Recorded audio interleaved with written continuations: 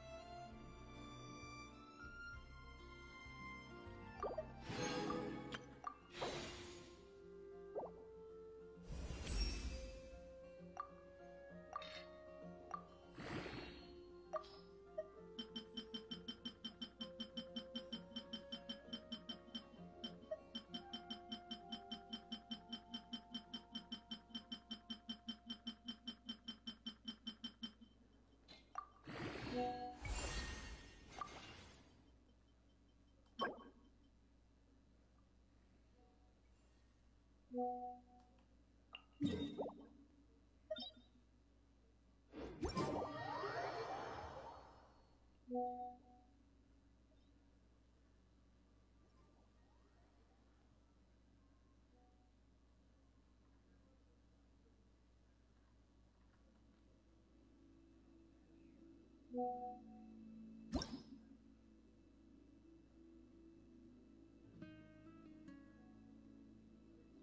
merda.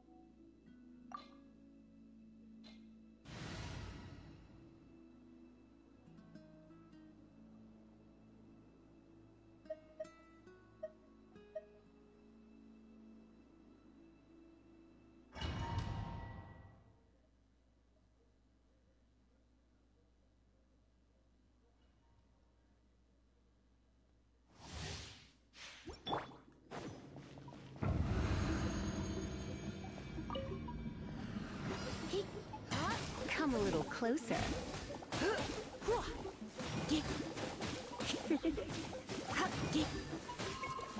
Come a little closer. You're in for a little Dodge this! Shake!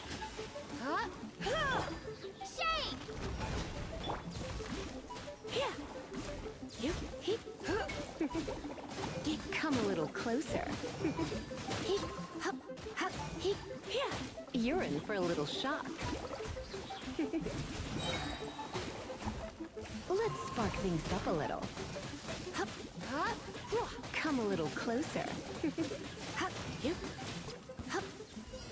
Pay your dues!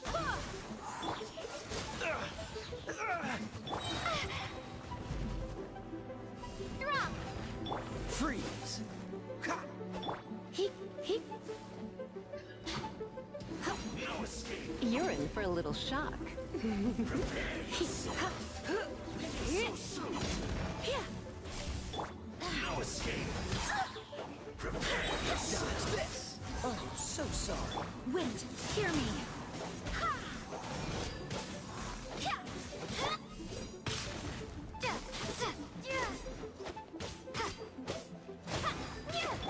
Go as one!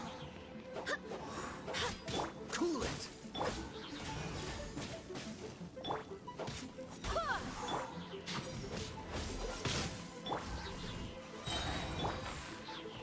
Come a little close. Don't be such a brute.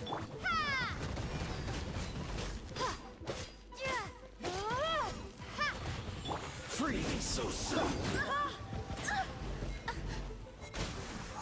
No escape! Surrender and I'll be gentle. You're in for...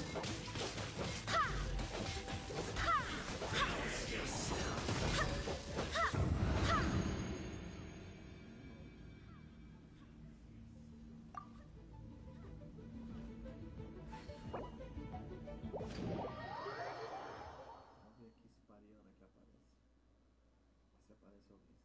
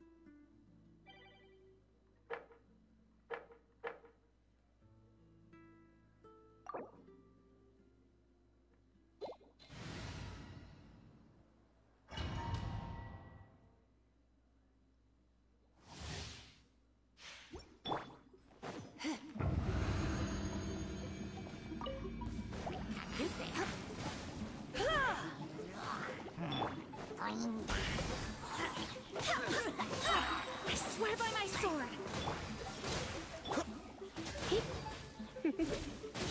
Come a little closer. You're in for a little shock.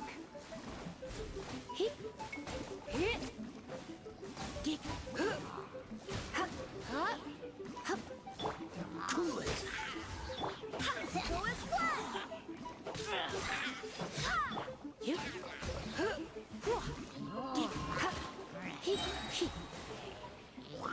Try not to enjoy the... Freeze!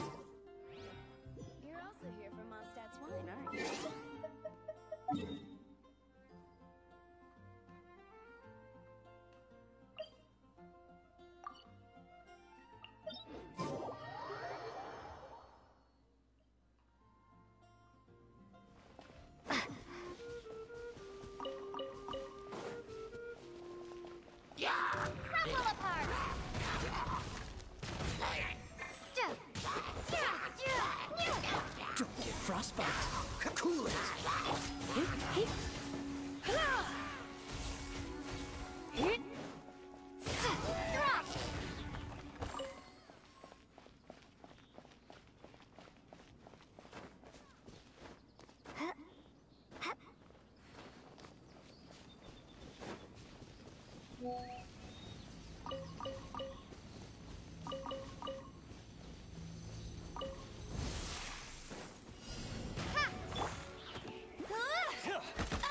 Bet you can't keep up.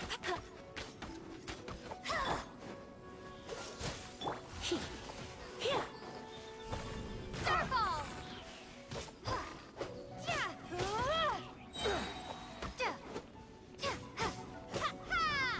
You're open. Drop! Hey, go! Dodge this. You're open.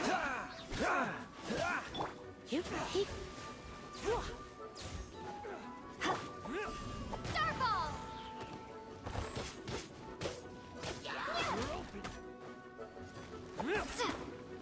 Let it rain.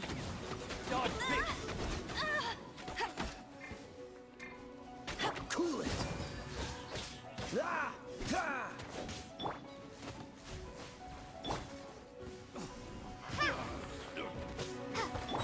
Surrender and be gentle. Shake! Oh, so sorry.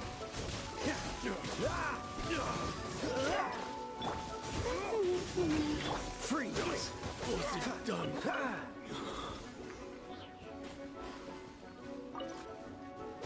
Cool it.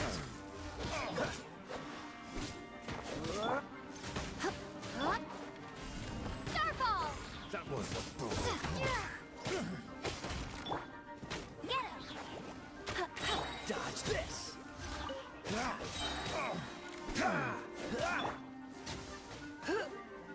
No one escapes my sight! Drop!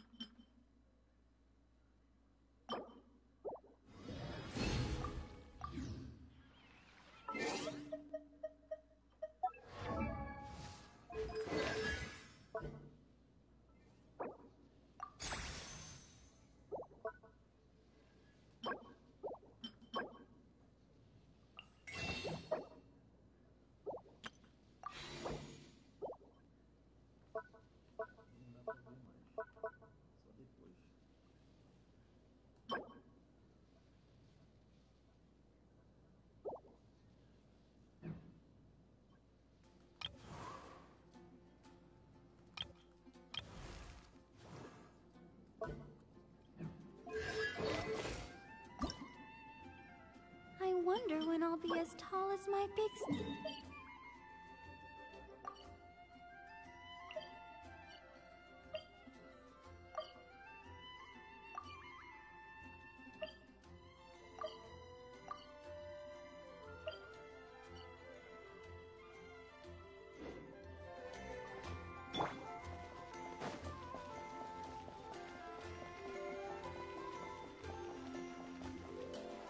Ad Astra at...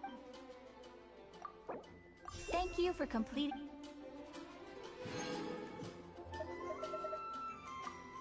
Ad Astra Abyss...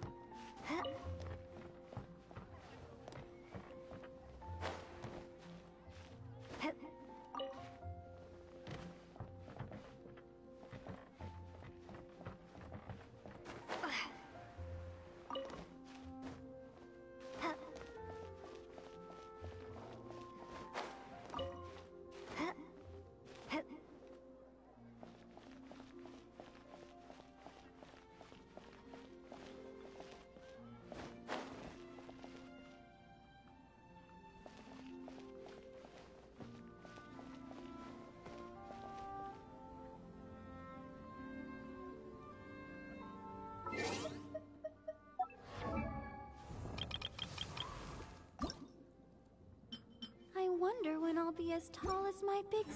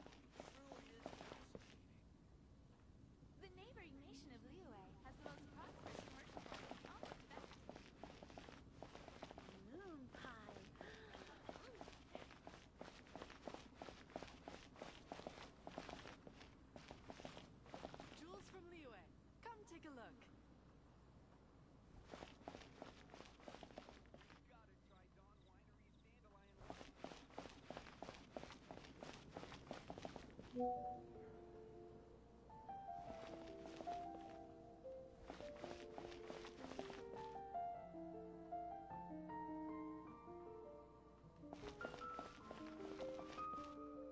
from Liyue. Come take a look.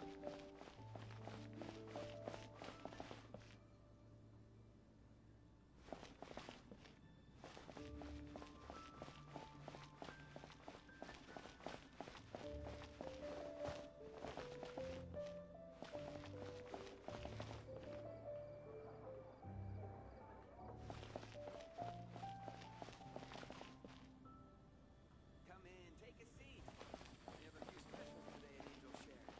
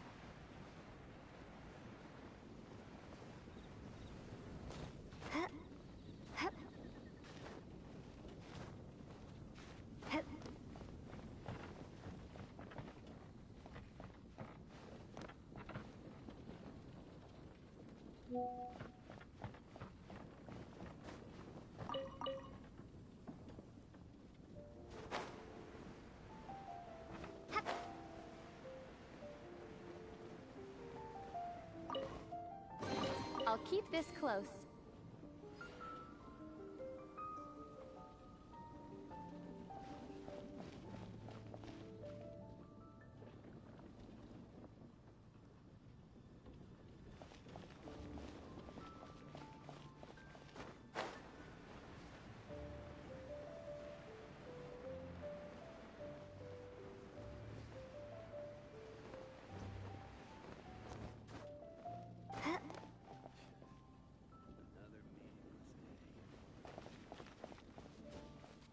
Transfers of supplies must be reported.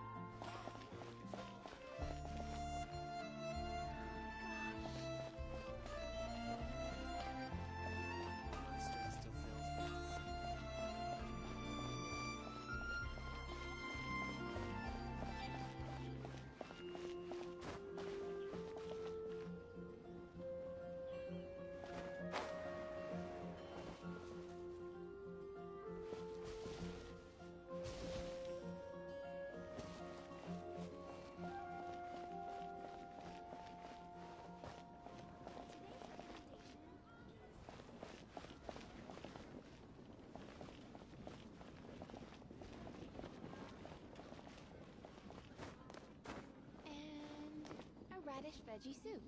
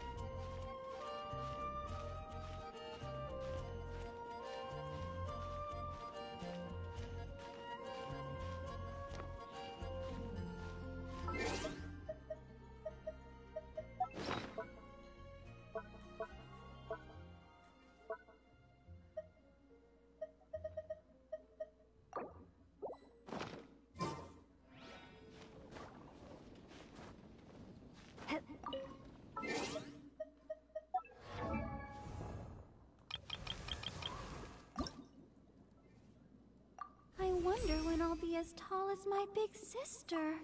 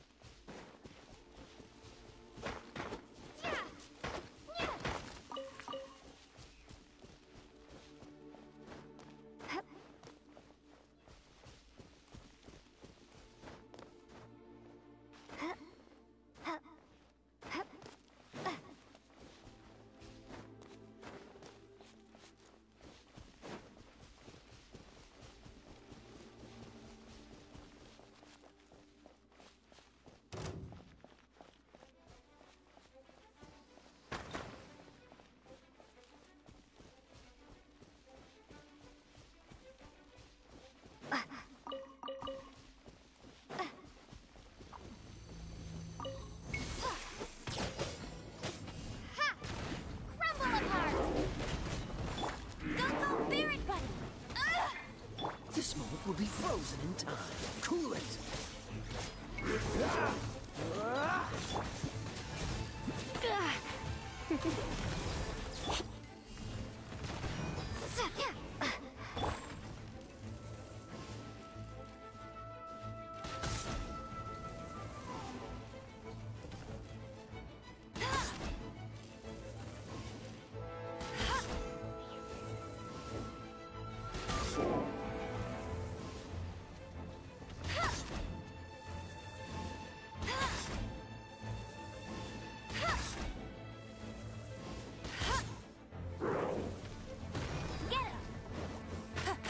Dodge this. You're in for a little shock. Let's spark things. Drop!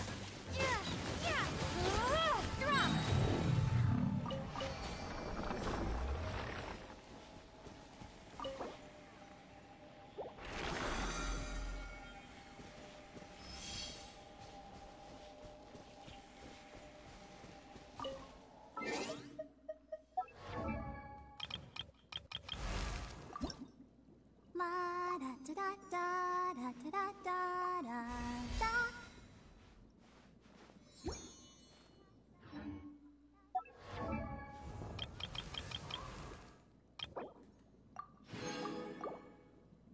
I wonder when I'll be as tall.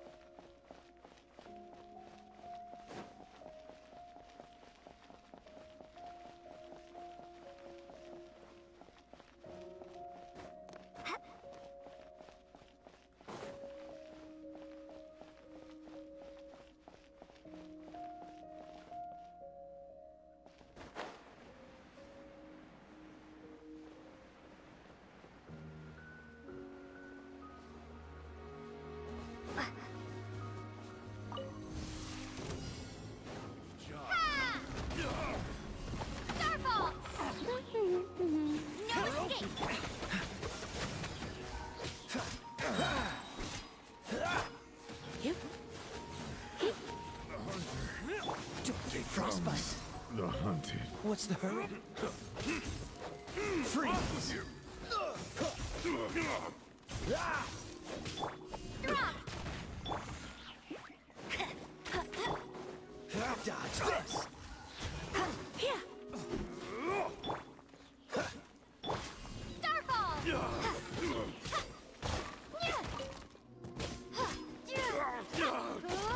Cool it! Get him! Bet you can't keep crumble apart! I got careless. Ha! No one escapes my sight! Freeze! Huh? Try not to enjoy them. Starfall!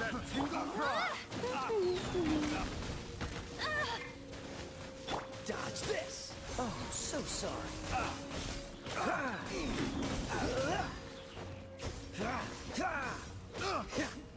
Cool it! Hey! I got careless. Should replace my hammer. Freeze!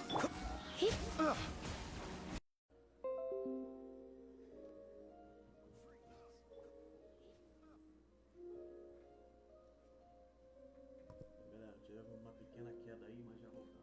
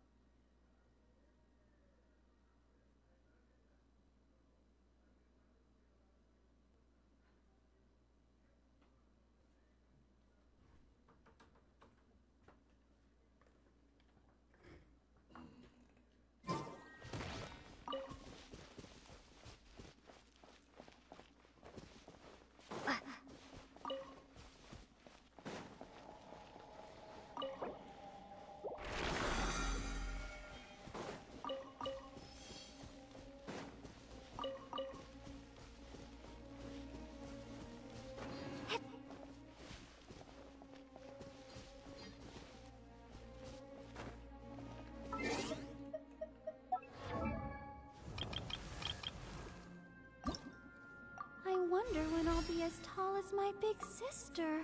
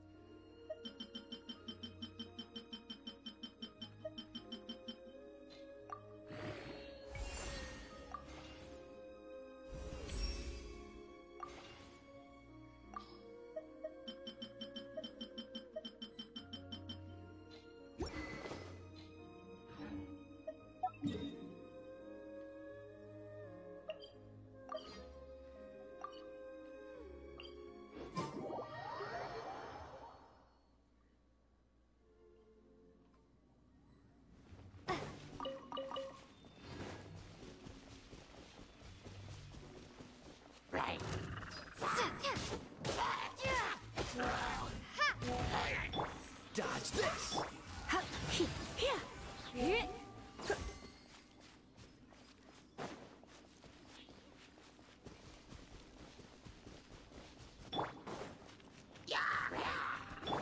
Starfall! Let it rain! Freeze!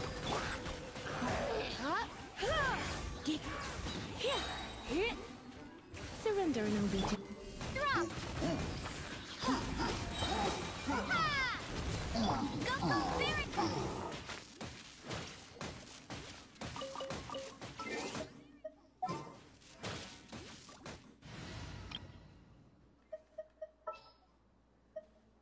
I'll take care of it.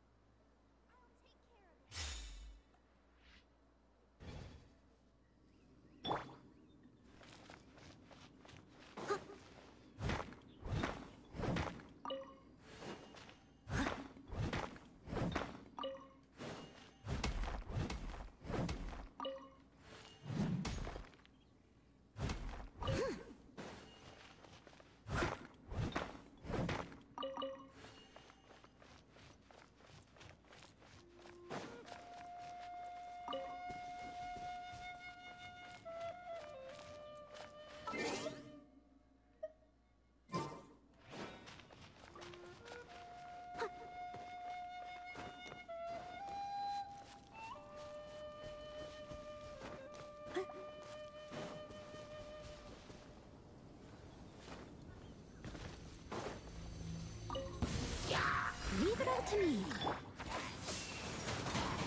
Out of the frying pan, into the fire.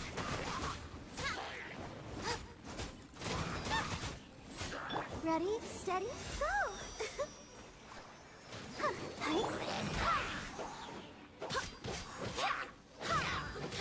Nice and spicy.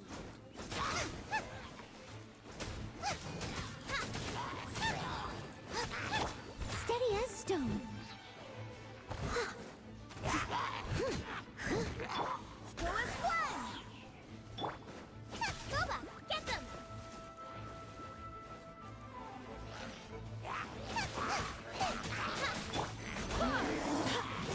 As a dutiful maid would. Let the show begin.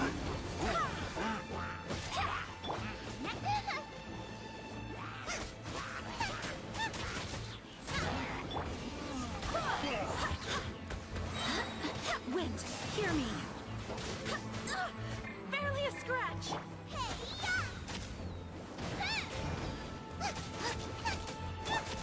I must leave no stone.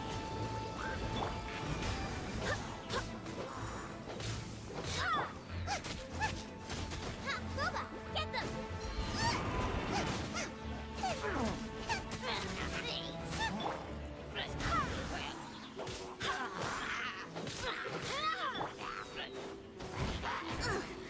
I missed a spot.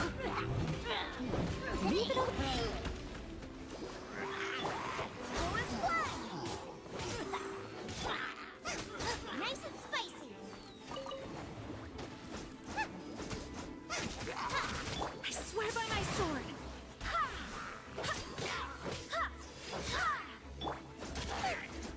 Out of the frying pan, into the fire.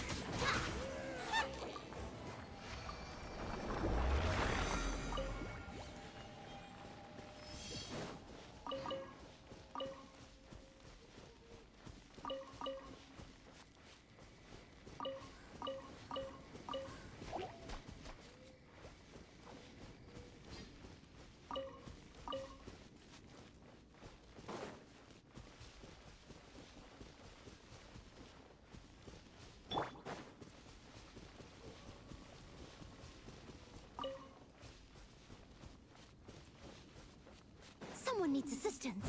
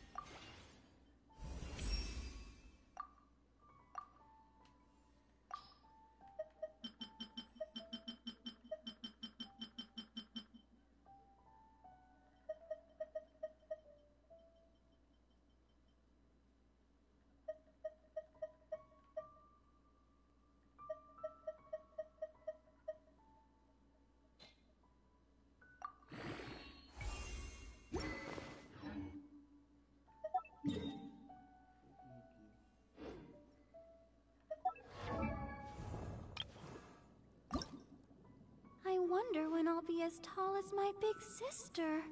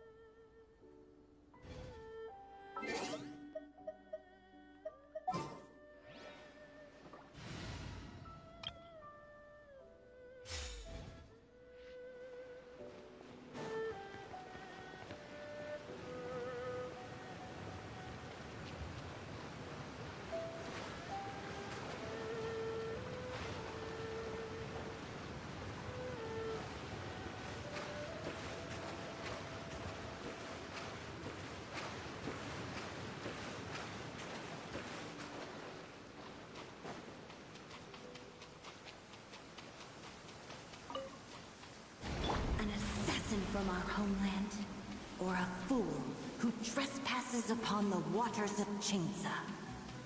Coveting the shapes of the living, pure water can take on many forms. In this way, shall water deliver your punishment. The power of water is its ability to take any shape.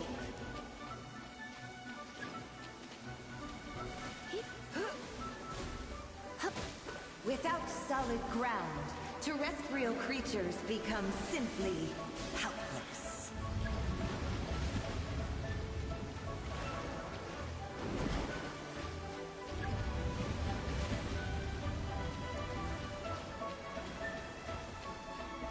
The power of water is its ability to take any shape.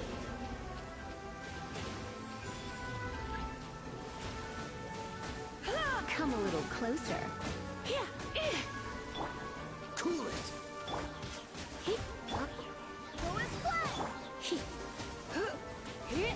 One who is ignorant of water's treasures fails also to comprehend its horrors.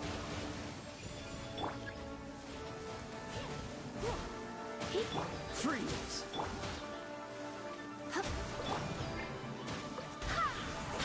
This moment will be frozen in time. Let's see what happens when you lose your foothold.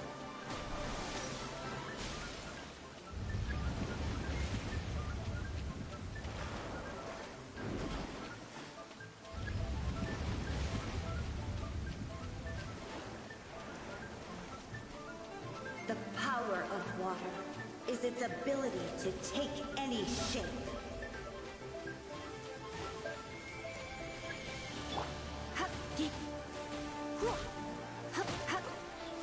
Oh no.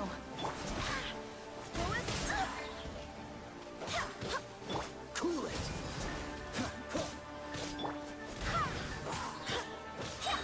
Barbados, guide us. We seek but a small haven of tranquil waters. Is that so much to ask for? As long as rainfall and rivers flow, water will exist forever.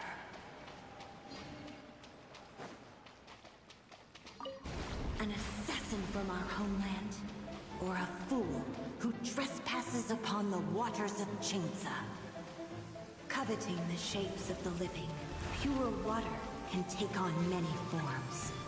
In this way, shall water deliver your punishment. The power of water is its ability to take any shape.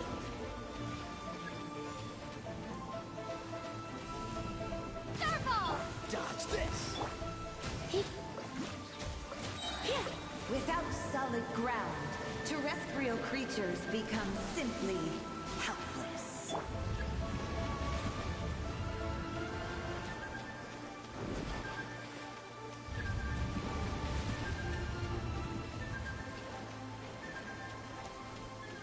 The power of water is its ability to take any shape.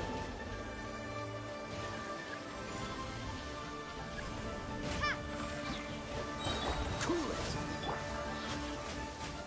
Let's spark things up a little. One who is ignorant of water's treasures fails also to comprehend its horrors. Starfall! Freeze.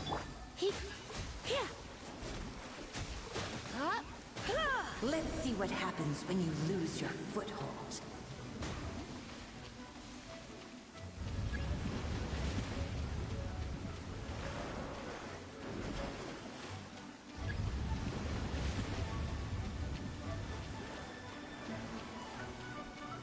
The power of water is its ability to take any shape.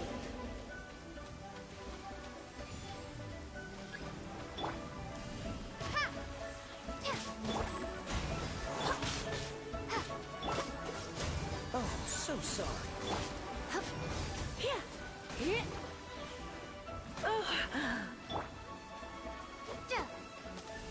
Starfall!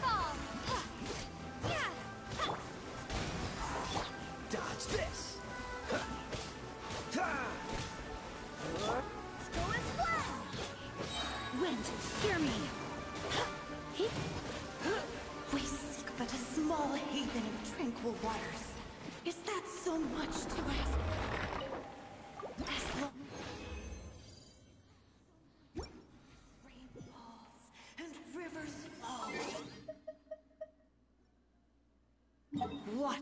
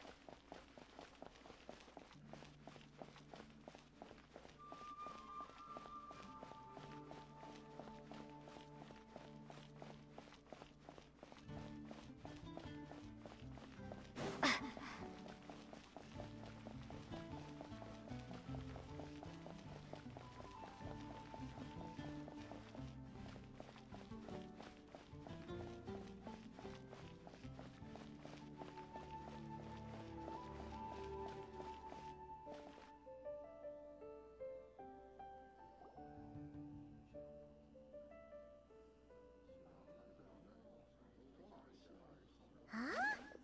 It's not a holiday or anything, is it? Why is it so lively in here?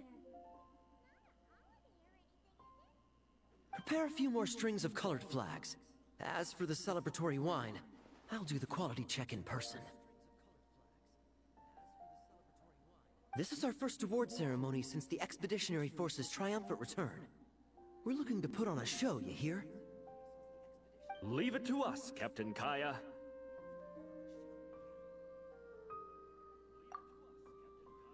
Oh? The Honorary Knight and Paimon. Well, this saves me the trouble of sending someone to invite you. I'm sure our colleagues from the expedition will be delighted to see such prestigious guests in attendance. The knights are giving out awards? Well, I'm sure you know how many knights bear unique titles, yes? Take the Grand Master's Boreas, or Captain Eula's Spindrift, for example.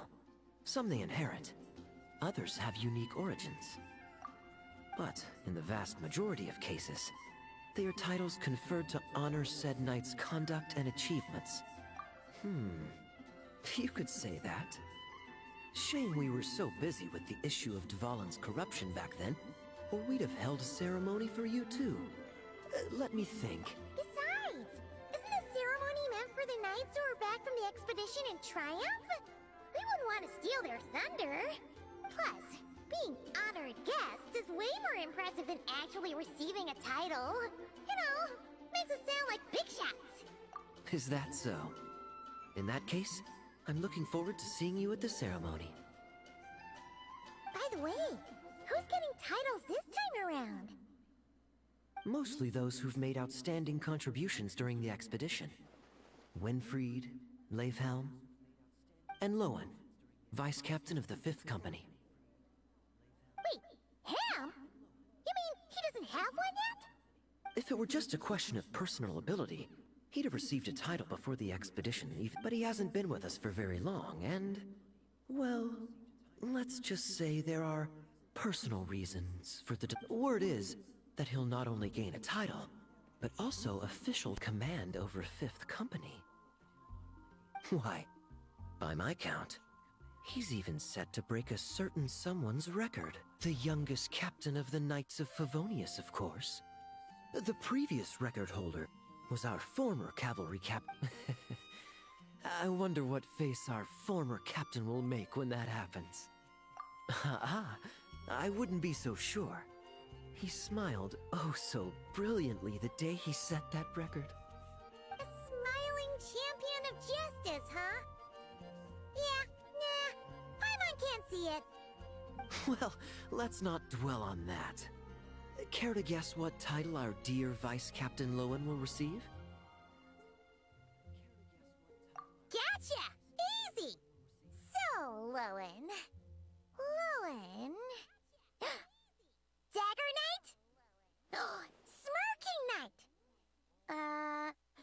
Right! Punching Bag Knight! Nuh-uh! This guy's just hard to sum up! Anyway, what's his title gonna be? I'd say most signs right now point to the Benevolent Knight. Benevolent? How's that even slightly associated with him?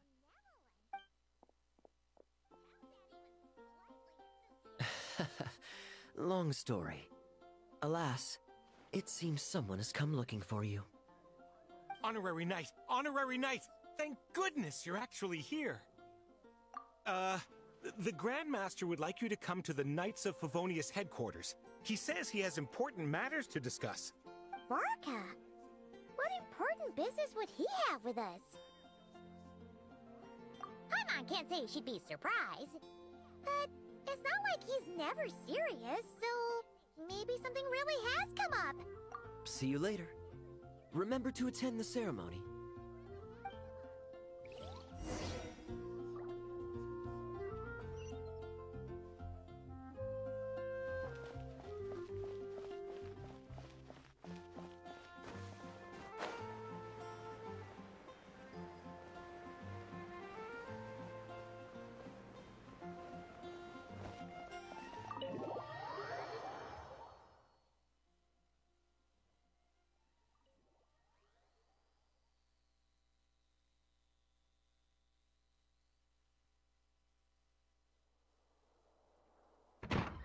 Any questions about the award ceremony arrangements?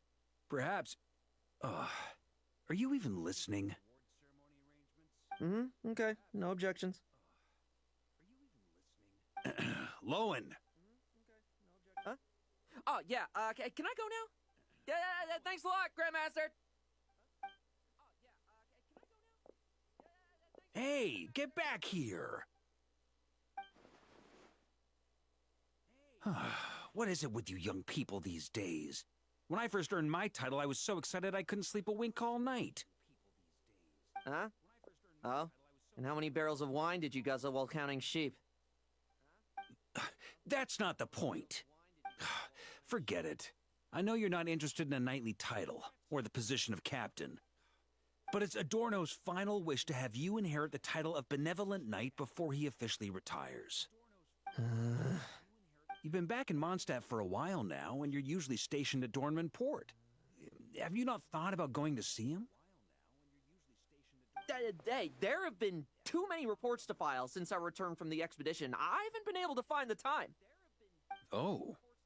Odd that the handwriting on the reports you've submitted looks rather like Gunther's, wouldn't you say?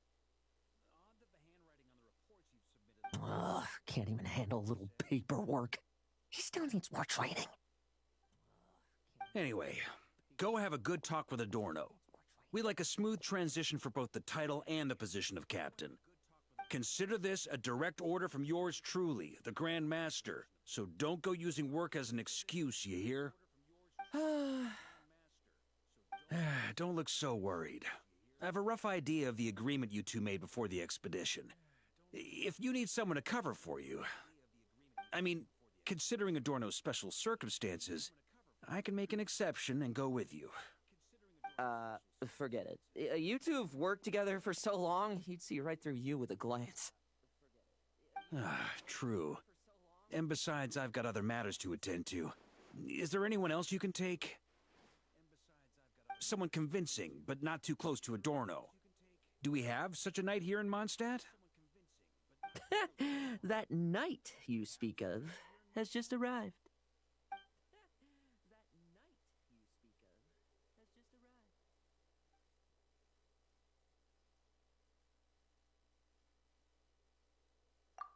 I was troubled. Troubled, I tell you! But then, I just happened to see you two walking by from the window. This must be the Animo Archon's guidance, don't you think? Not at all. Paimon's not sure what's going on yet, but you just want us to help you scam someone, don't you? Oh, no, not at all. Honesty is a knight's badge of virtue. I'd just like you to play the part of my friends. And corroborate some of the expedition's events while you're at it. Relax. If I say a single lie, feel free to punch me, alright? Wait, there's a ton of problems with that. We didn't even meet up with Varka until the very end of the expedition. And we didn't run into you in Nocry either.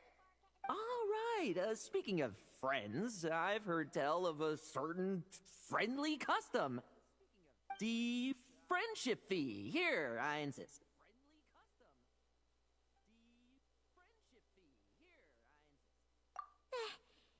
That's a lot of friendship. I receive an allowance for special missions. Guess it all piled up before I knew it. I don't really have any use for so much money, so why not give it to a friend? You know, we could always do with another friend, don't you think? Problems are meant to be solved. For the sake of friends.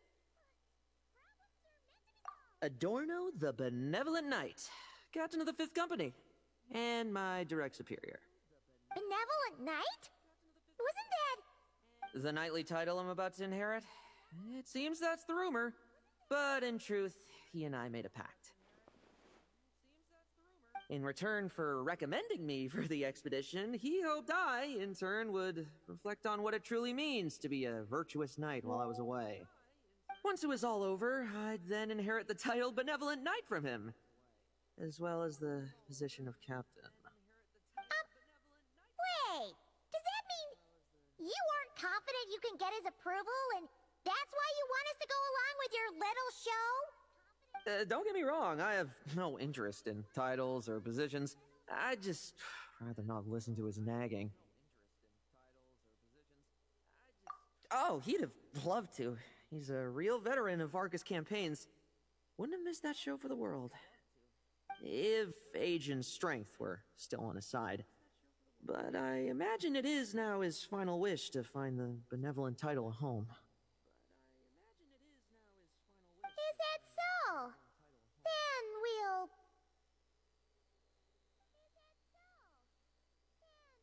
we'll... I knew that would do the trick. Off we go then, to Dorman Port. Hey! How much of what you just said was true, huh?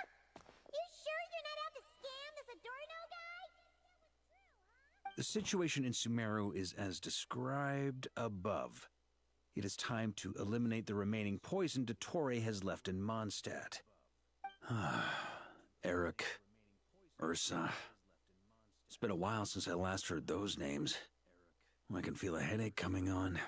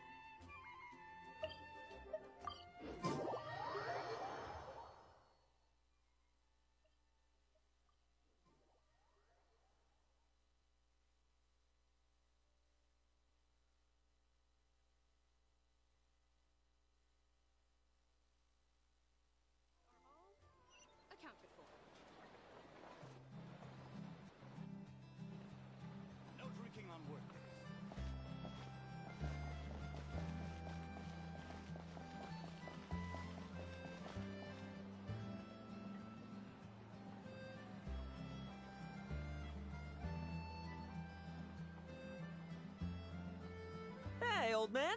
Still kicking, I see. Huh. Didn't buy the farm during the expedition? Thought you might have fallen into some pit somewhere, what with how long it's taken you to come see me. You worry too much. When it comes to pits, I've been the one doing all the digging and burying. Who are these two?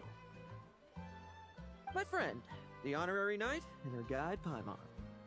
Honorary Knight? The same one that resolved the Storm Terror incident. Oh, she didn't just resolve that incident. She helped us complete the expedition. The Wild Hunt, the Doctor, Andreas. She played a part in dealing with all of them. Oh? I've quizzed the knights at Dornman Port about what happened during the expedition. Unfortunately, for some reason, none of them were willing to tell me the whole story. It's almost as if someone told them to avoid me. Lowen, is it your doing? Since we've got a moment, let's have a proper chat. How did this magnificent knight here end up making friends with you? I suppose it's because we both possess a chivalric spirit that shines as bright as Mora. Isn't that right? Yeah, just like Mora. I've been keeping my promise to you, you know? For instance, I've been organizing group training sessions with my fellow knights every week to build ironclad trust between friends. Oh, right. The team building I told you about. Great way to foster trust and chemistry. As for this week's training plan... Oh, my stomach! My stomach! What sorcery is this, huh? What do you mean there are no bullets in your gun? Surely the vice captain can't take us all out if we swarm him at once. Come on! Let's get him! Real combat's 10 times harder than training, and the enemy's 100 times more cunning than I am. Remember this well. Once you're on the battlefield, the only one you can truly trust is yourself. And so, to ensure the absolute safety of my friends, I went out every night, eliminating potential threats around our stronghold. Vigilance and reconnaissance are indeed things a company captain needs to pay attention to.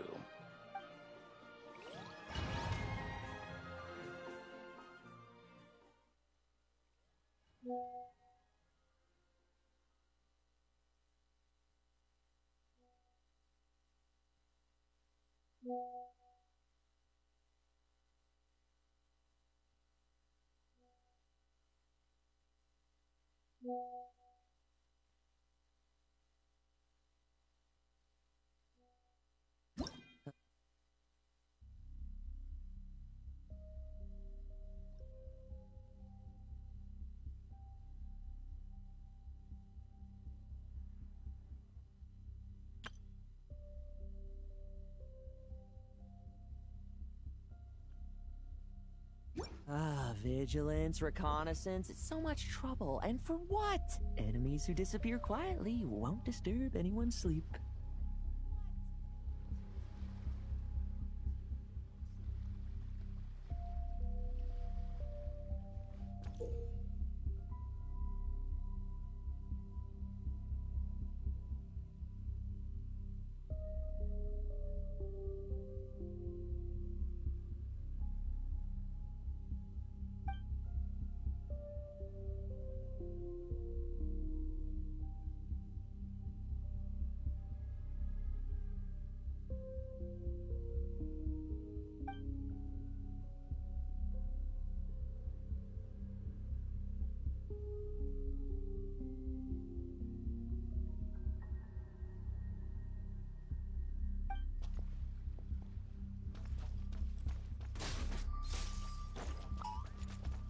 Now it's your turn.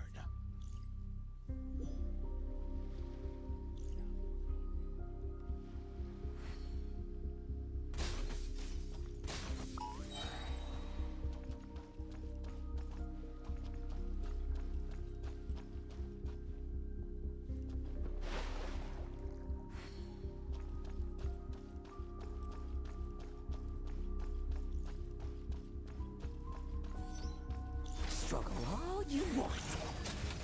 Shh. Nighty night.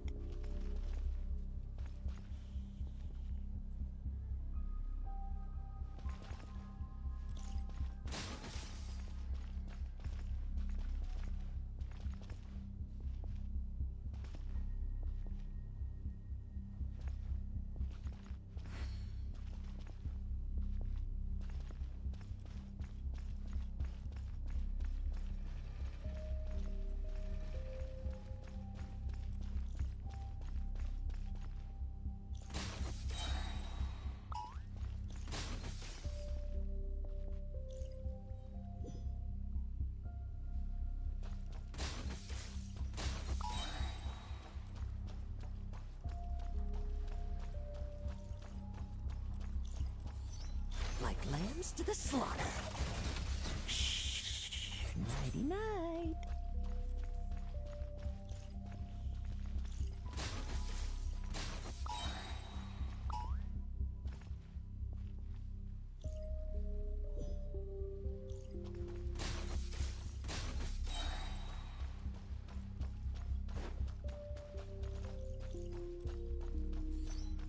Struggle all you want. Shh. Nighty night.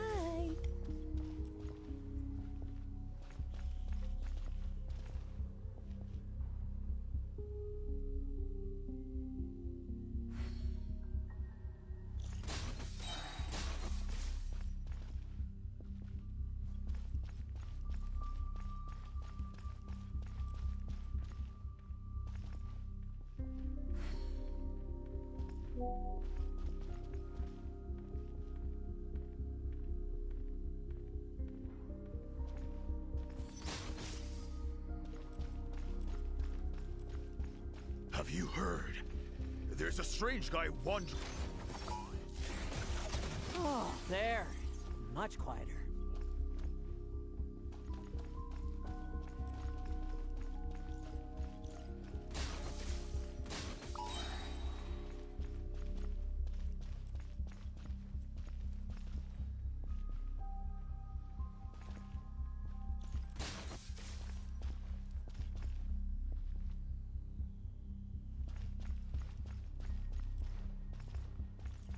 Haven't you smoked that little weed?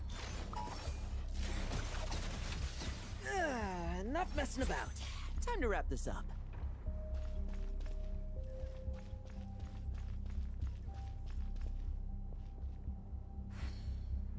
Those meddling knights. Will they ever stop getting in our way? People who can't stop yapping about justice really get my goat. Especially when one of them's launching sneak attacks all day. Why, if he ever falls into my hands, I swear I'll...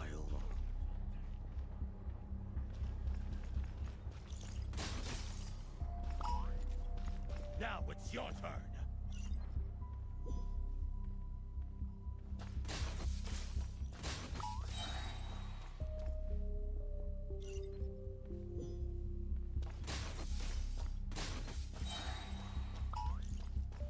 Now it's your turn.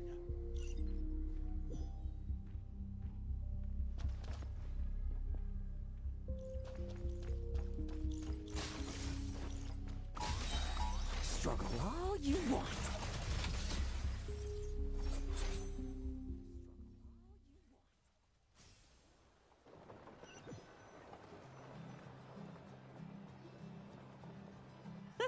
Just ensuring my friends get a good night's rest. All in a day's work, you know? Of course, in order to gather intel for the expeditionary force, I also needed to maintain my connections at all times. I didn't expect you to have matured so much from one trip. Come, let me sprinkle some more salt on the cut. Perhaps another dash of pepper. A sprinkling of spices to finish things off. Now this is how you grill meat. Here, would you like some? I mean, you've had nothing for nearly 3 days.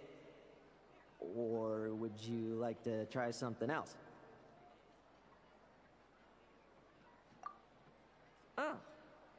May I take this to mean that we have an agreement? You'll cooperate? Lovely! That makes us friends from now on. And you know how it is between friends. No betrayals. You understand? So you two, I didn't lie, did I? And that's the story, old man. Now pass on that benevolent knight title thing and get some well-deserved rest, all right? Hey now, we aren't finished talking yet, are we? Word is that you faced a truly formidable foe while in Nodcry. Someone called the Rahir of Solnari, I believe. Whoa, really? Why haven't we heard you and Varka talk about that? There's nothing to tell. I was with the Grand Master when we ambushed Rerir, but not only was I useless, I even ended up acting as a punching bag. That left me laid up in camp for several days. By the time I could finally get out of bed, I heard the news that you had all joined forces to banish him. Oh, so that's why Paimon didn't see you when we were duking it out with Rerir. It's not like you to miss a fight. Oh, sorry. No need to apologize. You're right. I wasn't strong enough. I was slow, weak, powerless. More. Lowen! Hey, you! Take him and fall back! Yeah, in the end, we had to use his power against him just to banish him. So, don't worry about it too much. But he was once a mere mortal too. Well, I haven't seen this Rehir of Solnari with my own eyes, but I believe that strength alone does not a knight make. Anyway, I've got some important work to attend to. You and your friends can come along if you like, Lowen. Important work? Aren't you already semi-retired? Ha! Just follow me and you'll see. Consider this required reading for any benevolent knight.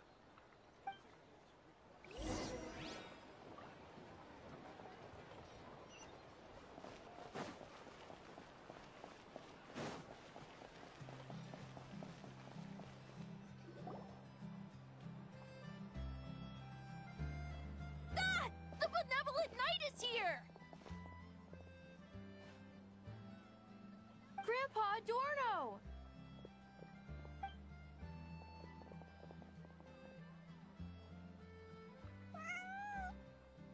Hey now, no rushing, and no snatching.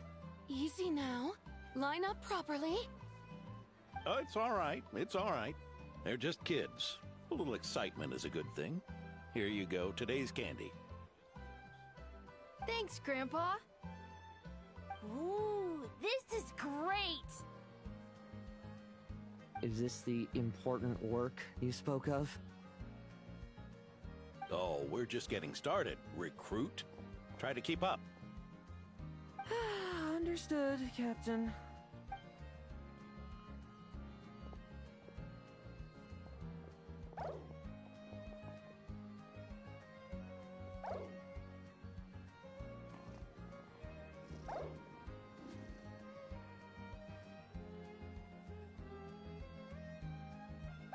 Oh. I should be the one asking you. How are you so skilled at this? I can barely imagine our honorary knight doing things like this all day long. We don't spend every waking hour fighting bad guys who want to destroy the world, you know? Also, the world would be a way scarier place if that happened every day. Daily routine, huh? I've been back in Mondstadt for a while now, but that thing hasn't been easy. Not long ago, camping in the wild and facing constant danger was our daily routine. But you were still on the expedition then, right? Now, you can finally relax. Oh, you think so? Personally, I find it hard to feel at ease with any sort of daily routine. It was the Animo Archon who scattered the snowstorms that once swept Mondstadt. The Knights of Favonius who won the peace we now enjoy through conquest. A single, unexpected incident could bring it all crashing down. So, rather than waiting for someone to turn my daily routine on its head, I find it more reassuring to follow an extraordinary. We knights are needed precisely because the world is so fragile. Oh, are you done handing out the candy already? Indeed. Looks like you're all wrapped up here as well. Thanks for exercising such patience. This next task should give you a chance to stretch your legs. We're going to patrol the surrounding area for monsters. Monsters? What, are the knights short-handed? You haven't held a sword in years! Hey now, my retirement isn't official yet. It's just a patrol. I'm still more than capable of handling myself. Things did get a bit tough a while back, but look at me now, eh? Might as well get going while I still got pep in my step. Never one to sit still, were you? Fine. Where are we headed? We've had strange monsters show up around the outskirts. No one's gotten hurt yet, but you can never be too careful. Usually I just patrol the area for any approaching monsters, but this time, I've got you for backup. Yeah, forget about just patrolling. We can take them all on, no problem. Sure, let's go. Huh? That's weird. Paimon thought he'd be more excited. Well, why not? Paimon doesn't get him at all.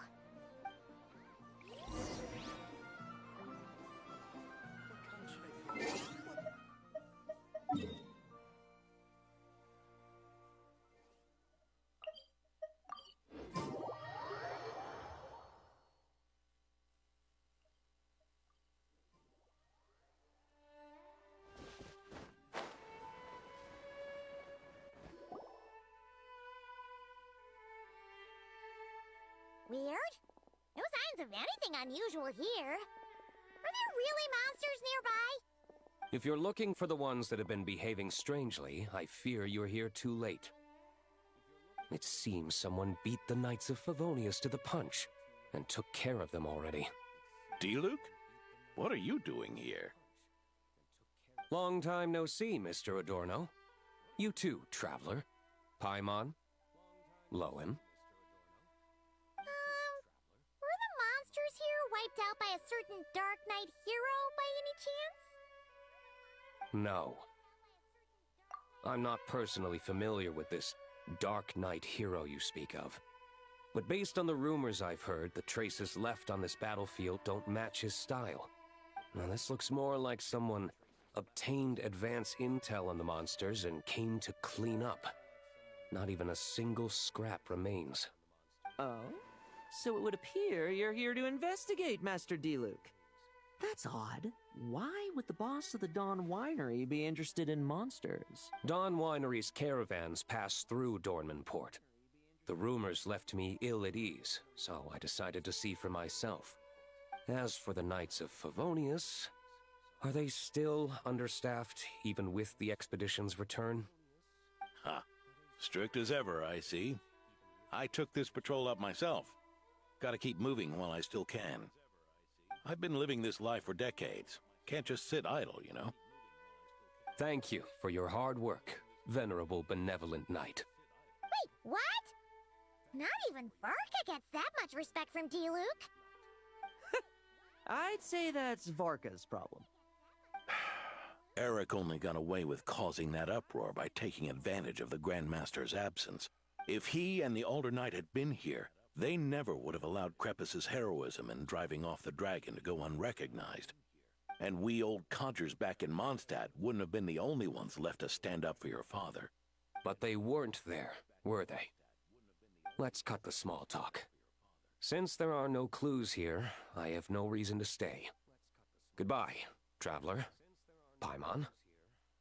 And take care, benevolent knight.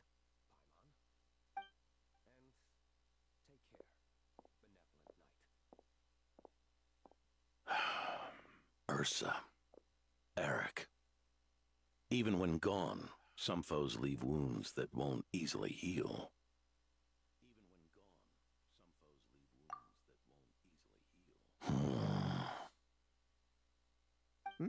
Oh, need me to explain? Sure. Ursa was a wicked dragon who could really take a beating, and Eric was an inspector who could have really used one. Allow me instead. Ursa the Drake was a dragon who first appeared in Mondstadt 1,000 years after the Knights of Favonius were founded. Our first Grand Master, Vanessa, sealed it away with the Animo Archon's help. After that, the dragon sank into slumber. However, just a decade ago, it appeared in Mondstadt once again. With the Grand Master away, its timing could not have been worse. Not only that, it would lie low when the Knights of Favonius mobilized to attack, only to suddenly re-emerge when they were resting. Such perfect timing! In the end, it was also perfect timing that the Fatui Harbinger who exterminated it just so happened to be passing... That's right. Your old friend, the Doctor. Or would it be more accurate to say one of his segments? So, Ursa the Drake waking up. It was all part of some plot by that segment? Not entirely.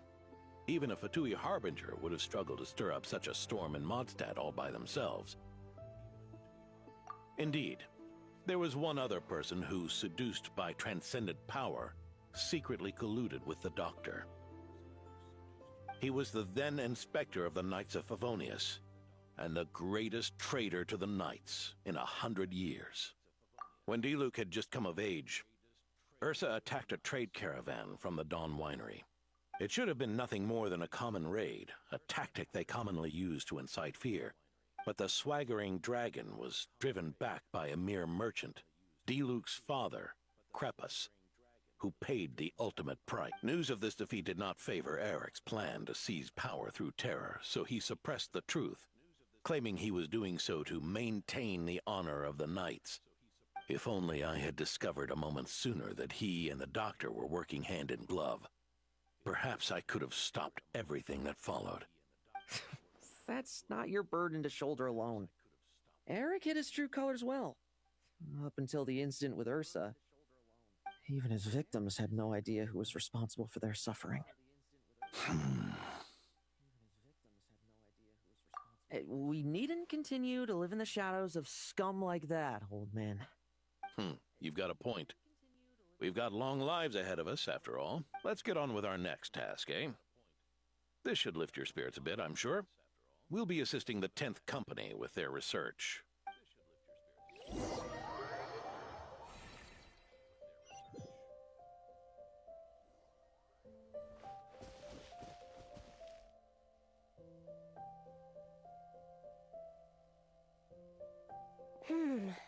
It's as we thought. The magic Miss Alice left behind isn't so easily Hey, Sucrose! Huh?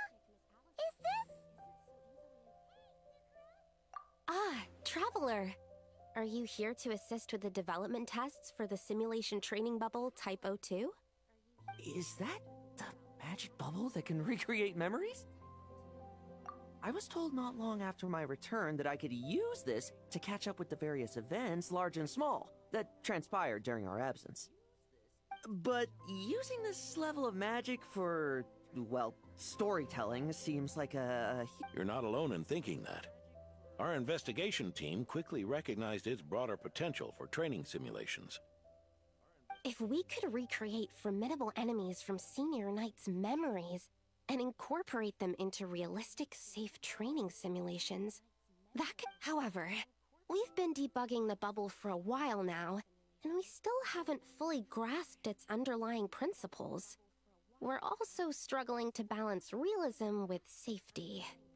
Safety? Doesn't sound like something Alice would give much thought to. That's so. Sounds interesting. Let me give it a shot. You're not here to take part, are you, Pops?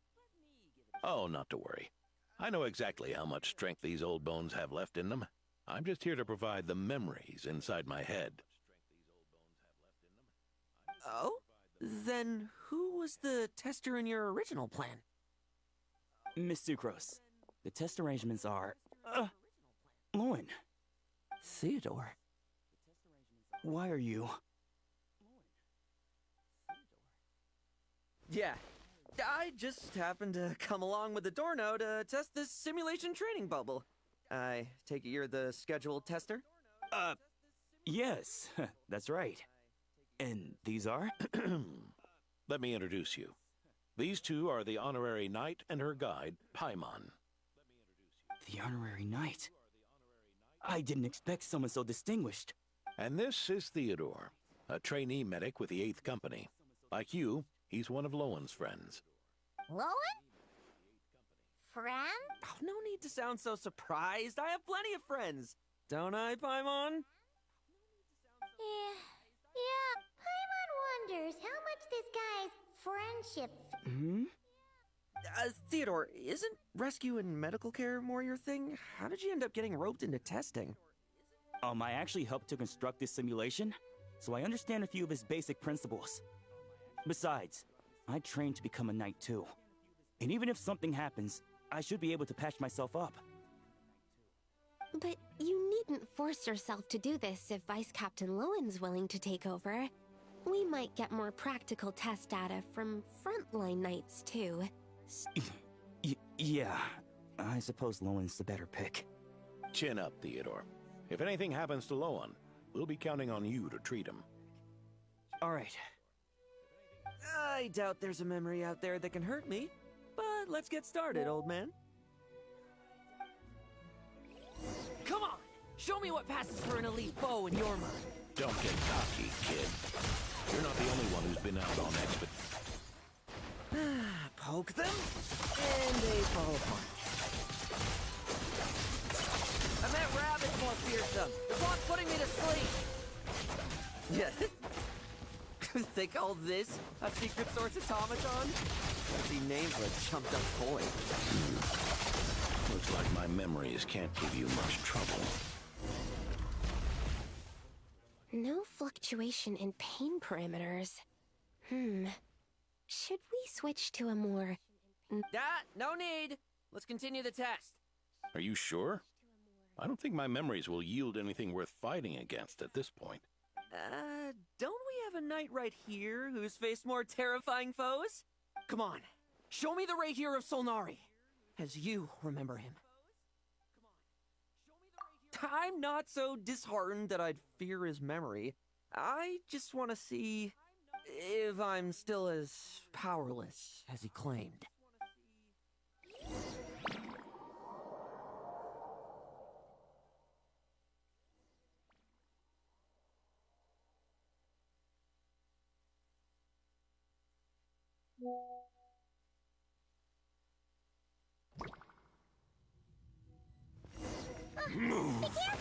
Test commence.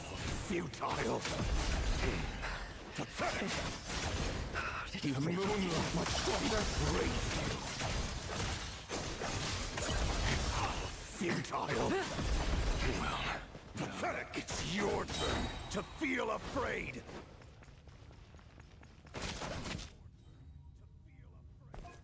There's just memory!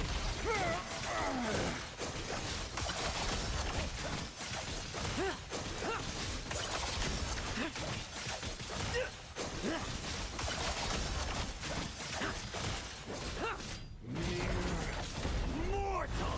Save those words for yourself!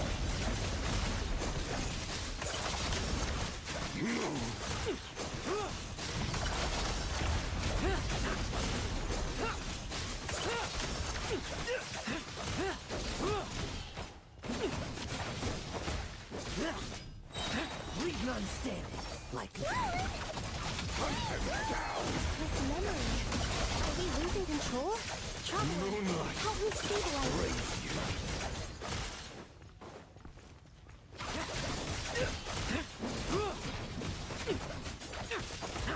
Let's fight.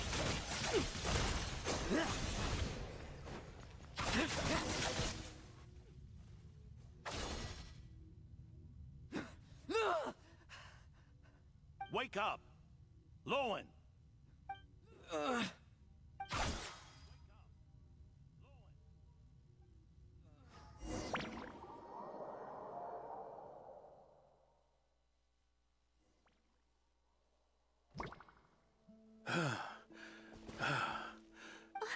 Mr. Adorno, are you... I'm fine. Just threw my back out. Gotta take a break, that's all. But Lowen... Wound up hurting yourself from trying to hold back that final blow, didn't you? Theodore, go get him checked over. Last thing we want is to miss a serious injury. All right. Lowen, come with me.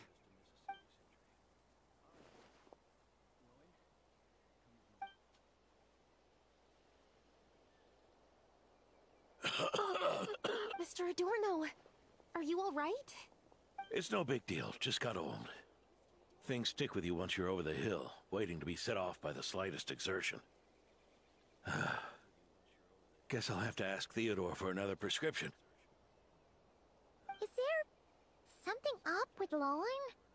Could there be a problem with the magic? But if there were issues with the reproduced memories, the honorary knight should have noticed. Are you saying the problem lies with Lowen himself? Did the battle with the Rahir of Solnari set him off again? Lowen's pursuit of power began long ago. The traitor, Eric, collaborated with the Doctor on forbidden experiments in his quest for greater power. Lowen nearly became one of their test... Experiments by the Doctor? Fortunately, the Knights tracked Eric's cronies down, uncovering their plots before they could act. They cut their experiments short and tried to transport their victims away. But we intercepted them in transit and rescued everyone. It's all right. It's over now.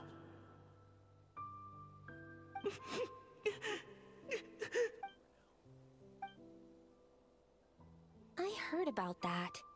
That was the incident that saw you gain the title of Benevolent Knight, right? I'd never have guessed that Vice Captain Lowen was involved. I never deserved that title. We saved the kidnapped children, yes, but I failed to root Eric out. I couldn't find their experiment site, nor could I help Lowen fully shake off the trauma of that incident. He's always believed he needs power to stay free from others' control. I'd hoped the expedition might change his perspective, but... So that's what happened. It's tough having to act the part of a friend with someone like him, huh? Yeah. Wait. I may be getting old, but my eyes haven't failed me yet. Ignoring his methods, the fact that he's found companions willing to play along with his little charade shows he's made at least some progress. Even if you're just acting, maybe learning from you will finally help him figure it out. There's something I'm concerned about. Honorary Knight, would you mind taking a look at this?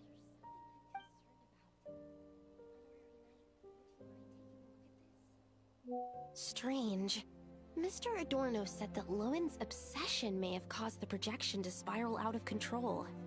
However, the simulation training bubble type O2's parameters were all normal. If anything, it was the power Vice Captain Lowen released at that moment that appeared. So, you haven't seen anything like this before? No. It's not the elemental energy we usually encounter. And it isn't the Void Realm energy that Mr. Albedo talks about either. Do you have any ideas what it might be on a... So, you think there's something up with Lowen? He's not messing about with something dangerous, is he? That's not what I meant. I'm just reporting my findings. We shouldn't accuse our companions of anything untoward. Not without evidence. You have a point. We've just run into this sort of thing way too many times. Can't be too careful. Why did you come here today? We clearly agreed. Farka's orders. Not my decision. Even so, that was way too careless of you. Using so much power. What if we're exposed? Then we'll just have to accelerate our experiments before that happens.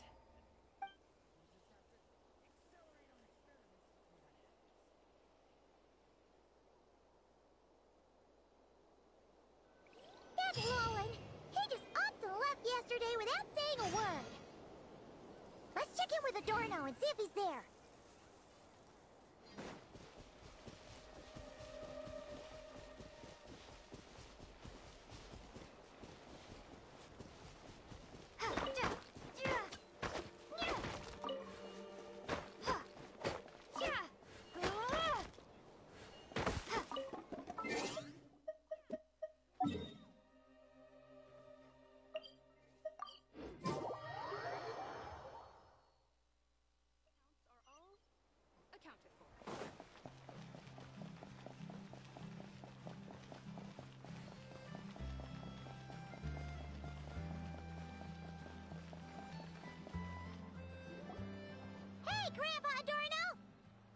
Hello, little Paimon and the honorary knight. Right as rain. I wasn't really injured yesterday. Theodore had a look at me, and frankly, I'm feeling better than ever. I've his treatment to thank for my continued vigor. Without his help, they'd probably have buried me years ago. Theodore? You mean the apprentice medic from the 8th Company? He didn't look all that skilled to Paimon. He once aspired to be a knight fighting on the front lines, but perhaps the physician's path suits him better.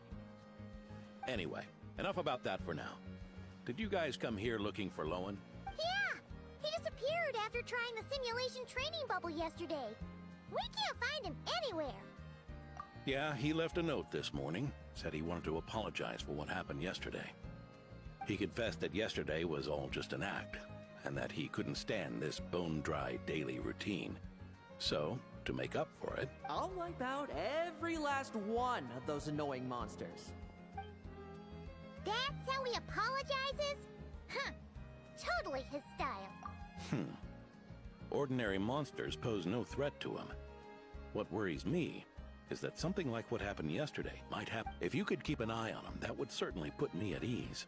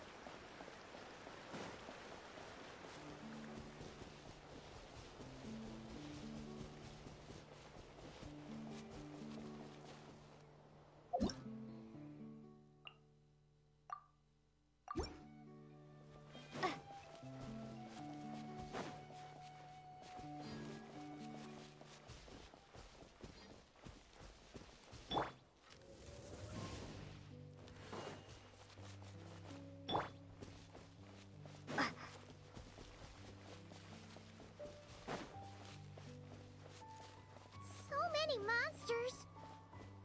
Huh? Wait, isn't that...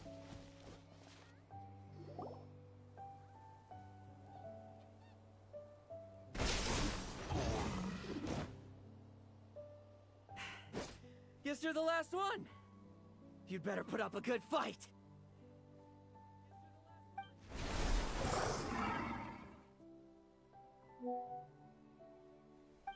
Who's there?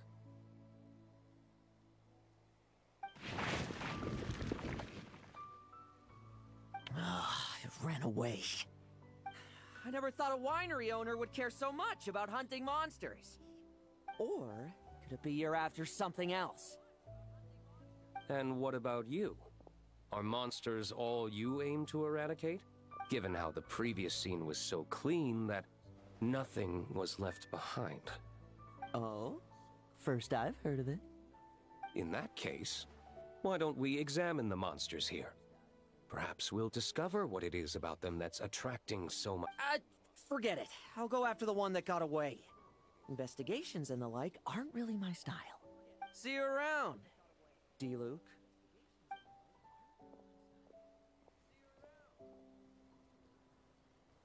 That's the gist of everything that happened before you arrived. What's he trying to pull? Seriously! Forget punching bag night. He should be the needs a punch night. Yeah! Adorno talked about him yesterday. Sounded like they're kind of weird, but they haven't hurt anyone yet? Which is partly down to someone secretly eliminating them.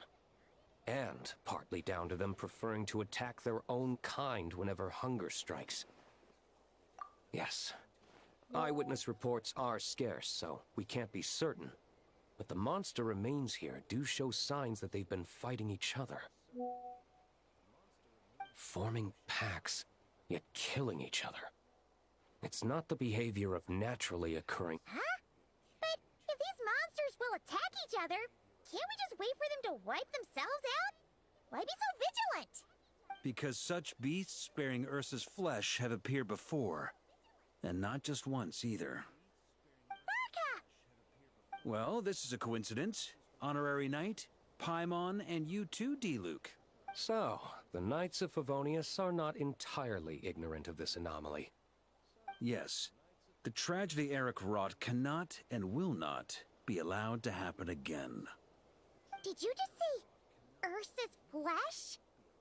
Is this somehow related to that Eric guy? In his pursuit of transcendent power, he once conspired with one of Dottoro's segments to extract a serum containing the power of Ursa the Drake from the dragon's flesh. When the reckoning with the Knights came, he and his cohorts all injected themselves with that serum, causing us quite a bit of trouble. Their strength and bloodthirst increased in equal measure, and consumed by madness, they even attacked each other. Ironically, Eric ultimately failed to control that power. Not only did he turn his sword against his followers, but he went to his own demise in the process. Ursa the Drake? What exactly is it? How could it have such terrifying power? That's right. Then why did they only seal it away? Was even the founding Grand Master unable to kill it? No. It was spared because Ursa the Drake was once an angel. What? I've heard that long ago, the angelic race was faced with a difficult choice, and Ursa chose to preserve its power. Having lost its mind and retaining only power, this angel remained drawn to human settlements, not realizing that its proximity alone would destroy many. Is that why Vanessa decided to seal it away back then? Yes, but it was awakened by the Doctor's inducement, which was an oversight on the Knight's part. I won't deny that. Rather than assigning blame for the past, we would be better served by rooting out the present threat. But Ursa's flesh and blood, why would it reappear within these monsters? Eric was, admittedly, once a knight in whom we placed much of our hopes. As such, he knows our methods well. Before he met his end, he destroyed all records regarding his experiment site. To this day, we have yet to find any information to locate it. I suspect we have the segment to thank for that too. But Dottoro's backup plans were dismantled by the Traveler in Sumeru, a fact you're no doubt aware of. We believe this means that the covert measures he took in Mondstadt have also ceased to work. Ah, so those monsters, they all escaped from the experiment site? I'm afraid it goes deeper than that. Someone has likely restarted the experiments.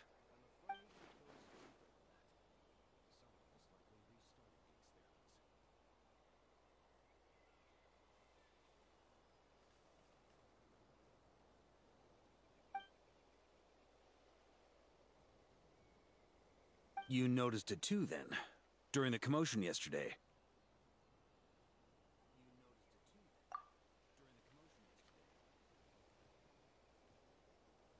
So it's possible that Lowen has been dabbling in forbidden experiments to gain extraordinary power. He isn't bad enough to do something like that, is he? Wealth, power, authority. Too many things can turn a good person into a villain. Ursa, Eric, neither of them were the bad guys you might imagine before they made their fateful choices. But no matter Lowen's intentions, it is my duty to pull him back from the edge before he goes too far. So, what do we do now? Keep investigating in secret? No need for that. That's why I'm here at Dornman Port. I'm going to find him and ask him directly.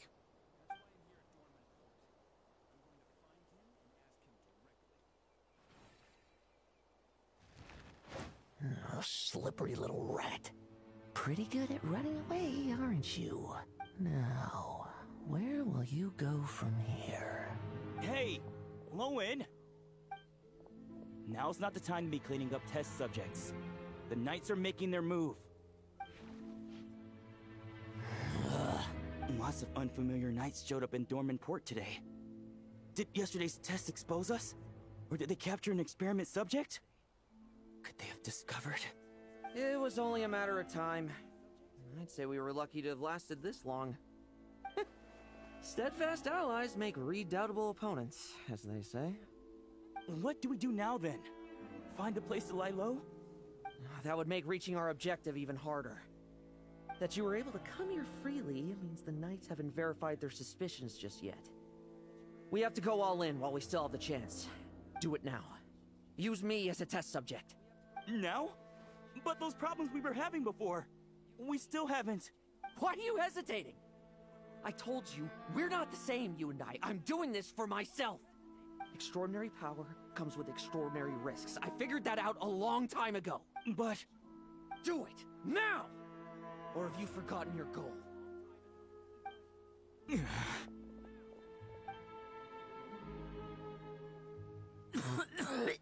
No, it's not working. Was the dosage too low? Or was the concentration too weak? Or maybe... the perfect result was never attainable. Lowen, we've got to hide. We can gather more monsters for experiments later. No. Hide? How much time do you think the Knights will give us, huh? We've always been gambling with a small window of opportunity. No, we'd only confirm their suspicions if we ran. That would make us targets no matter where we resurface. How would we get close to our target then? Then, what should we do now? We're going to break the target out tonight. Then, he can follow us down to hell.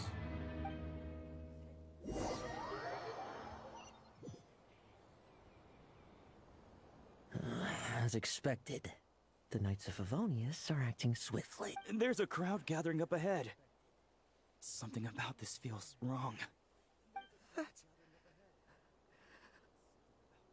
Dorno! Ha! I finally found you. Keep a close eye on it now. Don't let it stray too far from you again, all right? Thank you. Thank you, Grandpa Adorno. And don't run off into the countryside alone looking for it again. I know you're worried about it, but Hannelor's worried about you, too. We'll keep this our secret this time. Okay, I understand. A monster! A monster? How did it get here? Something about this one doesn't look... Don't be afraid. I'm here with you. Now stand up and get out of here. But... Run back home. Don't you worry. Gramps here is a knight.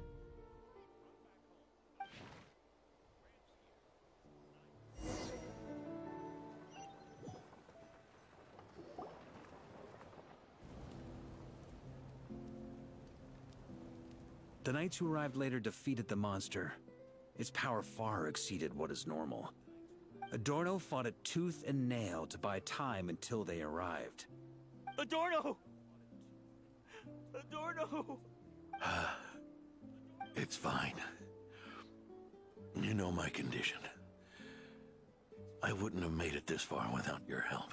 Fighting one last time to save others sure makes me feel more like a knight than lying in bed ever did. I'm sorry to do this to you now. I know you worked hard on those treatments. Lowen, the title of Benevolent Knight and the 5th Company's captaincy. If you don't want them, just let them go. Be true to yourself. That's all that matters. Lowen, come with me for a moment.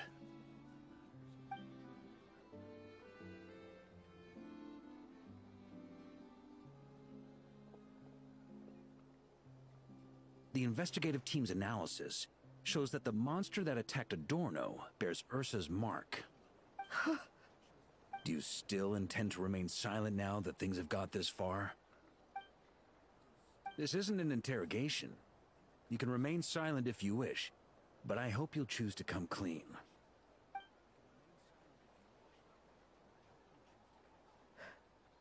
I'll talk. I'll confess everything and accept whatever punishment awaits, but please give me one more night. Tomorrow I'll go to the Knights of Favonius and explain everything. I swear it on my honor as a knight. That's the first time I've heard you swear such an oath in all this time we've worked together. I know it doesn't carry much weight. Then let's use the Benevolent Knight's name to balance the scales. Please, keep your promise this time, Lowen. I'm sorry, Theodore. I'd intended to make Lowen captain and leave my title to you. It's not your fault, Mr. Adorno. I don't possess the talent that helped Owen pass the Knight's exam so easily. Years of work, and I'm still stuck as a training medic. How could I ever... Medics, Knights, or the way I see it, you earned that title every day. No. In truth, I've done so much wrong. And what I'm about to do is worse still.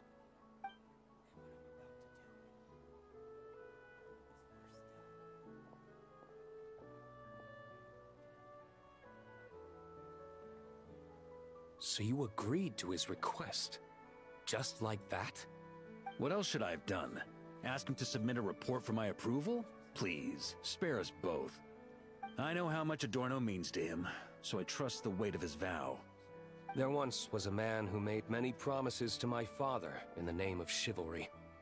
Yet in the end, he betrayed their friendship. Warped obsessions and the passage of time can turn friends into foes as easily as the wind changes its course. Quoting Crepus, are we? That really takes me back. Did you guys all know each other back in the day? Once, there were 3 spirited young men who imagined their futures together. One was a rich young master. He dreamed of becoming a knight, but ended up inheriting the family winery. Next came the hot-headed rule breaker, who ended up leading the Knights of Favonius. And the last one obtained neither the wealth he desired, nor the power he yearned for. Obsession was all that was left, piling up day after day into a towering spire. Is that how Eric let the doctor worm his way in? Eric made his own choices, no matter what was said to him. I understand his reasoning, but that doesn't mean I pity him. And it certainly doesn't mean I'll make the same mistakes again. I'm keeping a close eye on my subordinates this time. Bad news! Hey, haven't finished talking yet. That voice! Did it come from where Adorno was just now?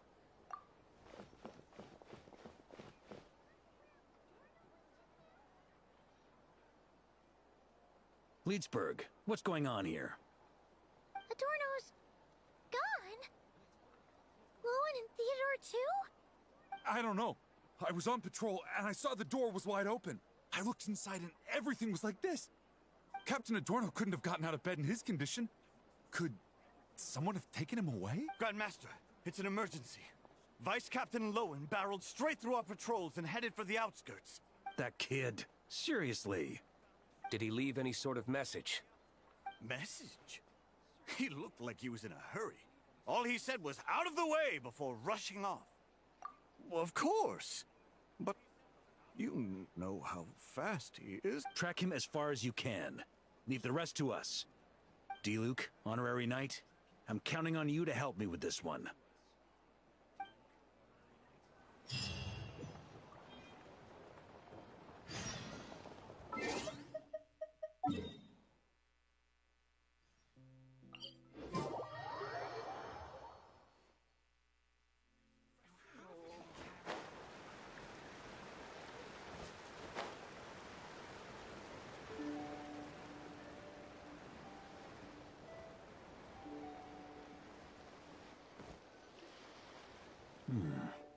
Is this as far as we were able to track him?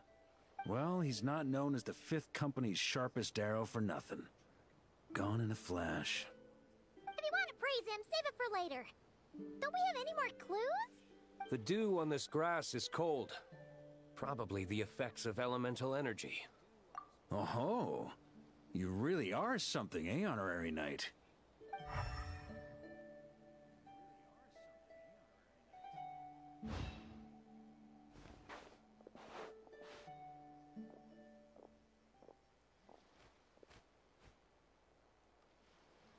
Still, being spotted by witnesses and leaving traces, that's not the Lowen I know.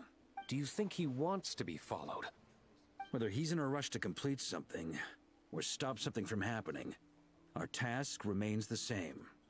Yep, let's get going. We gotta get to the bottom of this.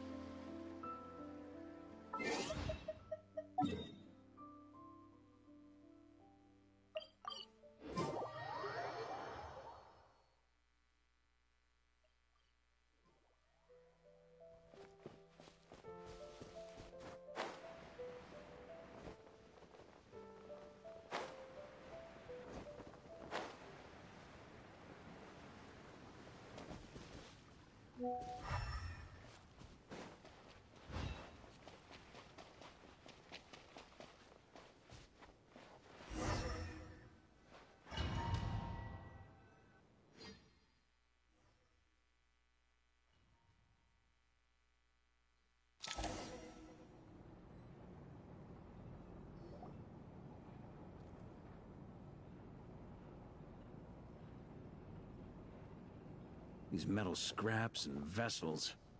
It's like leading the expedition through Snezhnaya again. Your earlier conjecture appears correct. This place indeed looks like an experiment site, left behind by one of the Doctor's segments. No wonder the Knights of Favonius have failed to discover the entrance for so many years. It was most likely his handiwork. And once the concealment faded, someone discovered this place before us, restarting the experiments on Ursa's flesh and blood. You don't think it was...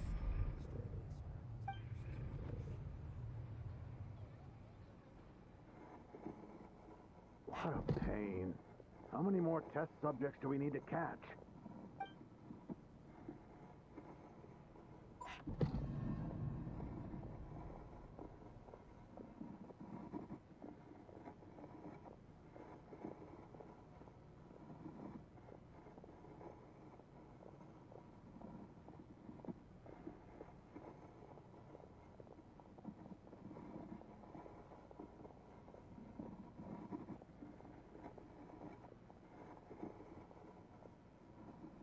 What are you looking at? Stay put, and don't cause any trouble.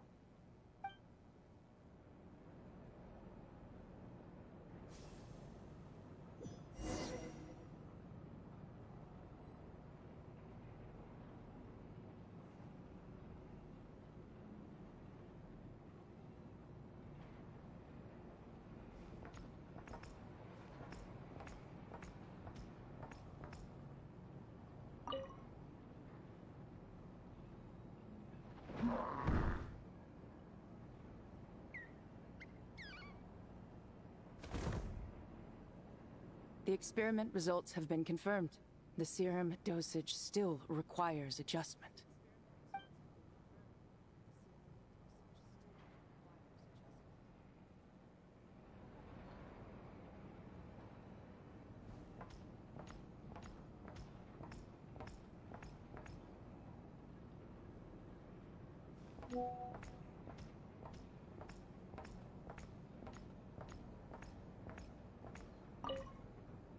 Sir, the new subjects are here.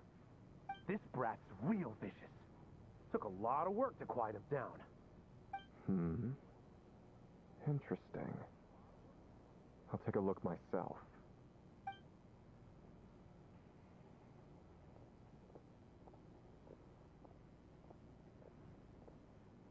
Rejoice. You shall soon surpass the common clay of this world. You shall cross into the realm of the extraordinary.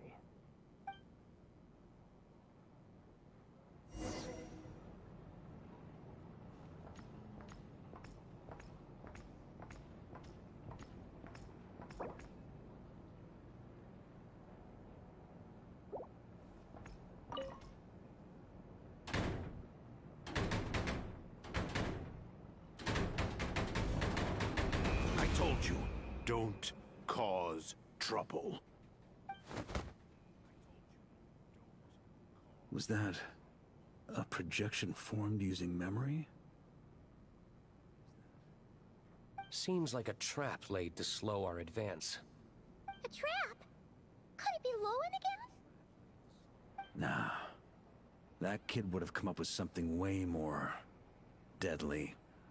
In any case, Lowen isn't the only one who was captured by Eric and is familiar with this kind of magic.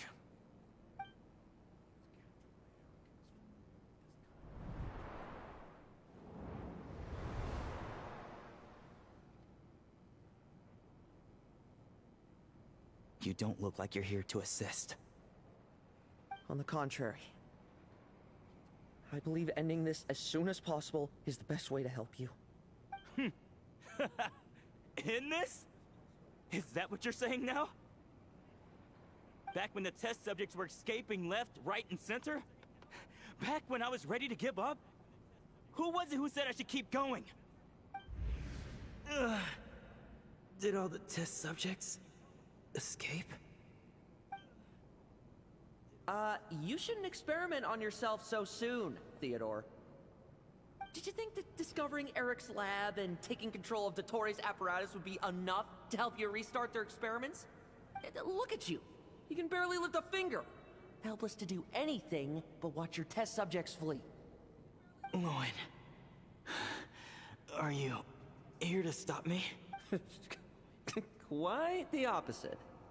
Who do you think kept those monsters from eating you? You took care of them? I also plan to deal with the ones that fled into the wild. If you ignore them, the Knights of Favonius will follow them right back to your doorstep. Why are you helping me? I know what you intend to do with the flesh and blood of Ursa the Drake. I've read the examination report you wrote for Adorno. Old and frail, a mass of old injuries. One day you won't wake up. No one will be surprised. Without extraordinary intervention, that I hit it! Even Adorno himself didn't see it. Don't be so shocked.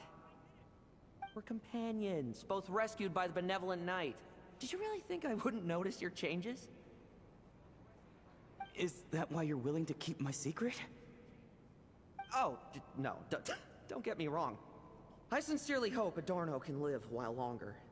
It'd save me from inheriting any unnecessary responsibilities. But what I'm more interested in is power.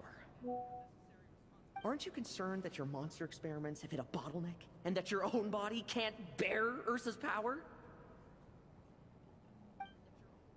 In that case, use me as your test subject. Without you, we'd never have come this far. Refining the serum, continuing the experiments, bringing Adorno here? Were these ideas not all yours, Lowen? That's right. And that's why I'm also prepared for failure. Failure? We're so close. As long as you don't blow our cover, we've still got a shot! Lowen, listen to me. The Ursa serum works. Adorno's improving. He can get out of bed on his own now. If it weren't for you, I don't think he would have lasted the week. But I can only add low-concentration serum to Adorno's meals and medication for now. It won't cure the root cause. Is that so? Oh, that's good to hear. The smoother your experiments go, the greater my hopes of mastering this power. Do you think you could find the time to see him? He talks about you often. I'll pass. I'd really rather not listen to his nagging. Besides, unnecessary contact only increases the risk of exposure. We're running out of time. The Knights of Favonius will notice something is wrong sooner or later, no matter how many tricks we pull. They'll only work for a time. How much longer until you have complete control? Soon. Very soon. Thanks to your help, the serum's power has stabilized substantially. Though, I wouldn't call it a gentle concoction. Don't go using it on the old man to save time. Of course not. You're overthinking this. I know what I'm doing. Uh-huh, so you say. Everyone assumes they know what they're doing right up until trouble lands on their doorstep. If that day ever comes, feel free to slap some sense into me. Blow our cover. Do you think the Knights never suspected? Who do you think was delaying the investigation? How many times do I have to say this? We were gambling from the start. With our time, the Knights' time, and the time Adorno has left. If you lose a fight, you retreat. If you lose a bet, you accept it. Linger on the battlefield or at the gambling table, and we're bound to lose even more. What do you want to do then? Stand by and watch him die? Wake up already. In his present state, the serum would kill him. Would you prefer that? I haven't given up yet. I completed the final refinements before you arrived. This is the refined high-concentration serum. So long as I use this, even you won't be able to stop me. You can refuse to cooperate. That's fine. It just brings me back to where I began. I'll finish this myself. Relying on hazy childhood memories, Theodore was the first to find this place, restarting Eric's experiments to prolong Adorno's life. But at some point, the experiment failed, and the monsters escaped. Lowen then discovered him and offered his assistance, allowing him to continue extracting serum. That appears to be the full picture. What do you intend to do with them? I'll leave that headache to Jean and the others to deal with later. Let them decide the appropriate course to take. For now, I'm more concerned about the remains of Ursa's flesh, buried here beneath the ground.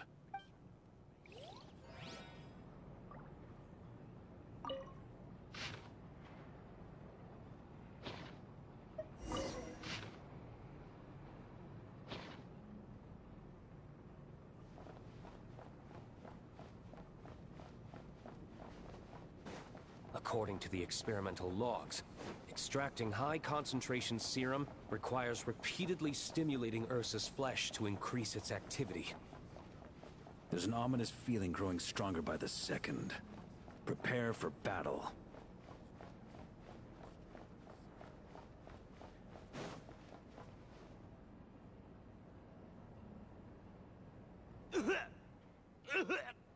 Why? I used the highest concentration possible. You're weak. And you don't even have the self-awareness to realize it. Self-awareness? What right do you have to talk to me about self-awareness? And that's how I know we can't go on.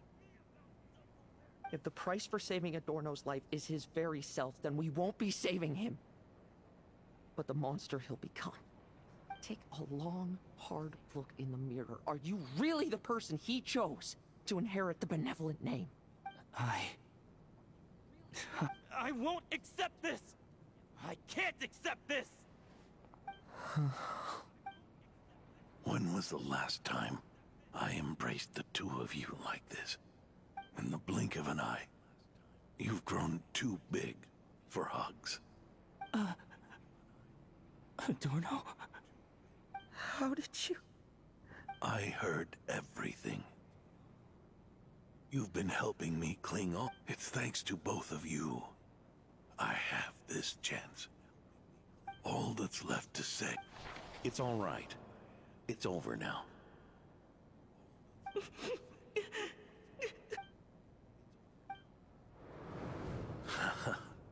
Why the tears? It wouldn't do for the benevolent knight to check out. Promise me, you'll see me off with a smile. I just don't want to watch you. Isn't it enough that you're here by my side?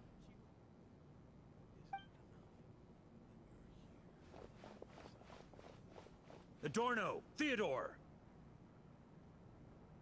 This issue has been resolved, I take it?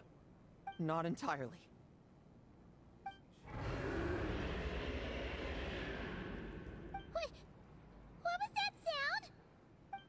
I knew it. You had to stimulate Ursa's flesh beyond the high-risk threshold to extract the necessary serum. If its power is allowed to continue overflowing, all nearby life forms will be affected. Just like the plants here and those monsters we saw earlier. Why are you still trying to act tough? You can barely lift a finger right now, can you? Hand it over, and then get out of the way and watch. The key to the underground is in the lining of my coat.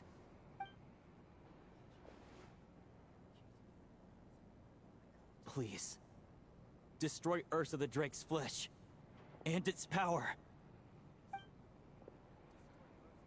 Goodbye, Adorno. Go. That power was never meant to linger in this world.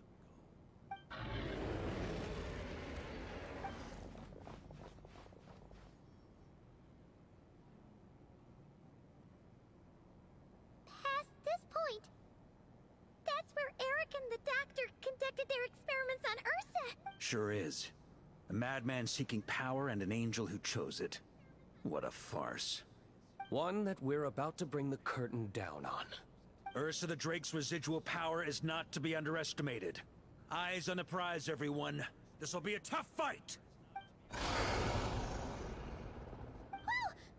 What was that noise over there? Monsters. Captured for experiments long ago. They've survived until now thanks to the doctor's apparatus and Ursa's power. I added quite a few to their number myself. Looks like they're getting restless. Are you sure your cages are sturdy? We could do without them complicating our fight with Ursa. Well, if they were sturdy, I wouldn't have had to work so hard to clean up previous escapees. But don't worry, they won't disturb you. I guarantee it. The ambitions of old subordinates. Revenge for beloved family. Those are your grudges to settle, are they not? In much the same manner. You just leave the monsters I captured to me. Oh, one last thing. Vice Captain of the Knights of Favonius, 5th Company, requesting permission to attack. Ha! Finally reporting in before you sortie, huh? Give him hell, Lowen. And don't die. That's an order. In that case, please dispose of Ursa at your Traveler, should we help him? Oh, looks like that kid's friendship fee wasn't a complete waste after all, huh? Can he handle them all? Trust him just as he trusts us. After all, he's set to become the youngest captain since your appointment.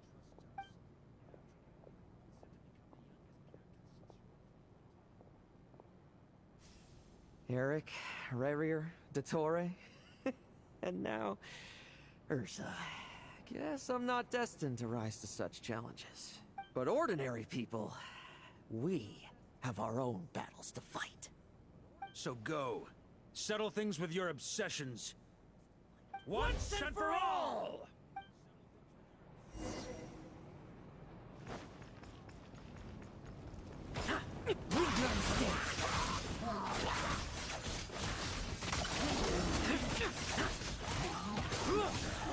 Now's our chance. Struggle all you want.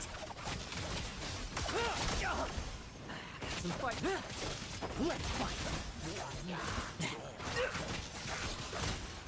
Now's our chance.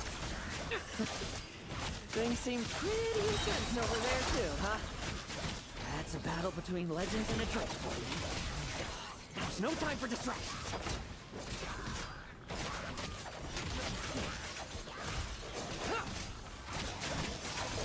Now's our chance. Struggle all you want. With me! Charge! Your verdict is? Now, be gone!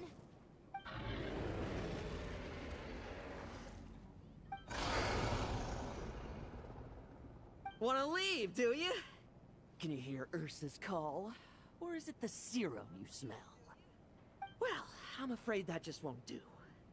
Behind me stand not only heroes who battle wicked dragons, but slow, fragile mortals too. So... come at me! Each and every one of you!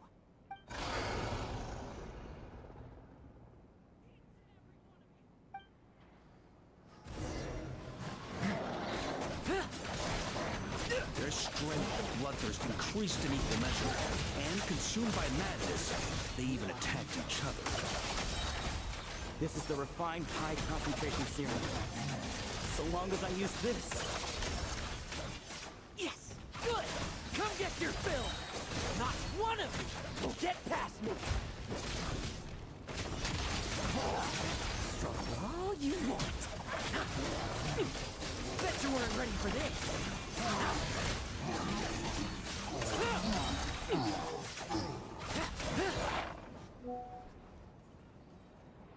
Rejoice!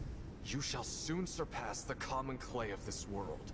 You shall cross into the realm of the extraordinary. Once, you believed you could control your fate by killing power. Slow, weak, powerless, mortal. Then, your paltry arrogance was smashed by power beyond reason. Except that we should send our strongest warrior to fight Nodcry's battles. You are not special. That is the truth. One you once thought you had accepted. What do you want to do then? Stand by and watch him die? Yet you will not suffer a mundane death to befall you. You are not wrong, you never have been. Power is the sole solution to all things. It is how we grasp destiny by the throat. It is how we resist even death. You simply lack enough of it, not even close. Unless you accept this gift.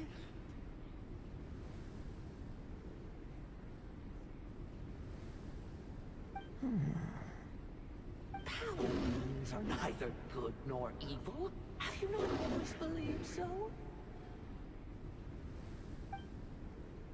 Carving up abysmal power, seeking aid from a coven of witches, leading you on to find favor. Is there any difference? Are mortals unworthy of power? Now then, accept my strength, my guidance.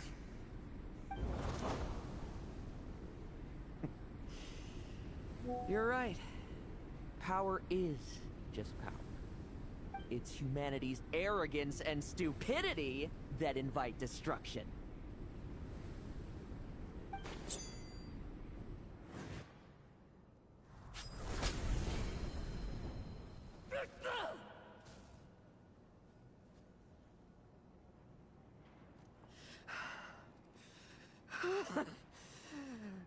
Not so talkative now, hmm? You base mediocrity!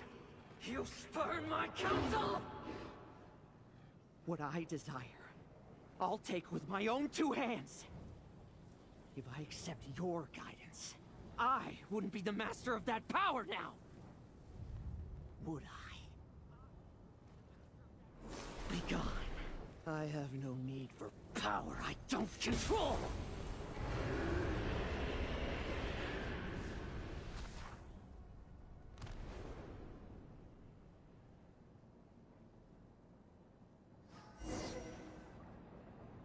Lowen! Wake up! Lowen! Lowen! Are you trying to burst my eardrums? I was just taking a quick nap.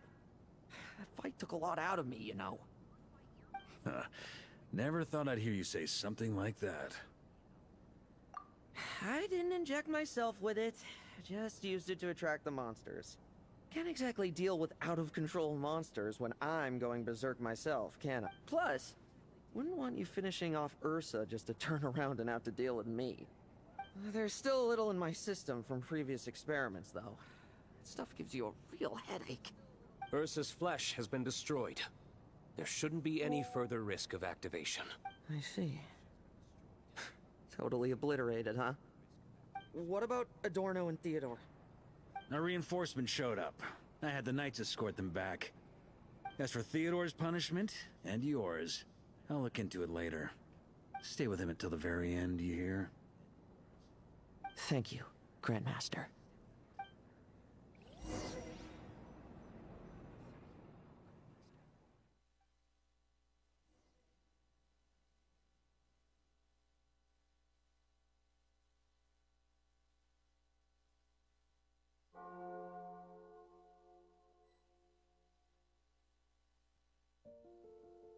Do not stand by my grave and cry. My life I gave to wipe tears dry.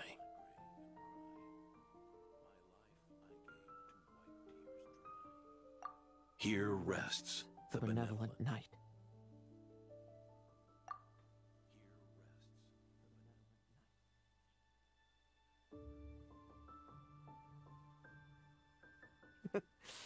This epitaph suits you, old man. Who chews bubblegum while visiting a grave? Hmm? Oh, you're to see Adorno too, are you? Hey, want some gum? You always like messing around with this stuff. Said it made the kids happy. Pretty sure he'd be glad to receive candy on the other side. I had nothing else to do during confinement, so I made candy to stave off the boredom. Oh, no wonder we didn't see you at the award ceremony. You were in solitary confinement the whole time. That wasn't all. Our dear, reasonable acting Grandmaster Jean handed down 2 other punishments. The Knights have decided to rescind my commendation and not promote me to captain. The title of Benevolent Knight is to be buried with Adorno. The position of 5th Company Captain will also remain vacant. Is that really okay? To quote Varka, look, Mondstadt did just fine for a long time with only an acting Grandmaster, right? And it's all the more so for the title of Benevolent Knight. I will not allow anyone unworthy to inherit it, even if the unworthy successor is me.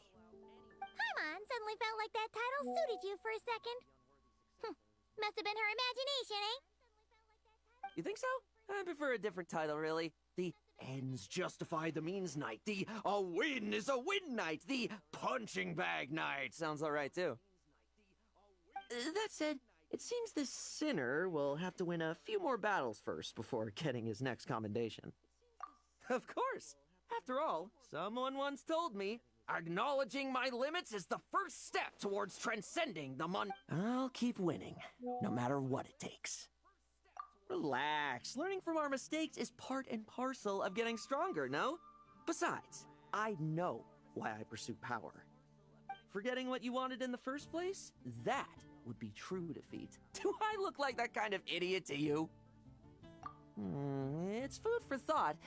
Best to have someone on hand to help if something does go wrong. In that case, until I'm strong enough to shoulder everything on my own, don't grow old on me. All right?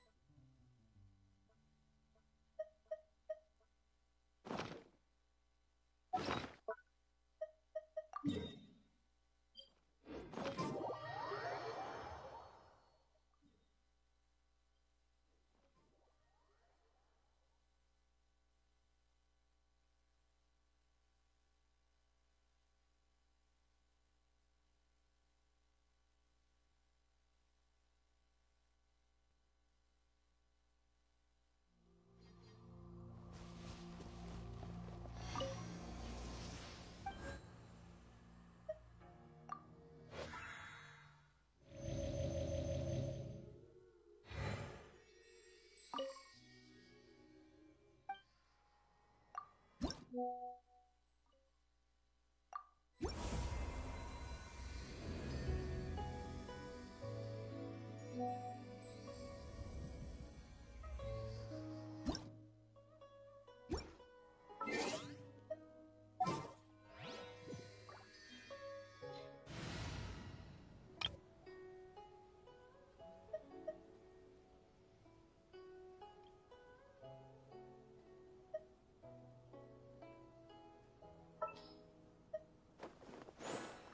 take care of it.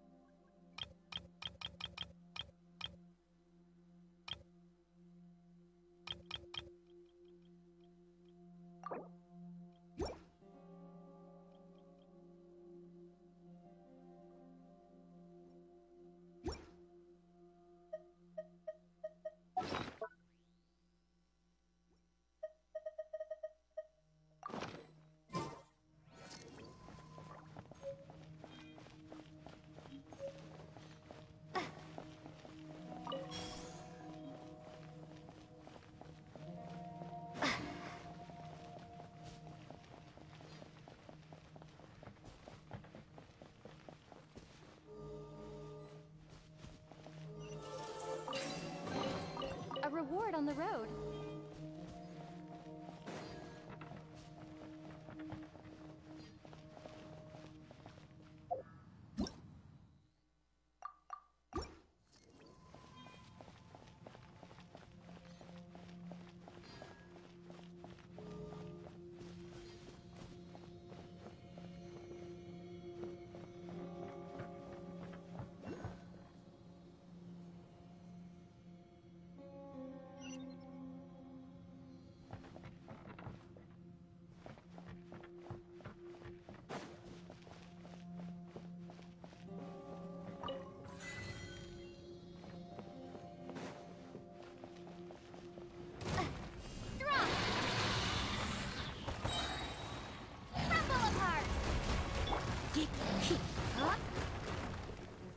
Let's dance.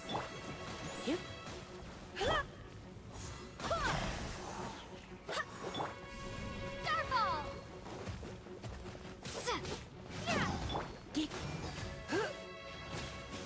Hey, don't be such a brute.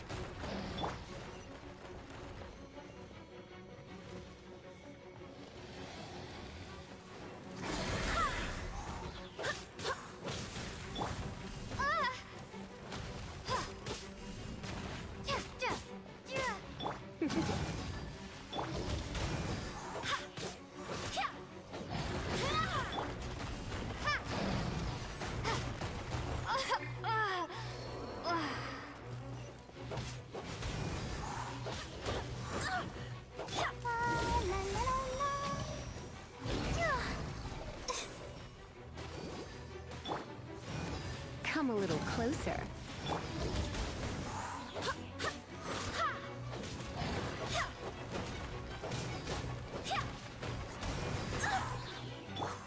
Starball!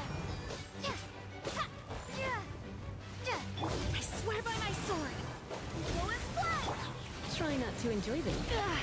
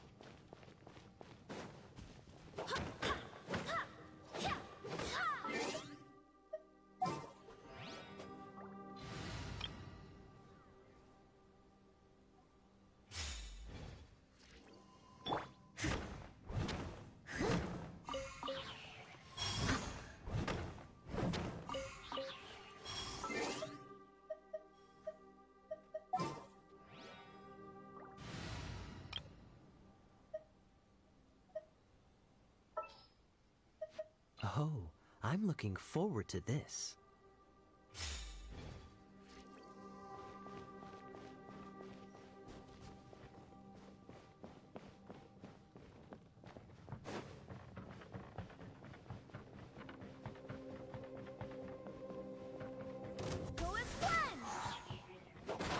You're in for a little shock. Come a little... Freeze!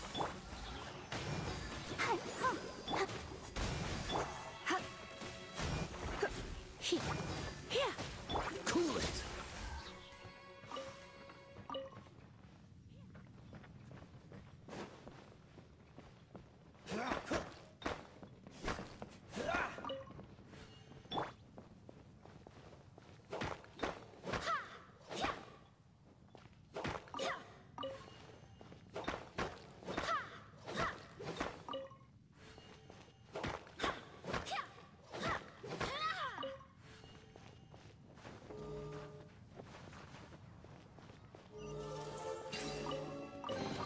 What a pleasant surprise.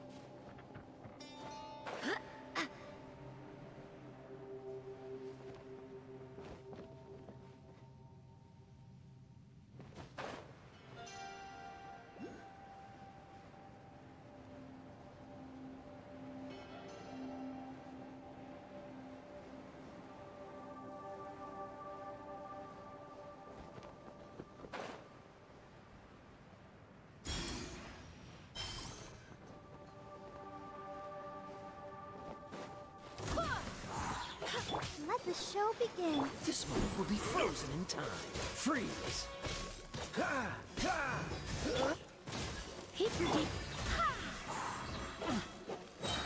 Wind, hear me. Cool it! Go and play! Dodge this! I wasn't done.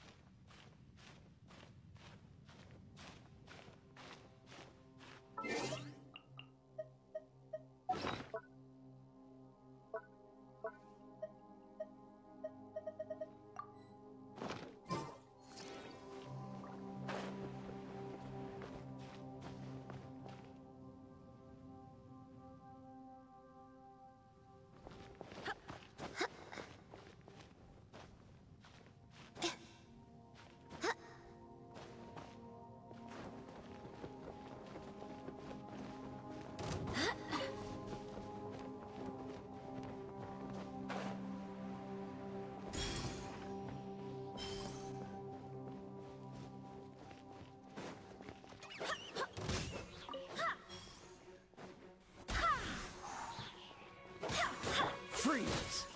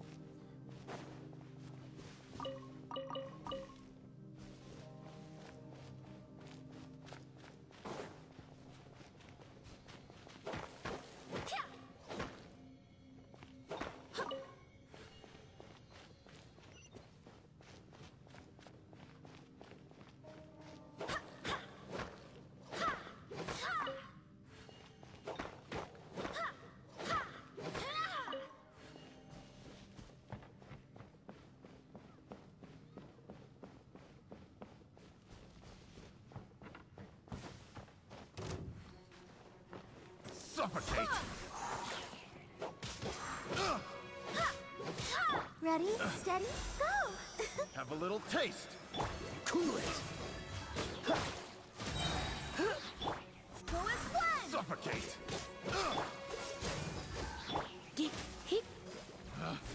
Picked the wrong test subject.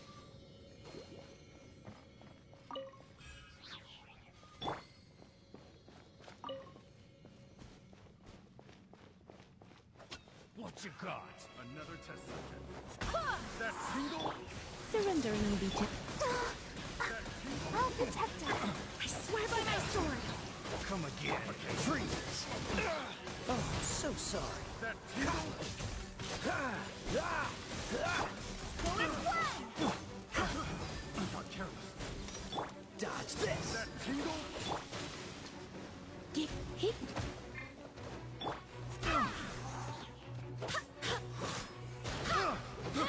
I got careless.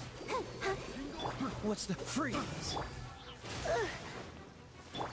Go as one! Suffocate. Dodge this! I got careless. Picked the wrong test subject. That tingle?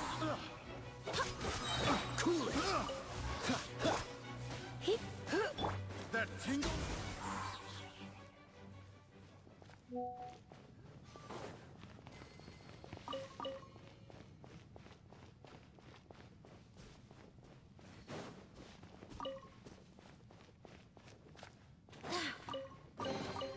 I hope the others find some.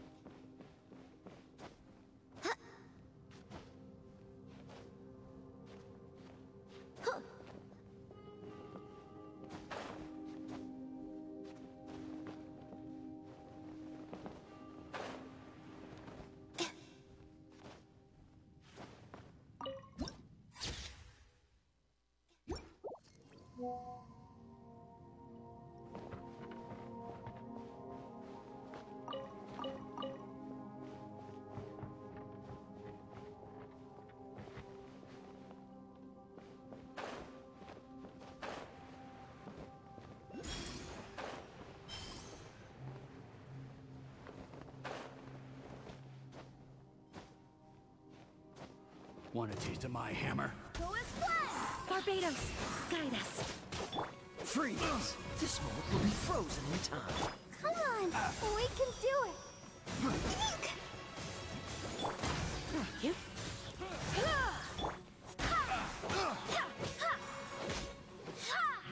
Cool it! The wrong test subject. Hit.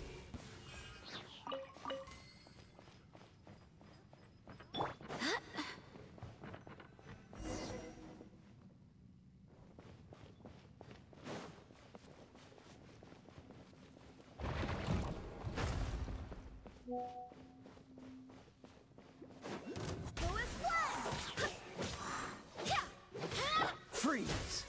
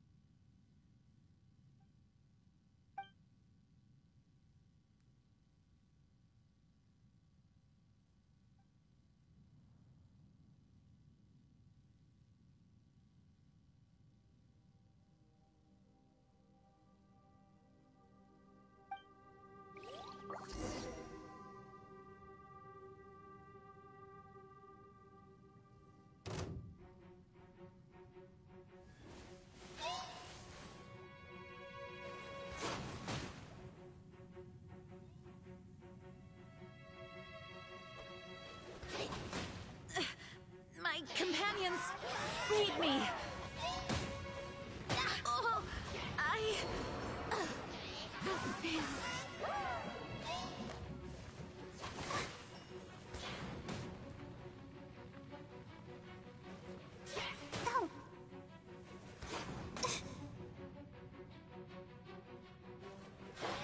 I feel a little weak.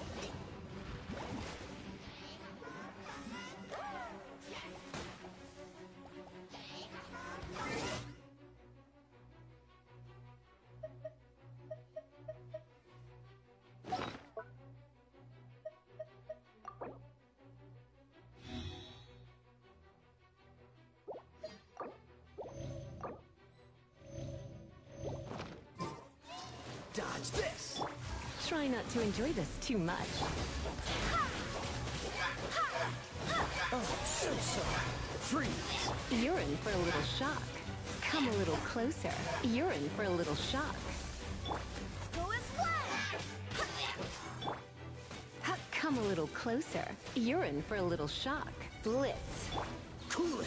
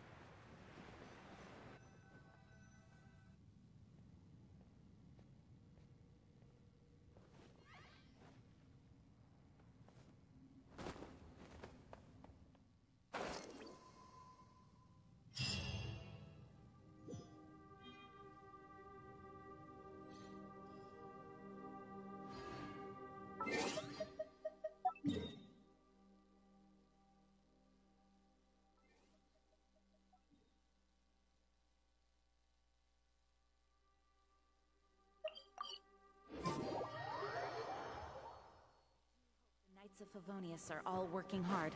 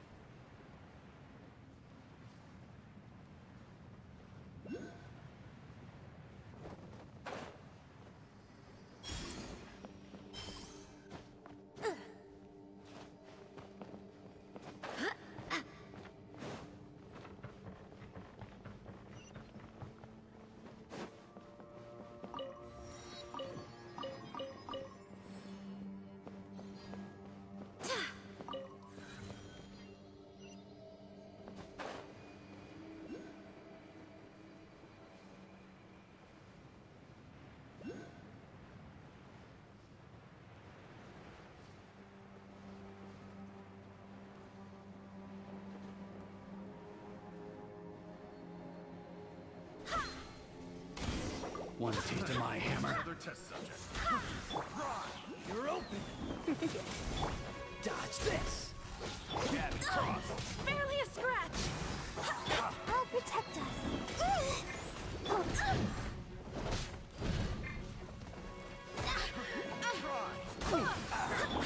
Cool it. Come a little closer. Don't get frostbite. Wait, hear me. Go as well. Freeze.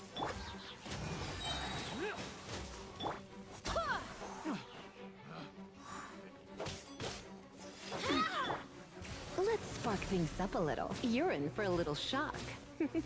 Come a little closer.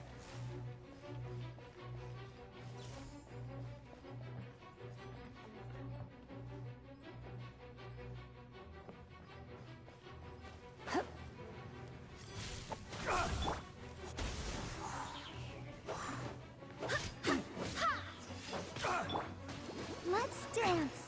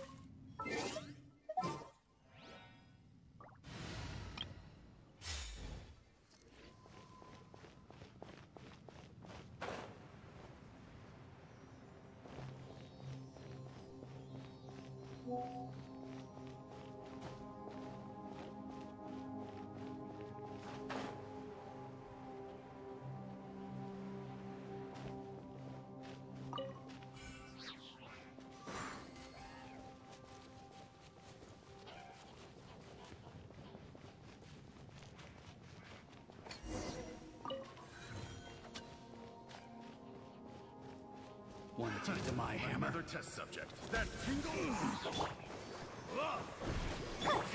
Don't push your luck. Dodge this. You're in for a little shock. Come a little... Fury! Barbados, guide us. I got careful.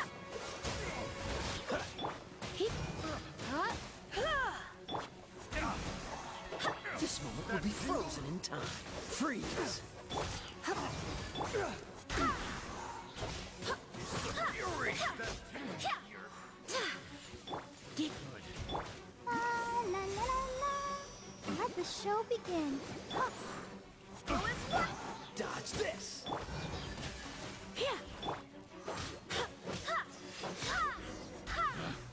Picked the wrong test subject.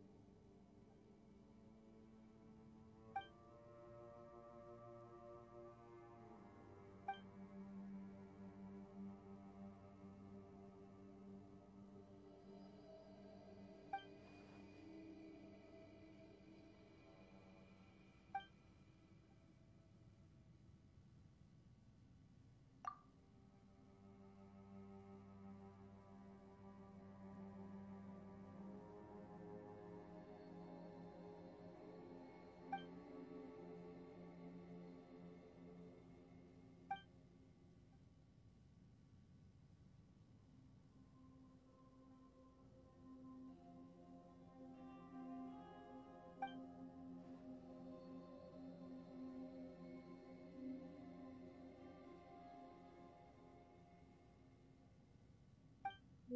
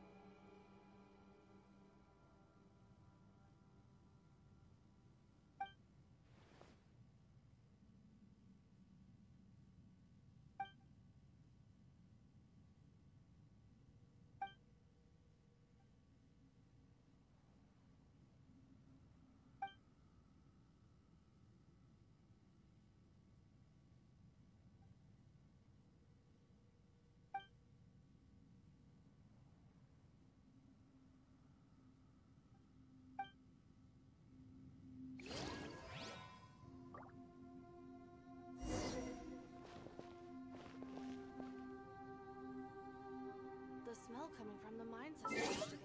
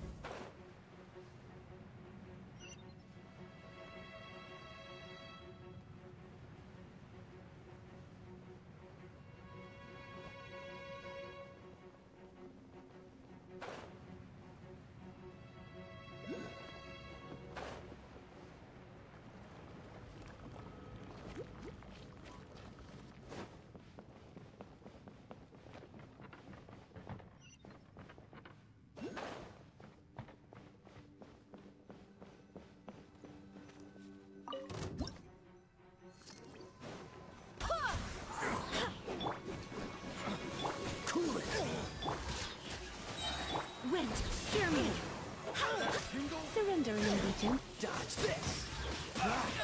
Don't get frostbite. Should replace my hammer.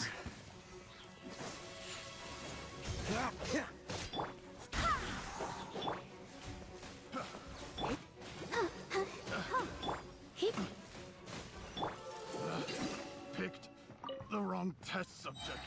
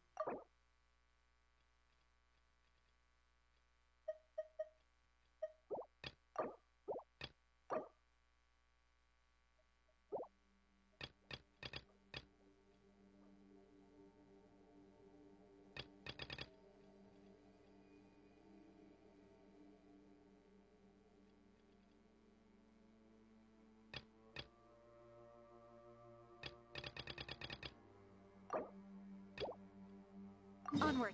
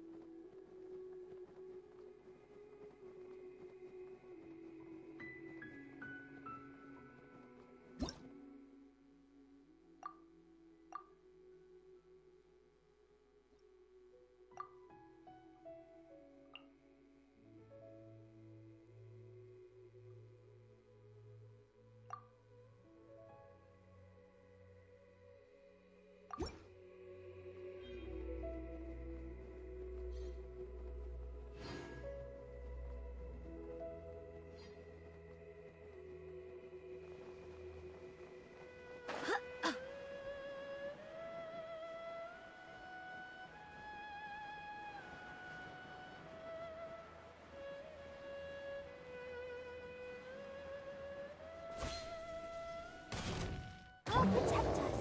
Come on, we can do it. Huh. Cool it! Go and splash! Freeze!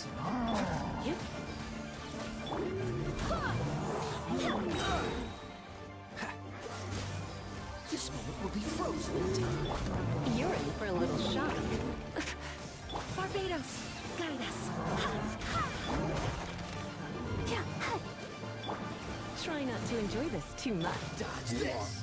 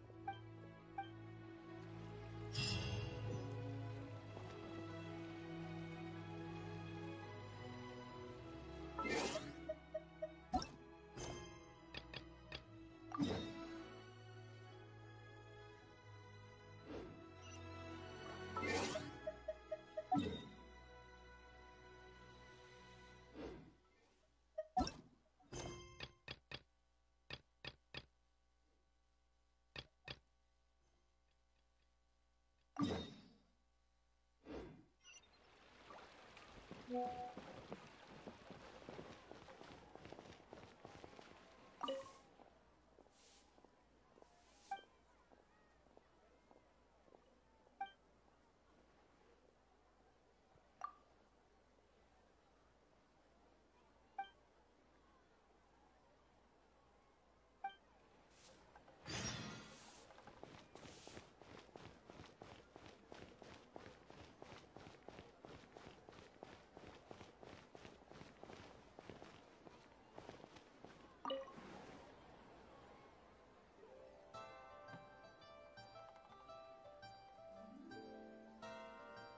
eu vou fazer um lanchezinho aqui rapidinho aqui, daqui a 10 minutinhos eu volto, tá? Vou dar aqui um pequeno intervalo aqui. Daqui a pouco eu volto aí, tá bom?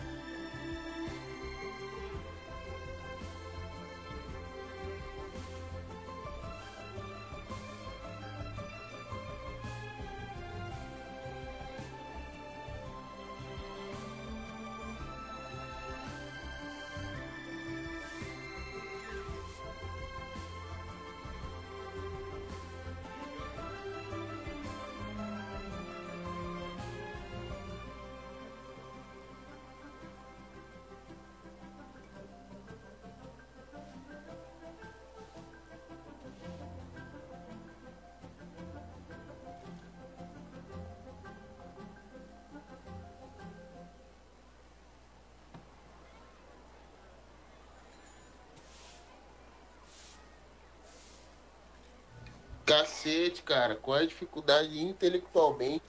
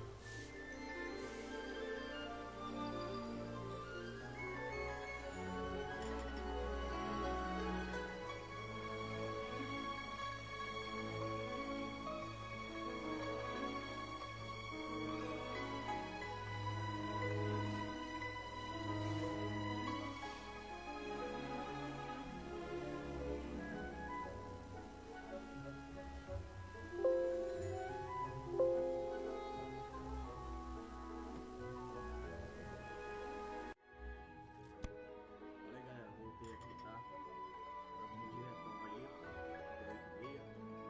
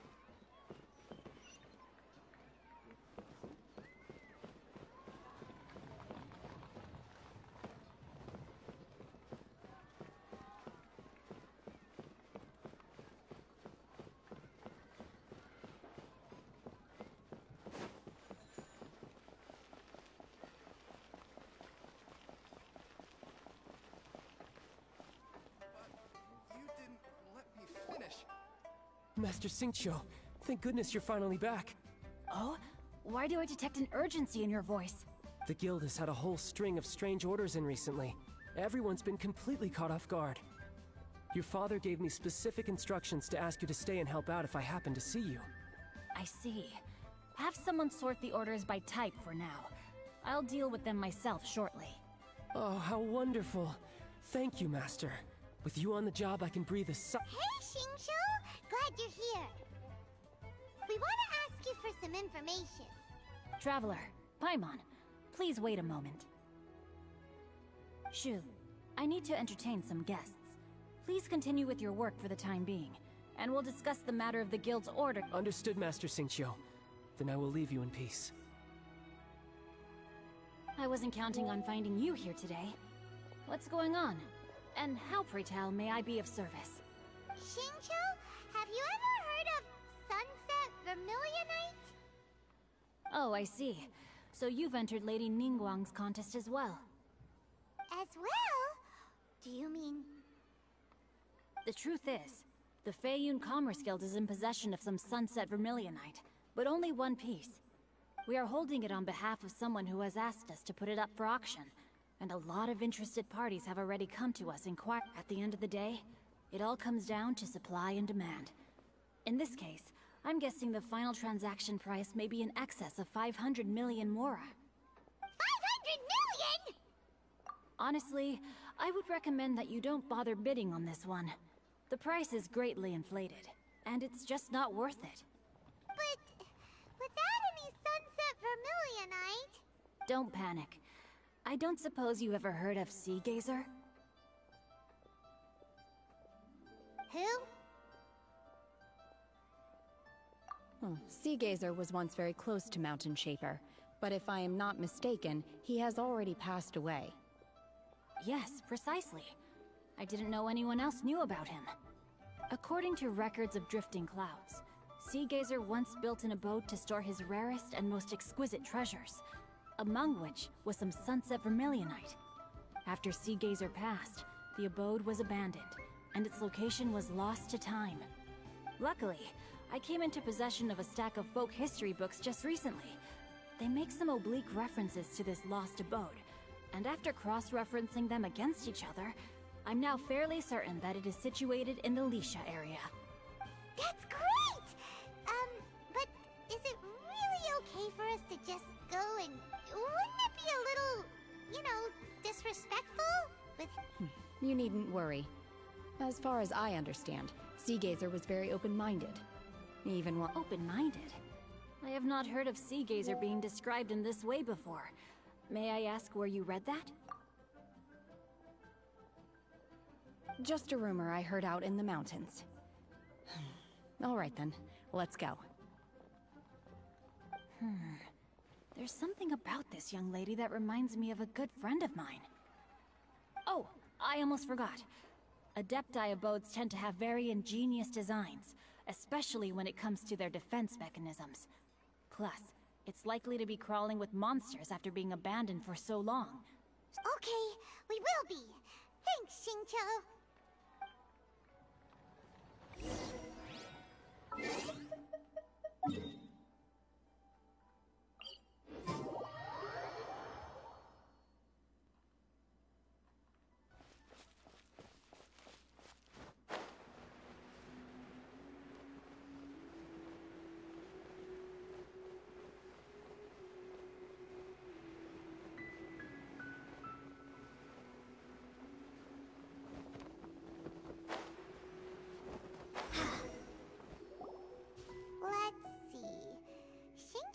It should be around here, but Paimon doesn't see anything.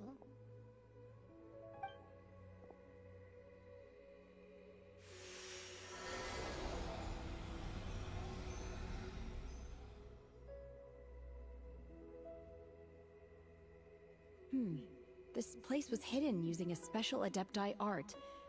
But now that I have removed it, we can inspect the area more closely. Wow, that's amazing! Yep, let's take another look around! Hey, look! Is that a new Sealy over there?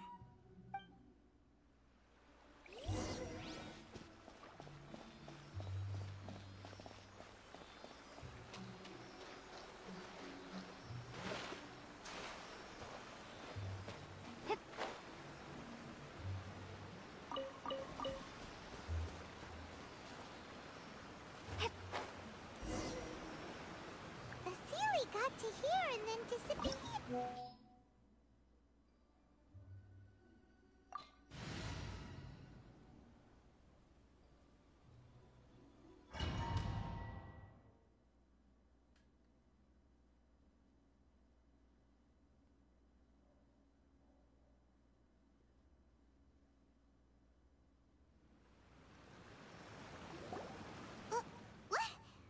Weren't we at a waterfall just now?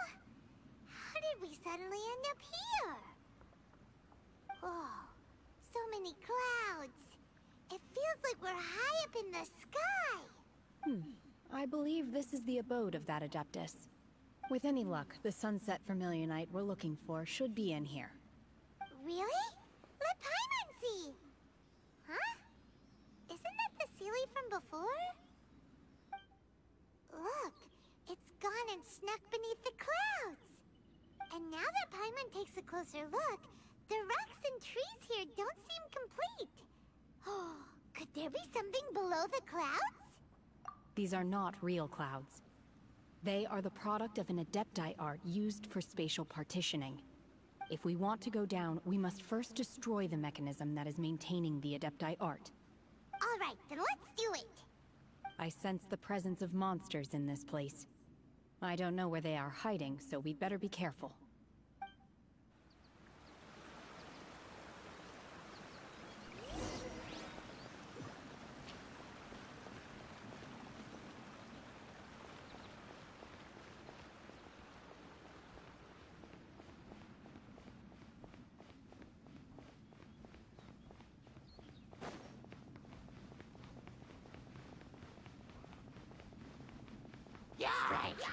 Unleash!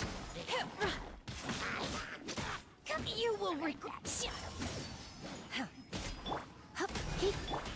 Starfall! Freeze!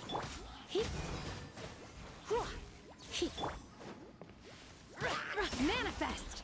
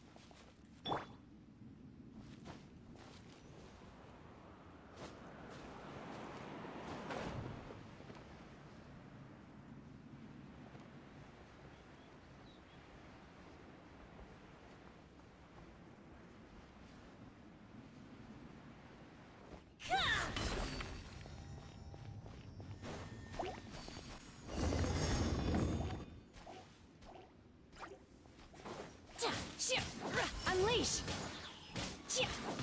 My will embodied! Cool it! Oh, so sorry. By ordinance divine!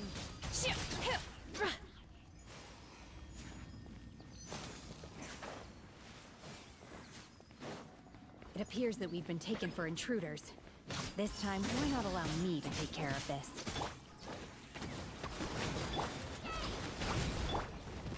Dodge this!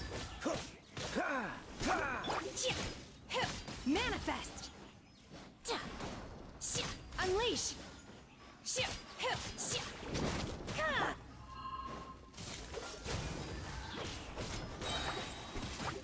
Don't get frostbite.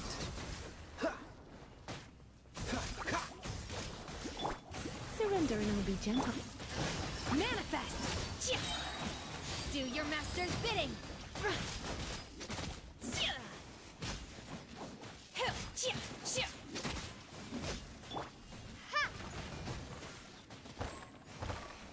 Let it rain.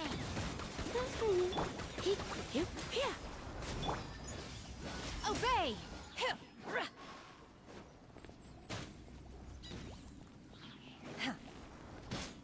The core of the mechanism is exposed. Now's our chance.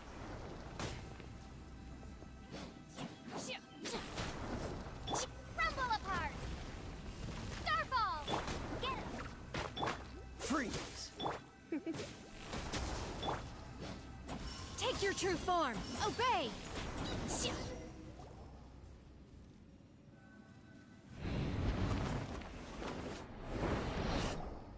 Whoa!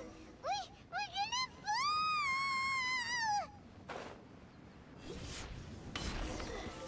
Is everyone okay? Look! The Celia's disappeared beneath the clouds again! It looks like we need to go further down.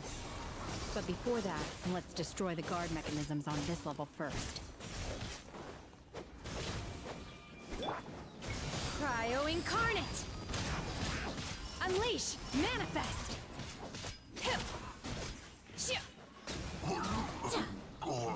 No one escapes my sights! Get him! Drop!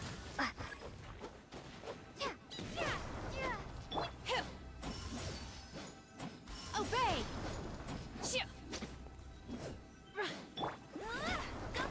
Dodge this! You're in for a little shock. Come a little closer. You've been a naughty boy. Transfiguration! Unleash!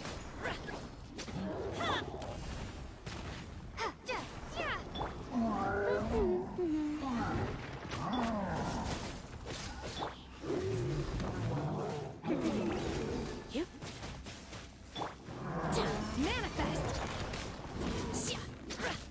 Don't get frostbite.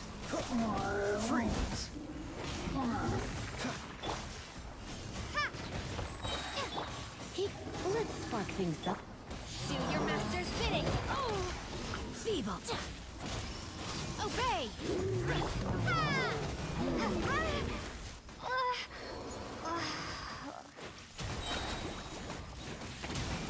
This will be frozen in time. Go,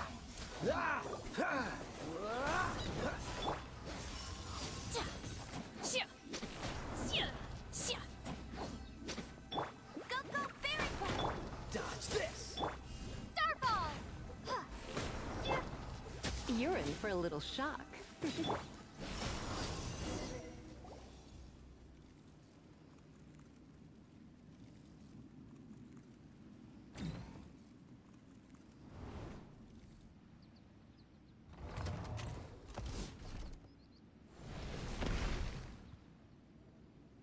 We're gonna fall. This time, we're really gonna fall. Luckily, there was a pool of water at the bottom. Otherwise, that could have ended very differently.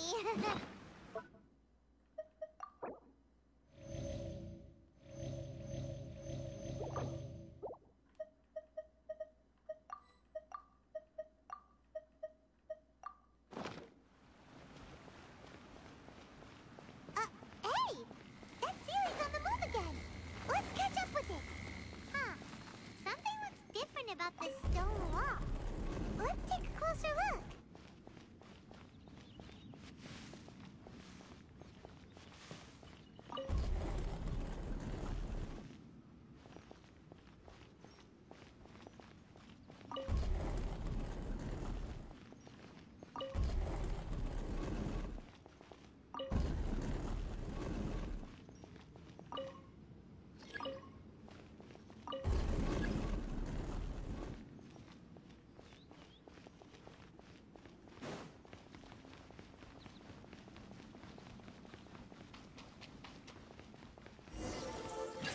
Unleash!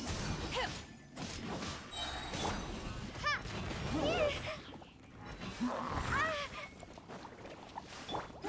Get him! Cool it! Cryo incarnate! Obey! Drop! Hey! No escape! Frostbite. Shade! Surrender an allegiance. Manifest! Hip! Obey! Starfall! Freeze! He'd come a little closer. Manifest! Drop!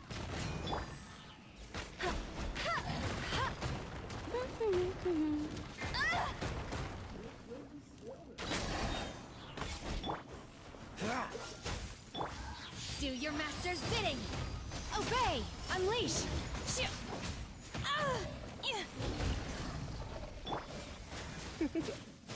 Come a little closer. Blitz.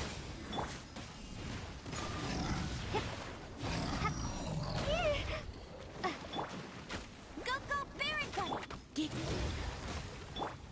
Take your true form! Obey! Cool it! Oh, so sorry. Let it rain! Starfall! Manifest! You're in for a little shock. Come a little closer.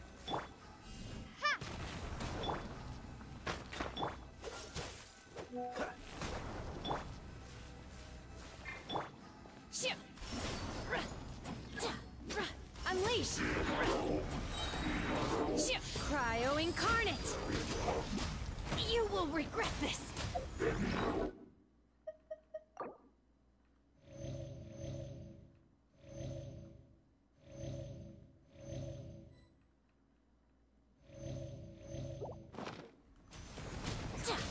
Manifest! Crumble apart!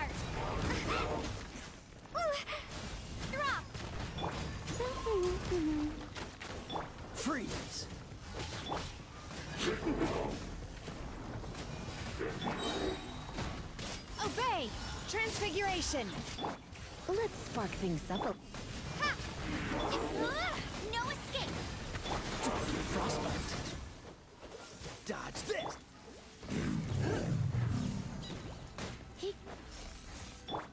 By ordinance divine! Starfall! Go, Fairy!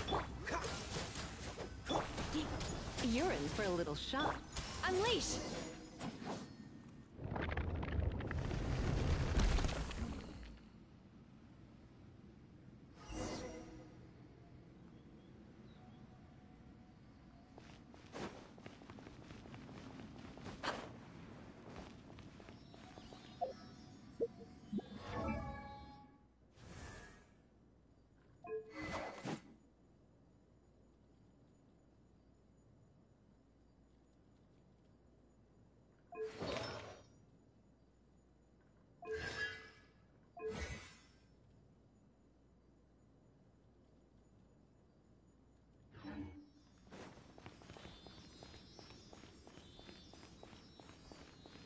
Look, over there!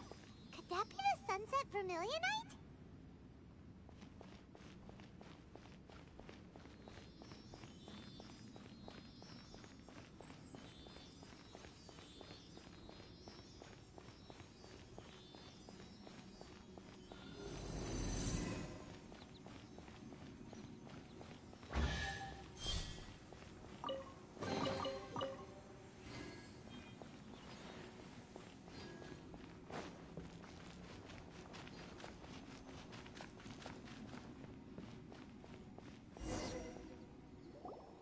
Is this it? Is this the Sunset Vermilionite?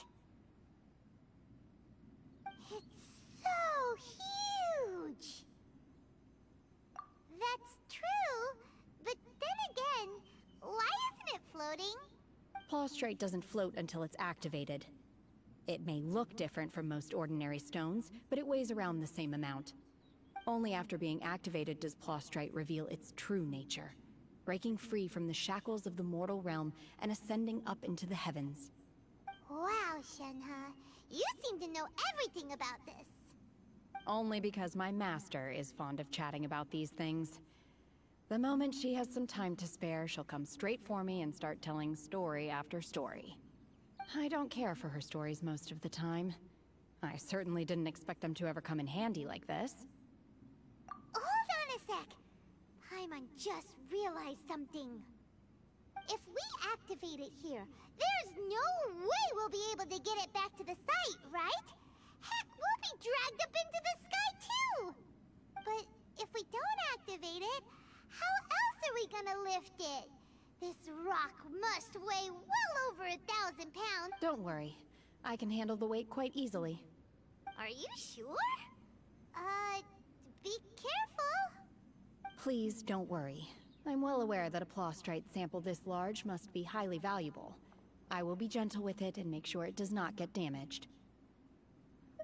My safety. That's right! Paimon's sure you can handle it and everything, but if something this heavy lands on you, you gotta be extra careful when lifting heavy objects. It's just common sense! Is it now? Well then, I'll go on ahead with the Plaustrite. Let's meet at the building site later. How is Shenhe able to carry that huge rock all by herself? Huh. Adepti super strength much?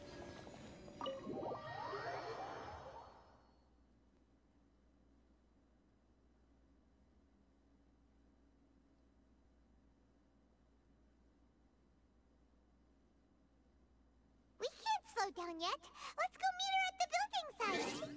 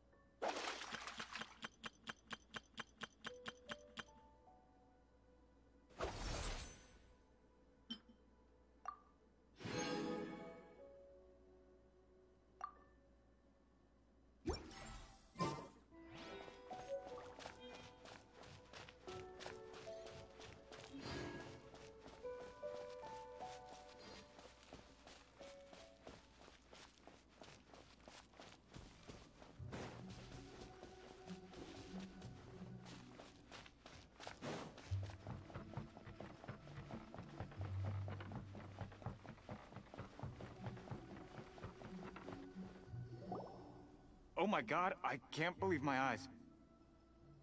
How can she lift that massive rock all by herself? She's gotta be one of those Adepti, surely. Oh, mighty Adeptus, please give me your blessing, so that in the coming year I may reap a more bountiful salary. This is top tier in size and quality, and the condition it's in is quite simply immaculate. Congratulations, this item is approved for submission. I'm going to award you full marks for the Sunset Vermilionite item. May I take your name? My name isn't important. I'm not even here to compete. I was just delivering this for some other people. They should be here any minute now. Shenhe, and Ningguang's little helper. Ah, so you're the ones behind this. No wonder. The rarest talent turns in the rarest plastrite specimen. But I have to correct you on one point. It's not helper, it's secretary. Okay then, Miss Secretary, what do you think of the rock we found? Pretty amazing, right? In truth, it is the finest piece of plastrite we have received so far. If everything goes according to plan, we will use this piece in the foundation of the Jade Chamber, which will enable us to proceed to the next stage of construction. As a side note, Lady Ningguang has rented some dwellings in the nearby area to serve as accommodations for the contestants. If you need a place to rest, you are welcome to stay there. Now, please excuse me. As you can see, there is still a lot of work to do on the building site. Shenhe, Shenhe! Just now on the way over, pretty much everyone was singing your praises! Oh, really? What kind of reaction is that? So strange. Aren't you happy about it? Whenever Paimon gets praised, Paimon can't help but hold their head up high and break— I've had similar compliments before. They call me an Adeptus, treat me with great deference and respect, as if I'm set apart from the common folk. Yeah, 'cause that's how Adepti are. At least the ones we've met are pretty unique and reclusive, too. Way different than normal people. But I am not... Shenhe? I'm fine. I've been exerting myself quite a lot ever since we set foot in that abode. I'm just a little fatigued. Well, Byron said that there are some makeshift hotels we can use, right? Let's go check in and take a rest. No need. I simply need to find myself a secluded place in the wilderness to sit and meditate in silence. You can't do that. It's dangerous out in the wild on your own. When you're hungry, you go eat something tasty. And when you're tired, you go lie down in a nice, comfy bed. Alright? Seriously, don't punish yourself like this. Okay. Great! Now we're talking. Let's head to our hotel.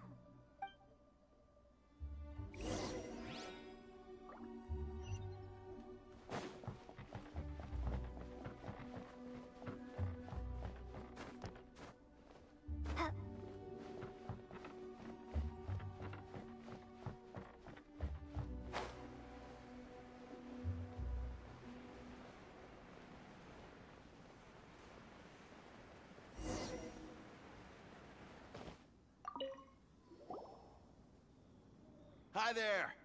Checking in, are we? You're just in time. We only have 2 rooms left. Since this was chosen as the building site for the new Jade Chamber, we've had a constant stream of people in this area. And not just workers either. Visitors, business people, tea sellers, all sorts. So, business is booming for me today. Very few vacancies. You're lucky you got here when you did. Great! One of your rooms is still being cleaned. I guess it should be ready within the hour. The other room is just at the door on the left. Here are your keys. All right. Hope you enjoy your stay. Please excuse me, I'll leave you to it. Shenhe, you should go get some rest. We'll hang around outside until the other room's ready. Paimon's gonna go see if there's anything good to eat around here. Paimon couldn't help but notice one of the guests walk in with a huge grilled chicken drumstick drumstick before. Let's buy one for Shenhua too. She can have it as a midnight snack. Or save it for breakfast tomorrow. All right. I will head to my room for now. If you need anything, don't hesitate to disturb me. I'm a light sleeper. I will hear if you knock on the door. See you tomorrow. Hey! Isn't that Cloud Retainer? What's she doing here? Let's go and say hi.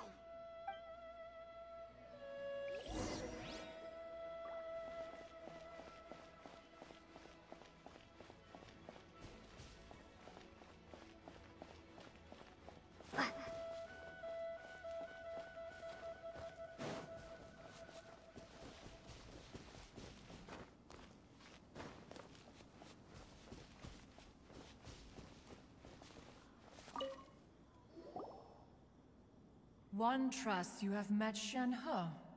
So, are you getting along quite well? So far, so good. Yeah. So, you know Shenhua too, Cloud Retainer? Naturally. Save for Ganyu, who spends the majority of her time in Liyue Harbor. All the Adepti living today are acquainted with Shenhe. Just Cool. So, what's her Adeptus name anyway? Calling her Shenhua feels kind of friendly, but also kind of disrespectful. So Paimon's thinking maybe it'd be better if we called her by her Adeptus name. her Adeptus name. Why, pray tell, would Shenhe have an Adeptus name? Don't all Adepti have a special title they go by? On this latter point, you are correct. However, Shenhe is human. Oh, right. Wait, what? You knew already? So is Paimon the only one who didn't know? Do you mean to say that she presents differently from ordinary human beings? Well, to start with, her problem-solving methods are extremely direct. Ah, yes. She was like this all those years ago when one first met her.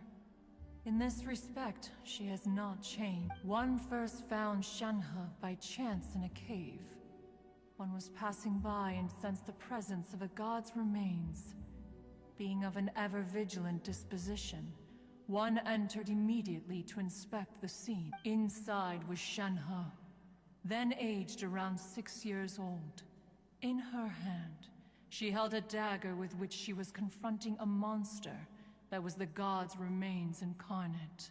That sounds so dangerous. When one arrived, she had already been locked in confrontation with this monster for several days. Most mortal children are fragile, both physically and mentally, and are highly reliant on their parents for survival. But not so her. That she was able to endure such terrible danger was due not only to her strong willpower, but also to the bloodlust and homicidal instinct with which she was born. One dealt with the monster, yet she still refused to lower her guard. She even pointed her dagger in one's direction and remained ready to strike. Only after she was satisfied that one had no intention to cause her harm did she finally relent. She then passed out without uttering a single word. In other words, if you hadn't passed by that day, Shenhua might have... Not necessarily. Upon one's arrival, one could sense that the god's wrath was gradually receding. Even had the stalemate continued, one suspects that Shenhe may have still emerged the victor of the confrontation. That's still so dangerous, though! Why was a tiny little kid battling against the wrath of a god in the first place? Alas, the mortal world is rife with suffering of every kind, and she had experienced her fair share of this, even at a tender age. Seeing that she was homeless, one decided to adopt her. Indeed, it is one to whom she refers. Shenhe has an extraordinary constitution, making her well adapted to practicing the Adepti arts. All the Adepti cherished her talents, and so we were willing to train her. However, her homicidal urges did not subside with age. Rather, they grew stronger day by day. Mooncarver once performed a divination for her. He declared that her fate is to bear the curse of calamity. Consumed by malevolent energy, she is prone to bring harm to those around her. Such is the magnitude of the danger this poses, that her soul must be bound with red ropes to keep her homicidal instinct at bay. The red ropes have indeed served to keep her calmer and more content.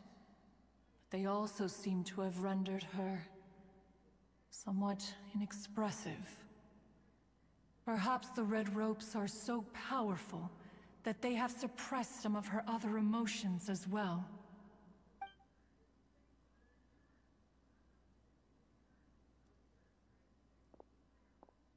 It is only by fate that people's paths may cross.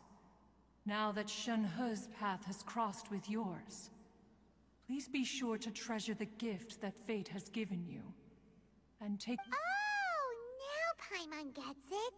You came out here to check up on Shenhe because you were worried about her, didn't you? Huh. You dare draw such a facile conclusion on the nature of one's present excursion? Incorrect. The truth is that while Liyue Harbor may seem peaceful today, danger is always lurking in the shadows. Ningguang once made a bold assertion that this is to be the era of the contract between Liyue and the humans. Well, one is most curious to observe how she will respond to the coming storm. If she handles it admirably, one is willing to be a witness to her achievements. But if she does not, the Adepti shall not hesitate to seize control. Let us conclude our conversation here for today. One has occupied enough of your time, and night is approaching. Be sure to get ample rest.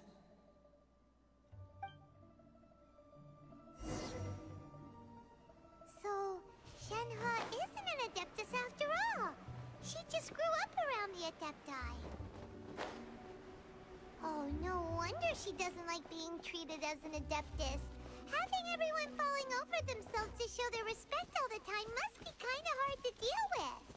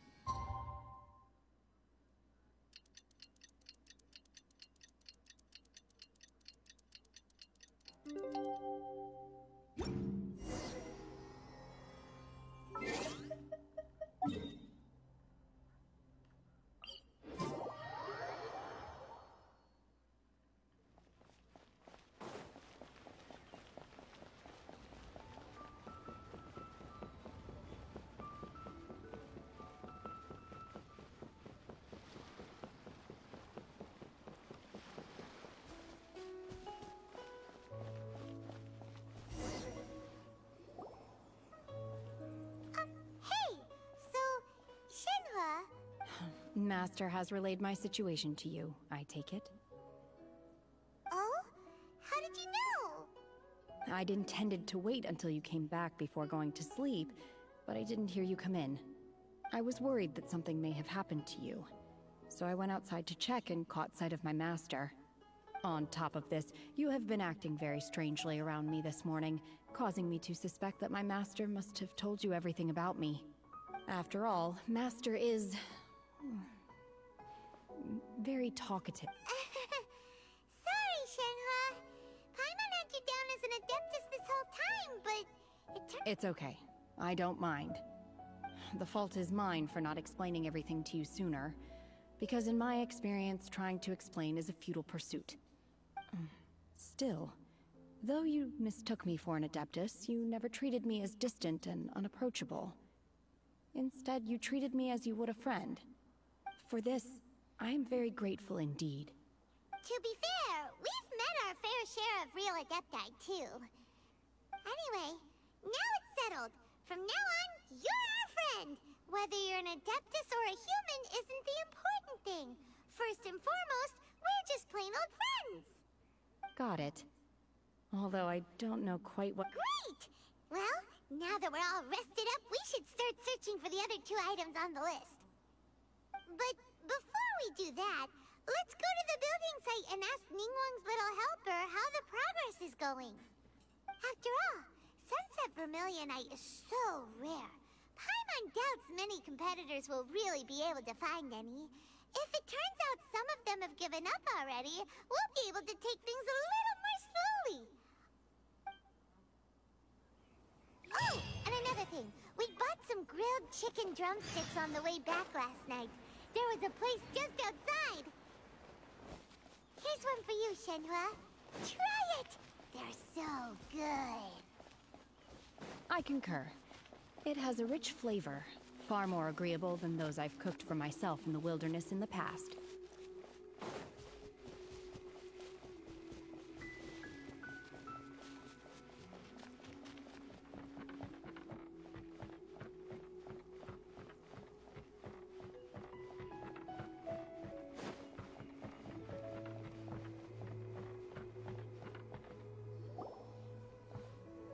Look! The Jade Chamber is floating into the sky! But it seems to be tied down by something. That's because it's not finished. Hey, Byron! And hey! People Paimon doesn't know? Given the enormous scale of the Jade Chamber, we split the construction work into 2 phases to make sure the structure remains balanced. Before we find some suitable plastrite, we build the Jade Chamber's keel at ground level. Once the plastrite is ready, we place it into the keel and let the partially constructed Jade Chamber rise up to the height of the surrounding mountain peaks. The remainder of the construction work is then carried out at that altitude. Once everything is ready, we release the iron tethers and allow the Jade Chamber to rise to its target altitude. Miss Bywin, we've brought some new materials to submit. One moment, I'll be right there. The construction work has only been able to progress this rapidly thanks to the plastrite provided by you. Lady Ningguang is most grateful and looks forward to seeing more of your work. Wow, can't believe you sourced the plastrite so quickly. It's the key piece of the puzzle. Looks like you beat us to the punch. Wait, I know you. You're the one who fought against the Vatuian Osile, right? Oh, sure enough, your reputation precedes you. Pleased to meet you. I'm Beto, Captain of the Crux. Beto? Are you here to join the Jade Chamber contest too? Sure am. I happened to get my hands on a chunk of Sunset Vermilionite on a voyage a while back, so I figured I'd bring it over. Huh. So even though it's rare, we're not the only ones who managed to get a hold of it. Oh, I've got some introductions to do. This is the renowned Miss Yun, or Yunjin, probably the most famous figure in the Liyue opera scene. Greetings. These 2 are Paimon and the Traveler. I'm sure you've heard of them before. And this is... sorry, I'm not sure we've met. Shenhua. I am their... friend. Good to meet you. Well, from today on, I guess all of us are friends. Miss Yun is also here for the contest. Turns out she needed to borrow a boat, so we came together. It's an honor to finally meet you both. I've heard much about you. Miss Shenhe, though we are only meeting for the first time, I have a feeling that we will get along very well indeed. To be honest with you all, I am in great need of this opportunity to ask Lady Ningguang a question. That's why I joined the contest. Thanks to my father's connections, I was able to acquire a specimen of the plastrite required. Fortunately, it was approved for submission, despite being a little on the diminutive side. Wow. So it looks like the three of us are competitors now. Excuse me for prying, Miss Shenhe, but are you competing as well? No, I don't have any questions for Ningguang. I just wanted to help her win. In that case, I have a proposal to make. Lady Ningguang said that the first 3 contestants to procure all 3 materials will be awarded the chance to ask a question. Well, there are 3 teams here. We can split the prize between us. Instead of competing against each other, we could work together to secure the top 3 places between us. What do you think? Sounds great, but how does it change things exactly? I think I see where you're going with this, Miss Yoon. The plastrite was the most difficult item to source by a long shot. Luckily, all 3 of us managed to get our hands on it. The 2 remaining items aren't quite so rare, so as long as one of us finds a way to source it, the other 2 can hop on the bandwagon. How'd I do? Is that what you had in mind? Precisely. Huh. Interesting approach. Okay then. All right, I'll go first. I have some leads on these wonder cores. From what I've heard, the core itself is really not that difficult to make. The hard part is getting hold of the ore used as raw materials. I'm gonna head back to the ship and ask Suling if he's heard of them. You guys... We will head into town and seek advice from Master Zhang of Hanfeng's Ironmongers. Thoughts? Wonderful. We'll split into teams then, and whoever makes progress first brings all of us a step closer to victory. I'm gonna take off. See you later. Okay, let's go! By the way, what question are you gonna ask Ningguang Yunjin? I'm looking for a venue to host the performance of our new opera. Lady Ningguang has excellent judgment, so I would like to hear her opinion. Ooh, what's the opera called? Paimon wants to go see it. The opera is a labor of love by my father. He wrote it based on a popular urban legend about an evil spirit and an adeptus. It's called The Divine Damsel of Devastation.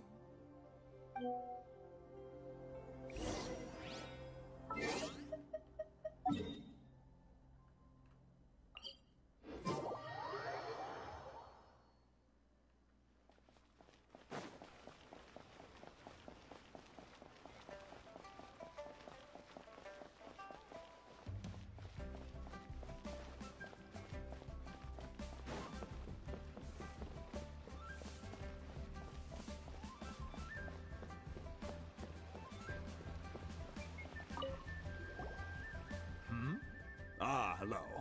Are you here for something off the shelf, or do you need something forged? Excuse me, Master Zhang. We were wondering if you'd heard of something called a Wonder Core. Of course I have. Sorry, who's asking? My name is Yunjin.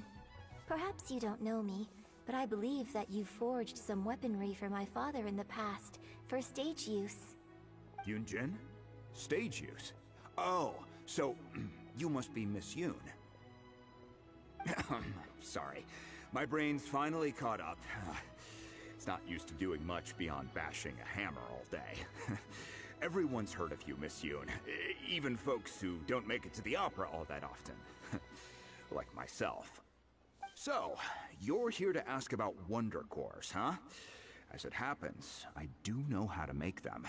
Matter of fact, I made some for Lady Ningguang back when she was building the original Jade Chamber. The types of ore needed to make wonder cores are a little hard to come by. Lady Ningguang supplied them herself last time. I don't suppose you've brought any yourselves? No, we were gonna ask you what kinds of ore we need. Sure. Well, you'll need 2 kinds. Star Splinter Iron and Subrosium. If I remember correctly, Lady Ningguang sourced her Star Splinter Iron from the Mount Tianheng area. They say it resonates with visions. It could take some work, but if you stick with it, you'll find some eventually. As for the Subrosium, though, that's trickier. It's all but unheard of on the market.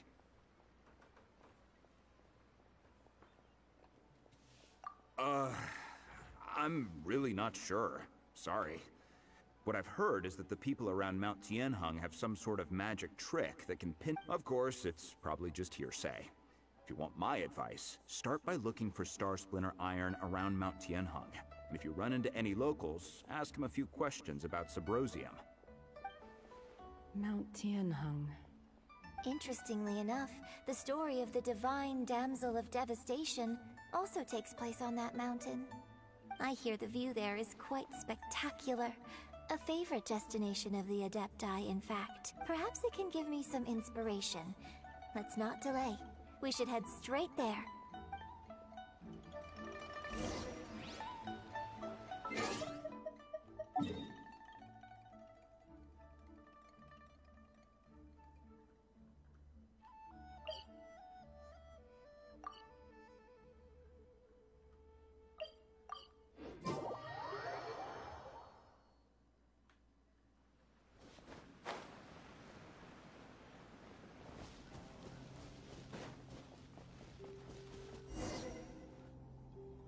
I came to Mount Tianheng once with my father as a child. I remember it being such a long climb that I could barely feel my legs by the time we reached the top. This is quite a trip down memory lane for me. Look at these majestic, towering peaks, and the gently flowing streams. It's like setting foot in paradise. No wonder the legend of the divine damsel of devastation is said to have taken place here. Adepti wander oft, where mortals seldom stride. The Divine Damsel of Devastation is your upcoming opera, right? And the story takes place in Mount Tianheng. Huh. Seems like you have a real connection with this place. What's the story about, though? It's the story of a girl becoming a hero. Cool! A hero story? They're Paimon's favorite! The legend first arose in this area. It is said that there used to be a prosperous village on the mountain. In that village, there was a loving couple who were completely devoted to one another. One day, a terrifying monster appeared. The wife was out collecting herbs and was captured by the monster. Her husband was so distraught at the news that it broke his spirit and drove him to madness. The vile and vicious monster told the villagers, "If you want to live, you must sacrifice a child to me." What a nasty piece of work! Paimon sure hopes this monster gets put in its place! But the monster was so terrible and so strong that all within the village were terrified of it. They had no choice but to give in to the monster's demand. Just while they were discussing whose child would be given over to the monster, a little girl suddenly stood up and came forward. No! Don't do it, little girl! Unbeknownst to anybody else, she was concealing an exorcist's blade. She approached the monster's lair, feigning fear and trepidation. When she finally arrived, she courageously drew her sword and entered into a fierce struggle with the monster.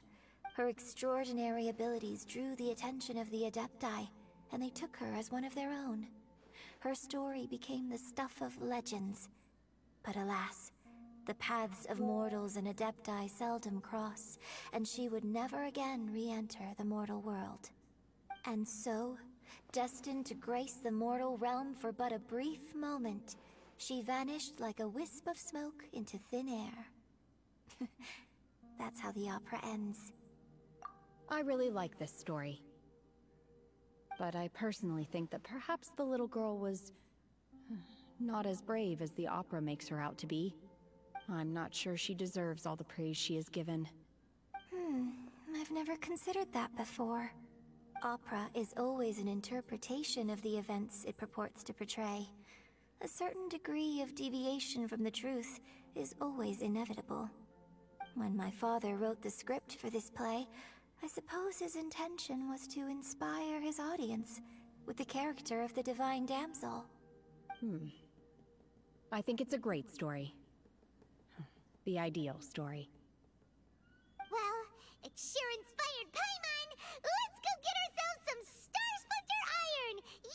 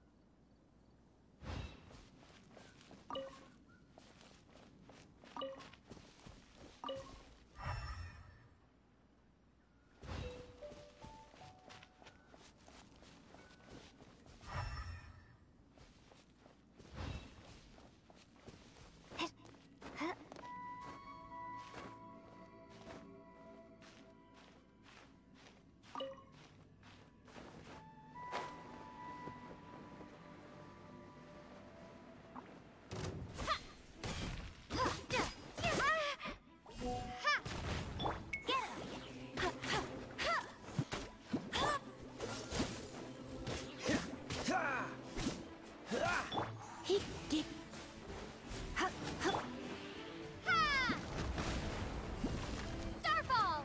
Hey, go Baron Buddy! Freeze!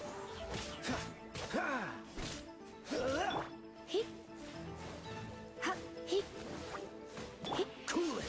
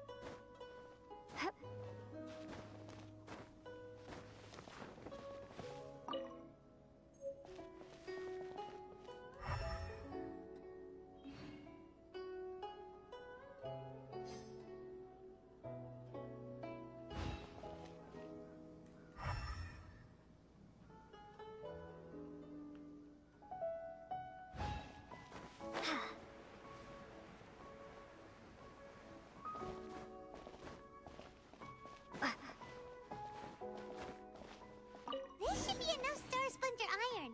Now we just need to find that Subrosium. I think I saw a village on our way here. Master Zhang said we should ask the locals for help. Why don't we try there? Hey, there really is someone here. Yunjin, looks like you were right. Excuse us, sir. Can we ask you something? Huh. He didn't seem to catch that. Hello, sir. We were just passing by and wanted to ask if you happen to know anything about Subrosium. Is he trying to tell us to look for clues in the village? Well, whatever. Guess we're on our own here. Shenhua, Yunjin, let's have a look around. Sorry, you can go ahead without me. I'd like to have a word with this gentleman. If that's okay with you, Uncle Mingjin. It's... Shenhe. Shenhe. You're alive. The rumors were true. So, all these years? I'm sorry, I don't know how to find Subrosium. But I think you can find some information in the village. This place is deserted now. No one ever comes here. So you can rummage around all you want. Huh? You know this guy, Shenhua? Thank you, kind sir. We'll go and take a look around. Don't worry. Mingjin has no ill intention towards Miss Shenhe. She'll be quite safe. Okay, then let's see what we can find in this village.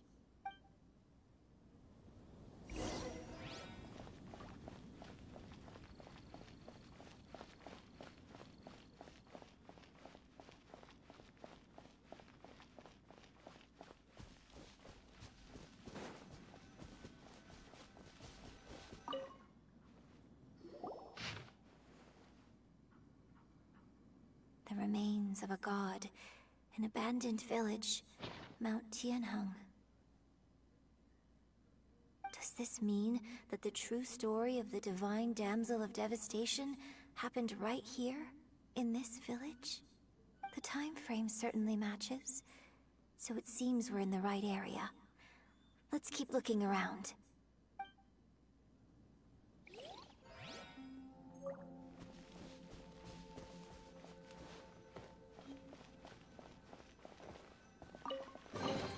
I'll keep this close. Huh. What's this?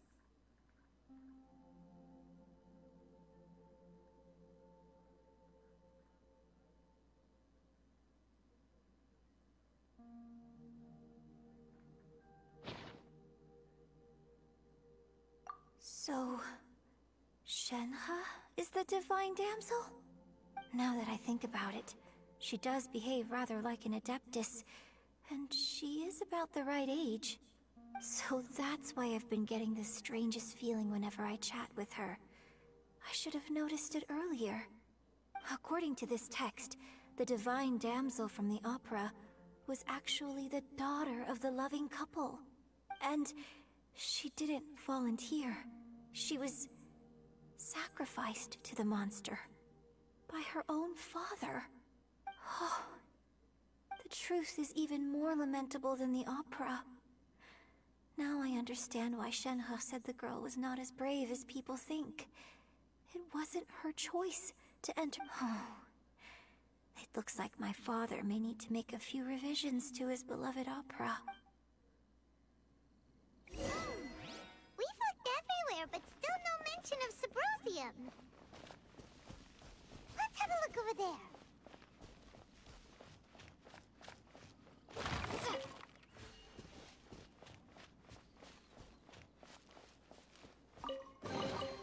Is this an answer from this world?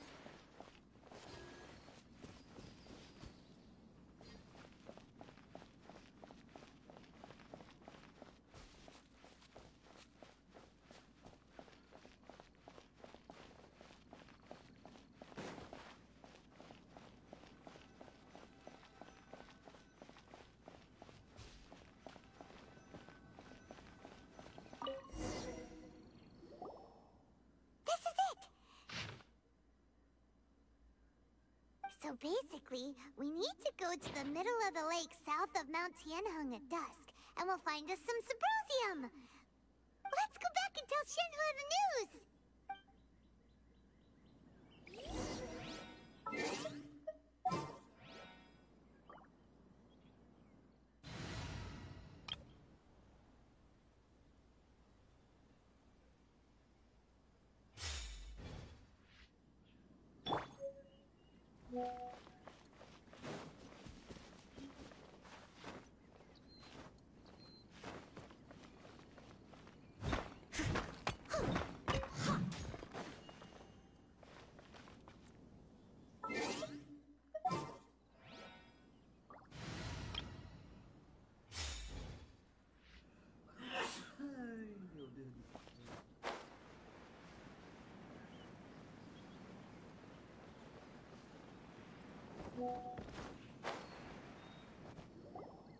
One year when I was back visiting, I heard a story about a white-haired adeptus from a merchant passing by.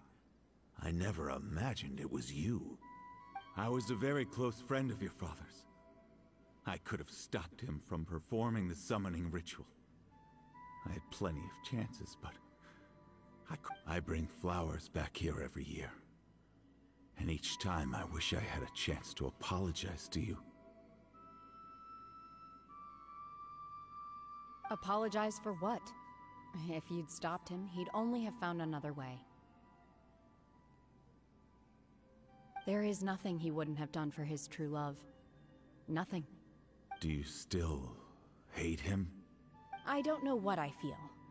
I'm told my fate is to bear the curse of calamity, so my master bound my soul with red ropes to curb my aggression.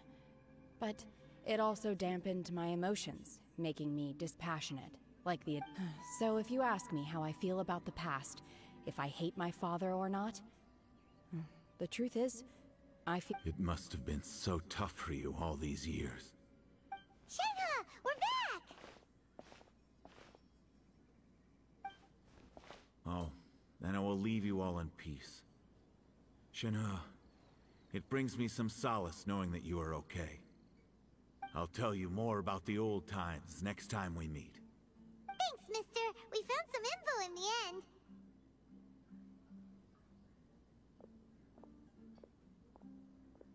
Shenhe, look! This tells us how to find Subrosium. All we gotta do is go to the middle of that lake! Let's go then.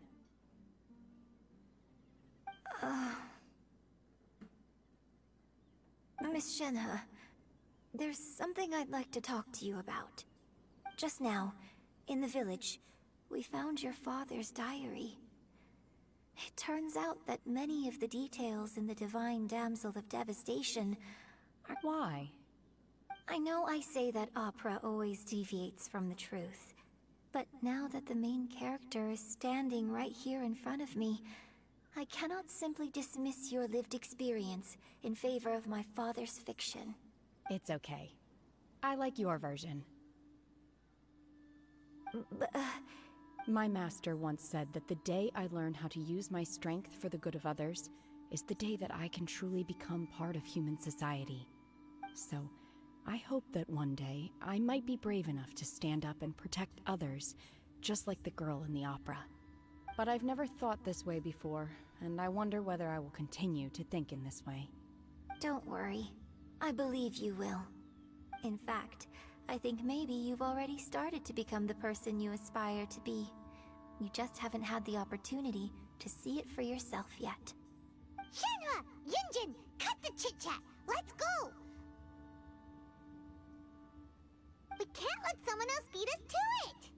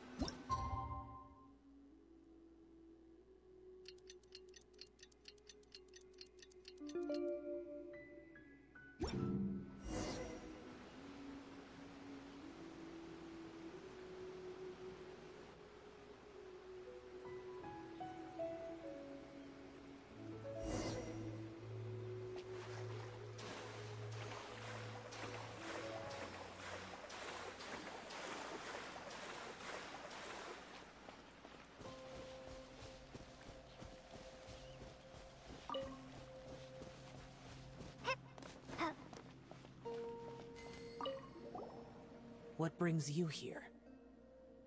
Have they found a solution to the danger in the sea? Ningguang didn't tell you. Something has happened in Guyan Stone Forest. According to the contract, as an Adeptus, I should not get involved for now. But these things can be unpredictable. I have a contingency plan of my own. Only a single mountain lies between here and Liyue Harbor. If things get out of control, I will defend this place myself.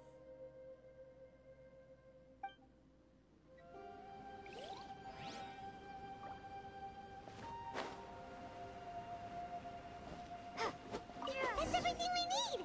Let's head back and report in!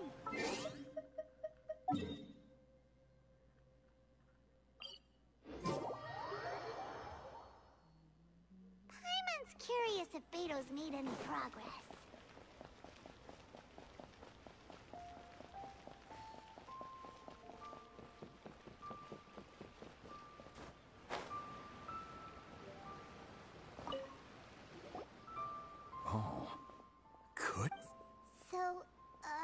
okay? This is some top quality ore you found. I think I'll get a good end product out of these. Guess now it's my time to shine. Hey everyone, how's the A-team doing? I ran into a bit of a brick wall on my end. Suling's never seen a Wonder Core before, and says it'd take a lot of research for him to get up. Leave the Wonder Cores to me. I'll work on them while you go about your business. Don't worry. It won't take me too long. Much obliged, Master Zhang. We should look into the Adepti sigils next, but where should we find items relating to the Adepti? I'll sort that out. Oh? You got this then? Yes. I have been training with the Adepti for years. I know a thing or two about making sigils. When we first met, I told you I came for the Jade Chamber, not the contest. In fact, I came specifically to deliver Adepti sigils. Master heard that Ningguang was planning to rebuild the Jade Chamber, so she sent me to deliver some Adepti sigils to her. Master also said she hoped that I can take this opportunity to rejoin human society. But now that I'm here, I wonder if I've been removed from the world for too long. There's so much basic knowledge that I lack. Maybe it won't work for me to stay here after all. But either way, I'm very glad to have met you, and I'll take care of those Adepti sigils. Without knowing the ins and outs of your situation, I can't say whether you should stay or not. But now that our paths have crossed, we'll always have a connection. So if you're ever feeling down, come find me on my ship. There'll be a drink waiting for you. Thank you. So, Master Zhang, I'll need to use your facilities to make the sigils. Fine by me. I'm actually curious to see how the Adepti arts work.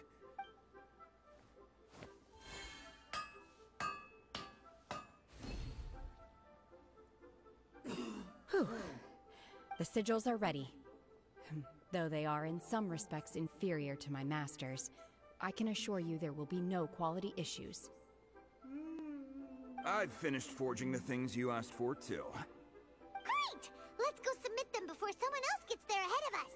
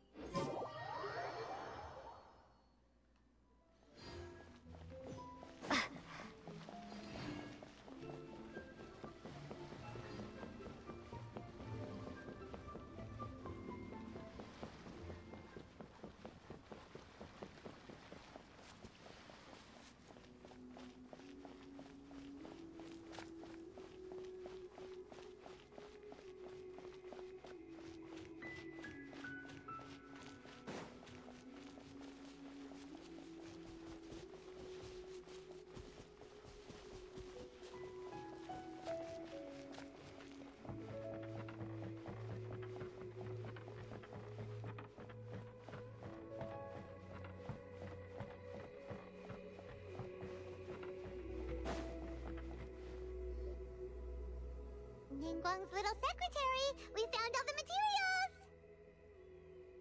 Oh, already? All three of you found them together. Okay, I see. The Wonder Cores and Adepti sigils look good. It seems that we found our winners.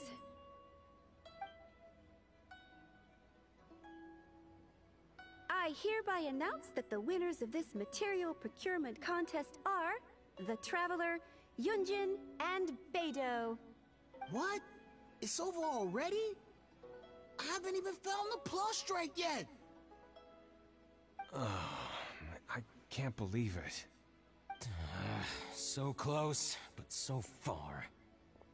I'd like to invite our three winners to please proceed to the Jade Chamber, where Lady Ningguang is waiting for you. Huh? Where's Beidou? She was right here! Captain Beidou has some business to attend to. She will join later. Please come with me for now. Alright then. Guess we'll head on up to the Jade Chamber first. This has been a long time coming. The last time we went up to the Jade Chamber was ages ago.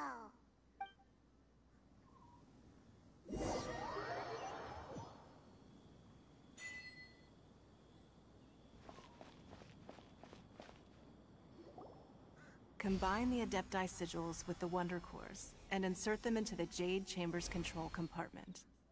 The construction of the new Jade Chamber is now officially complete. Once the tethers are released, it will soar into the sky. Thank you all for your work. Now it is time for me to fulfill my promise. Yeah! Miss Yun, I've already heard something about the reason for your involvement. You are looking for a venue for your new opera, aren't you? That's right. Lady Ningguang, I would like to hear your opinion. The unveiling of Miss Yun's grand new opera surely requires a venue of equal grandeur. So what would you say if I proposed that we stage your first performance right here? The Jade Chamber offers a splendid panoramic view of the mountains and the bustling city. It is fitting for the finest performance to be hosted in the heavens. I can think of no better stage for you than here, Miss Yun. Thank you, Lady Ningguang. Then I will prepare my props and other articles shortly. Please allow me to bring all these aboard the Jade Chamber. You're quite welcome. It's truly what a good opera deserves. A traveler, Shenhe, Paimon, I'll be leaving now. Do come and see my play when the time comes. You're next. What is your question?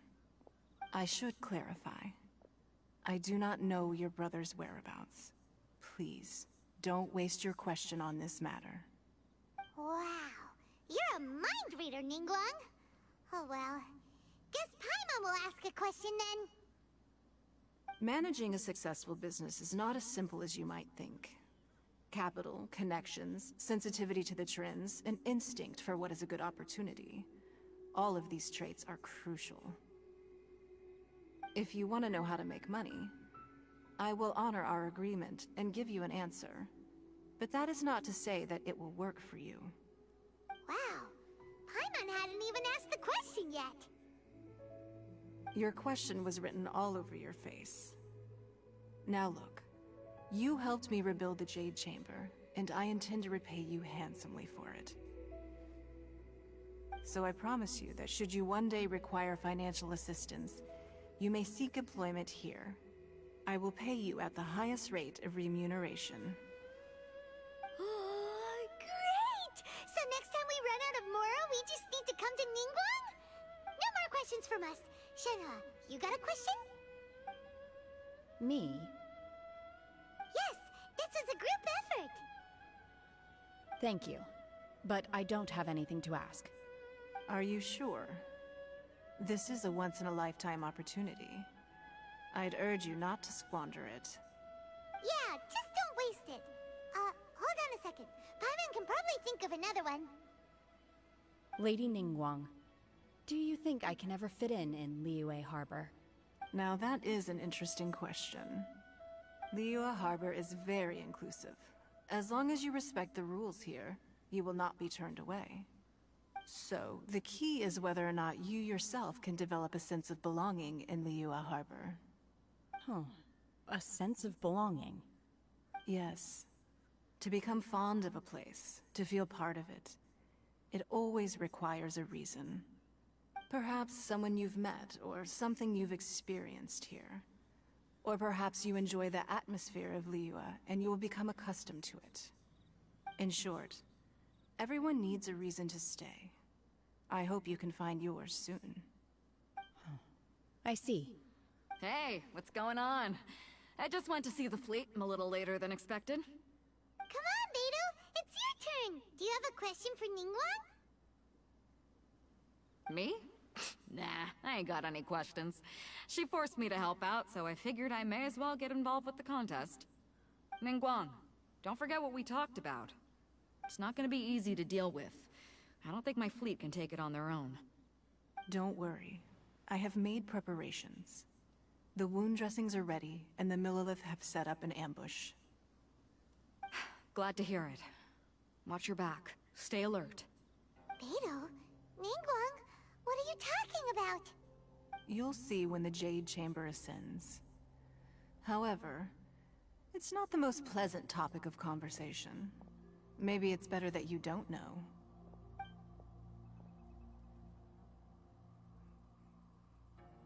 When I first set foot in the Jade Chamber, I stood at the edge of the platform and looked down upon Liyue Harbor far below. At that time, I dreamed that one day the Jade Chamber's shadow would be seen in all 7 nations of Teyvat. My wish has not changed to this very day. However, it is not only out of consideration for myself that I have built the Jade Chamber anew at this time. I hope the Jade Chamber will always float in the skies above Liyue Harbor, bearing witness to the prosperity and peace of the human world. And I hope that you can all witness it with me. Let the Ascension ceremony commence!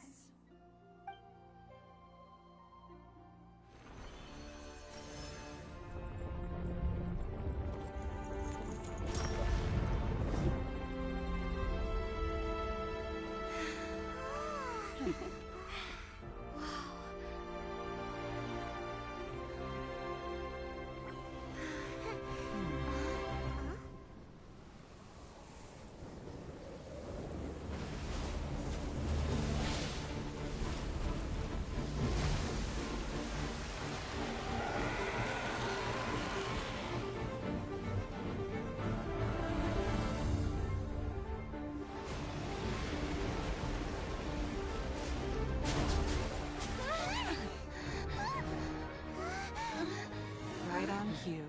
The Avenger of the Vortex, Beisht. Who's that? Osial's wife. Final follower of the Overlord of the Vortex. Sounds like you knew this was coming! Beidou sensed something was stirring in the deep. She warned me months ago. Knowing she harbors hatred toward the Jade Chamber, I chose to rebuild it now as a way of drawing her out. Got it. Well, let's go fetch the Adepti. No. In this human age, the people of Liyue must find a way to overcome this crisis on our strength alone!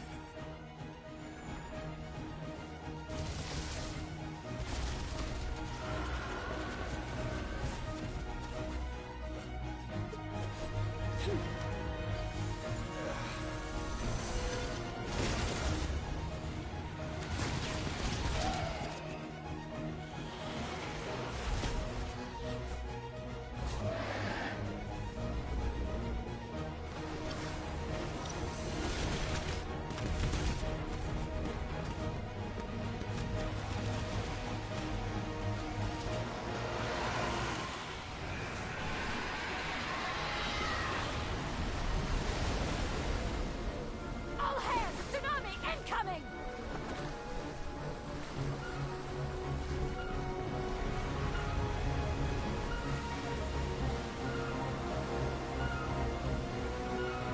What's that? Wait! A giant wave!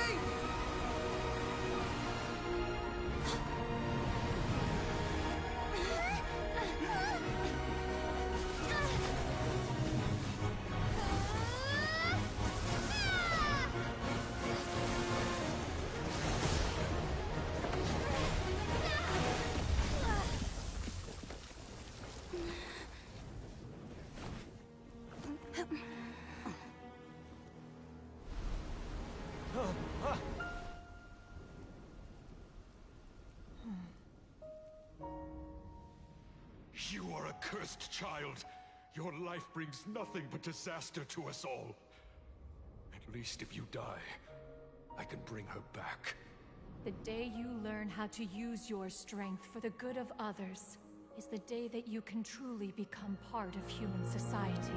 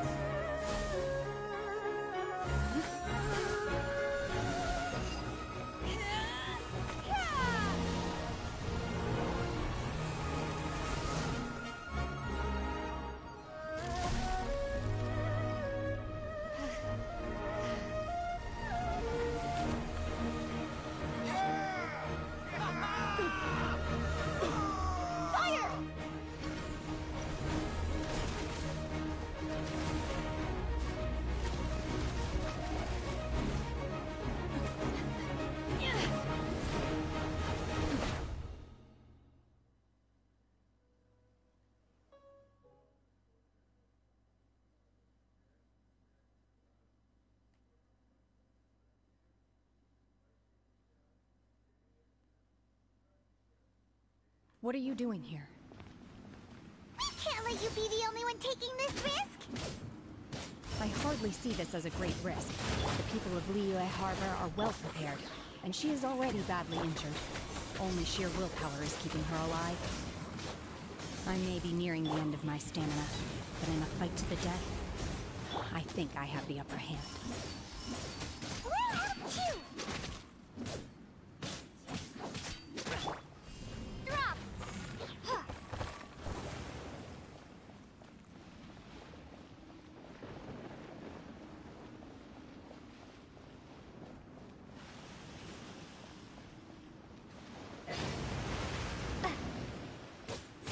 Starball!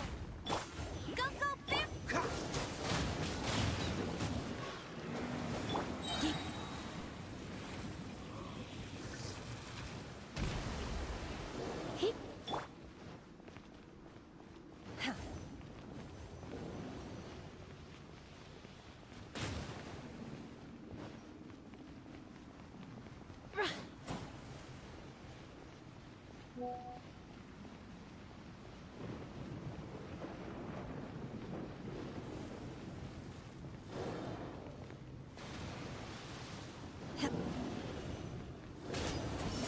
Unleash! Cryo Incarnate! Ugh!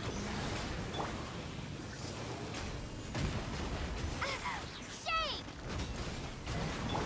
Try not to enjoy this too much.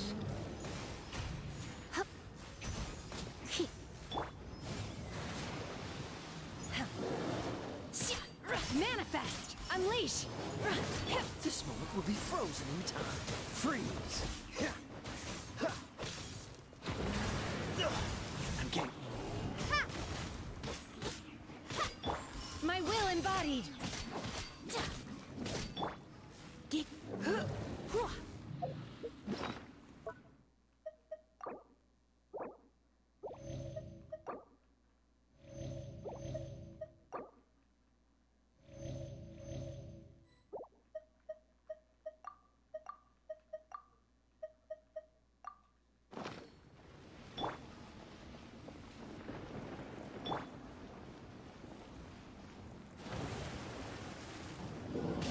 Manifest!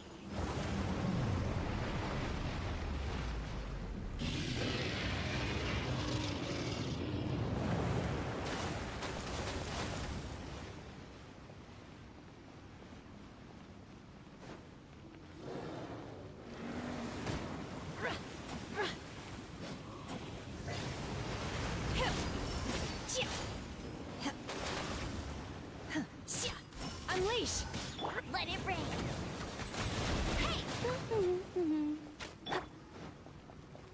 Drop!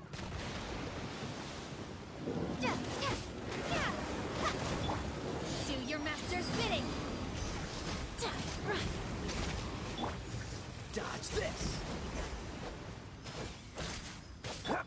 Starball!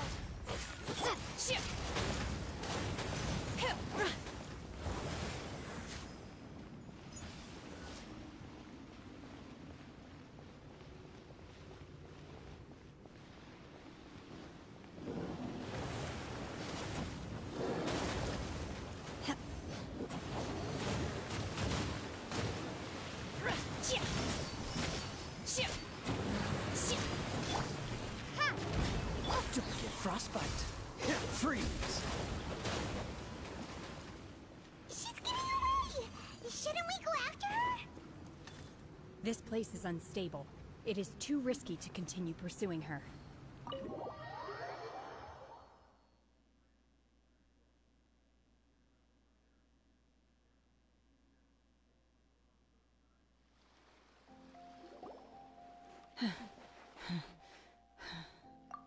I'm just a little exhausted.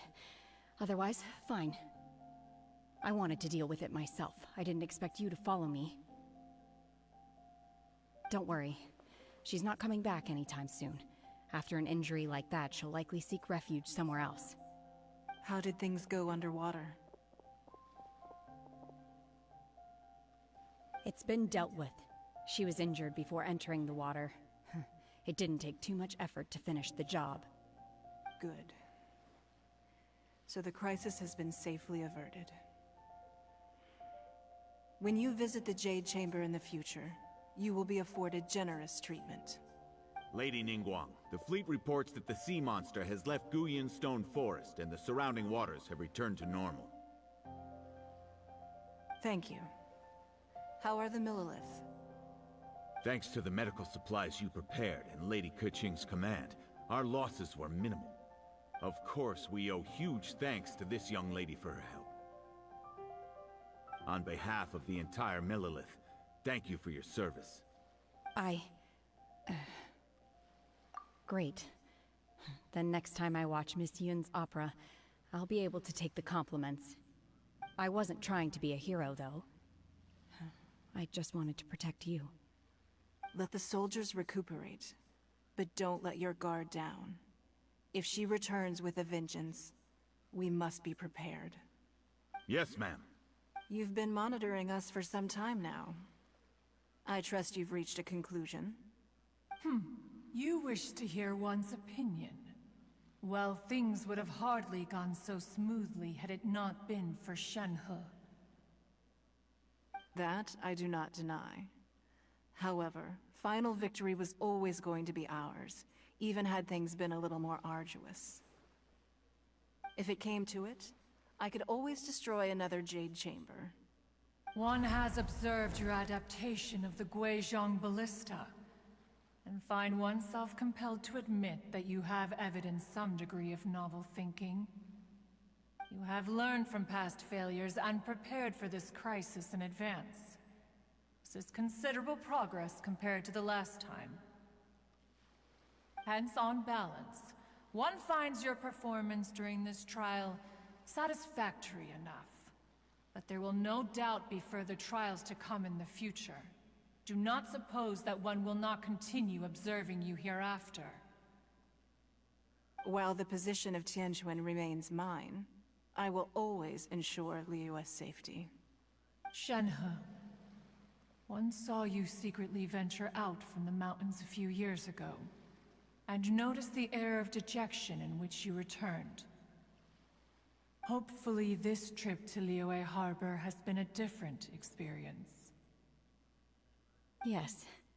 I can't explain it, but I feel happier than I expected. Good. Traveler, please take good care of Shenhe. She is a dear child.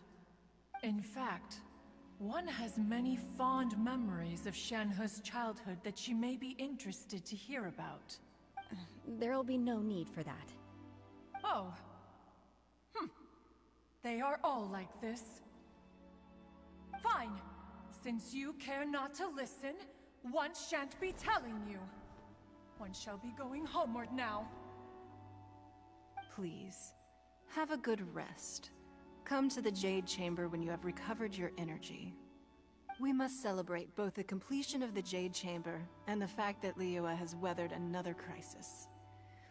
This banquet must be the most spectacular ever.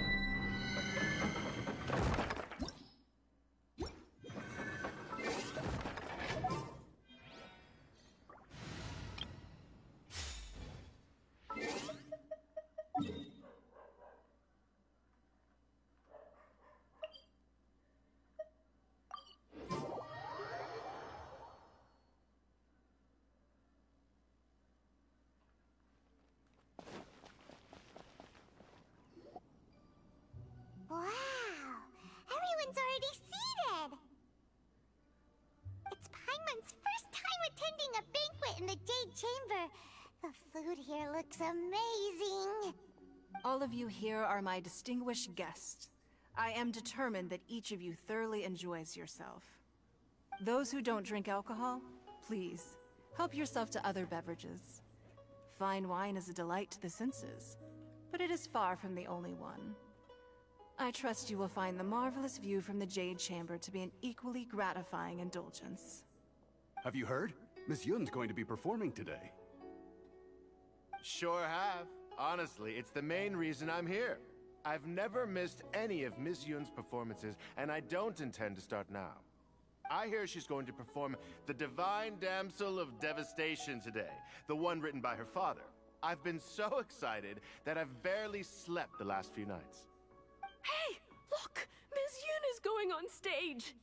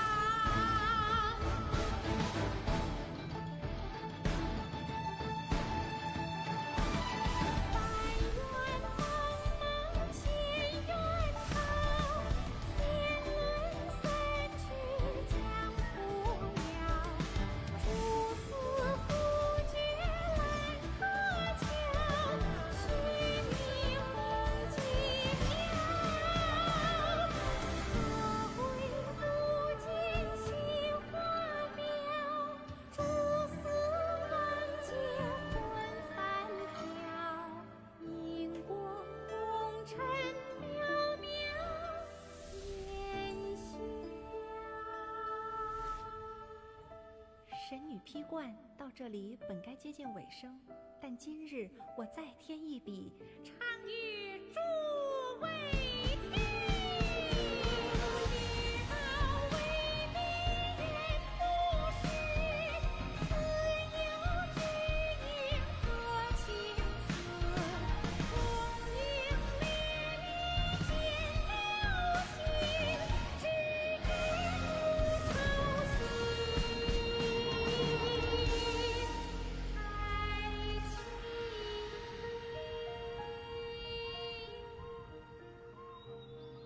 彼时鹤归，茫茫天地无依靠，孤身离去。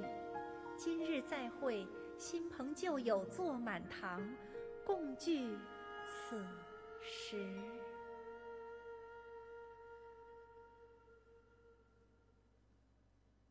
What did you think? Personally, I thought I sang rather well. It was beautiful. Paimon wants to learn too.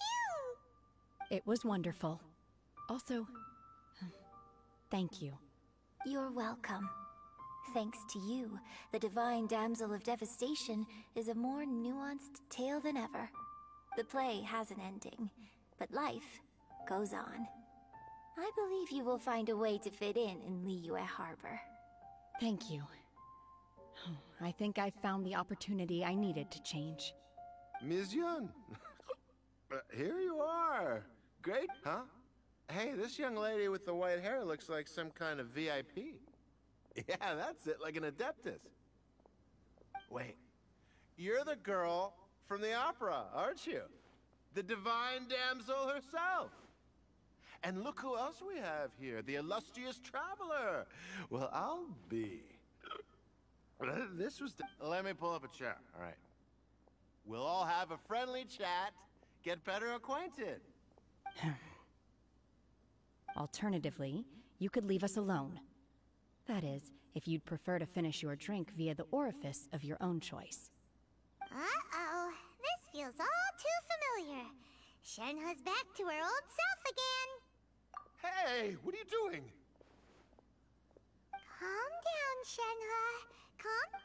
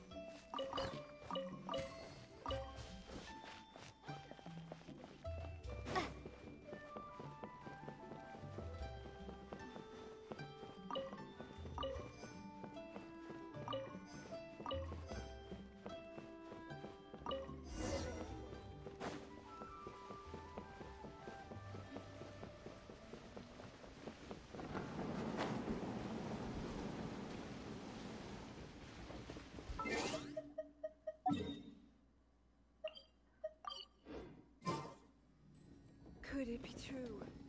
What I've heard?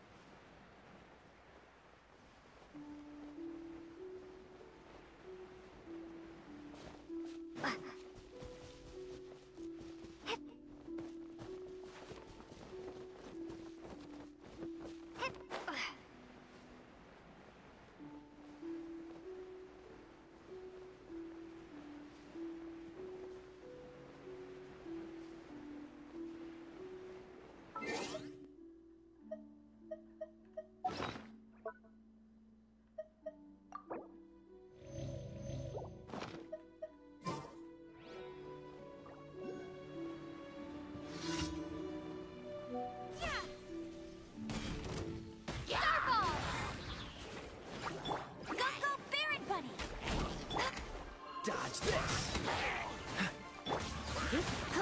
Crumble apart! Drop!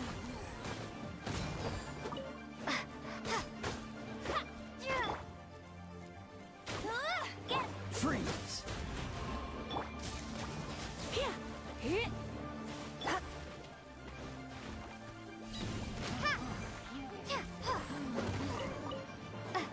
No one escapes my sights!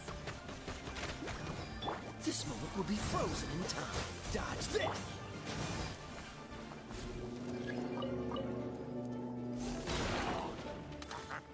Surrender and it'll be gentle. Freeze! Starfall! Shade! Hey! Cool it!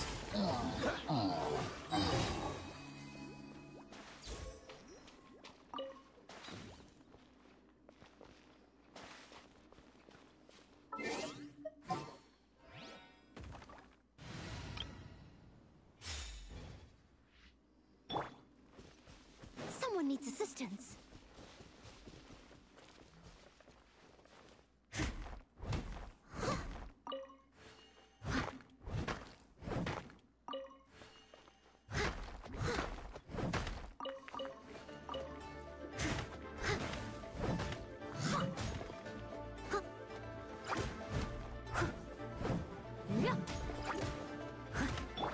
Go as planned!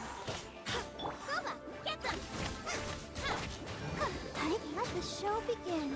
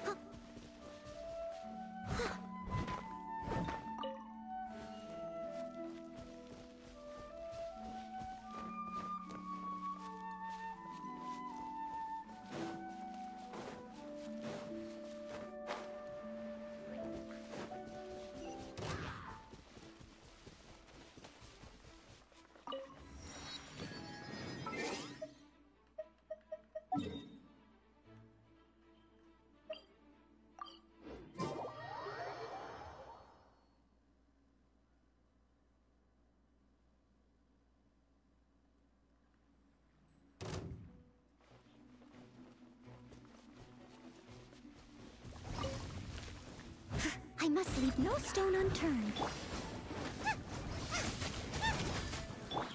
and fly! Ready, steady, go! I swear by my sword! You're toast! Nice and spicy! Time to clean up. I'll catch up. Leave it all to me.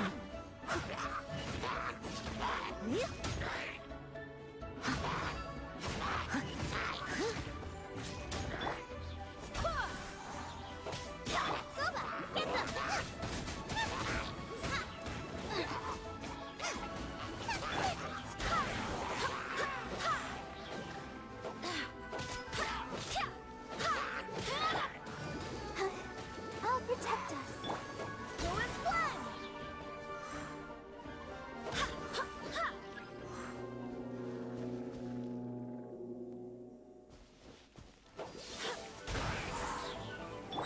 Nice and spicy! Barbados, guide us.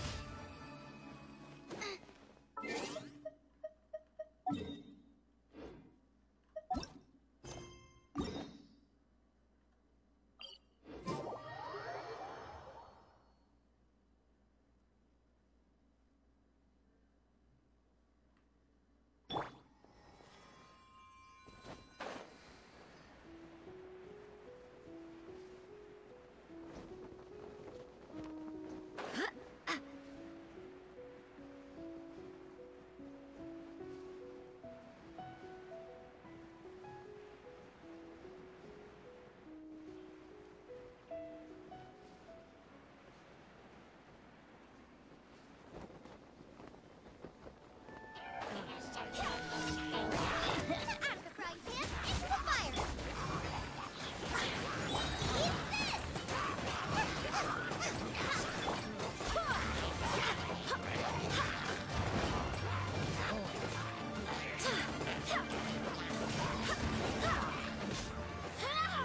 Go and splash!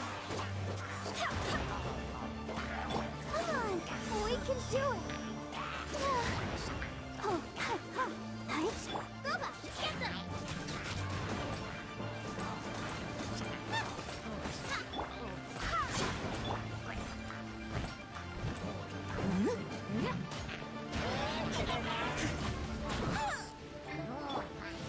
I'll protect us. Nice and spicy!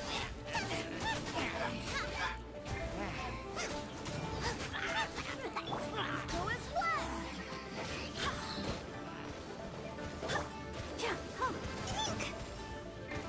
Wait, hear me.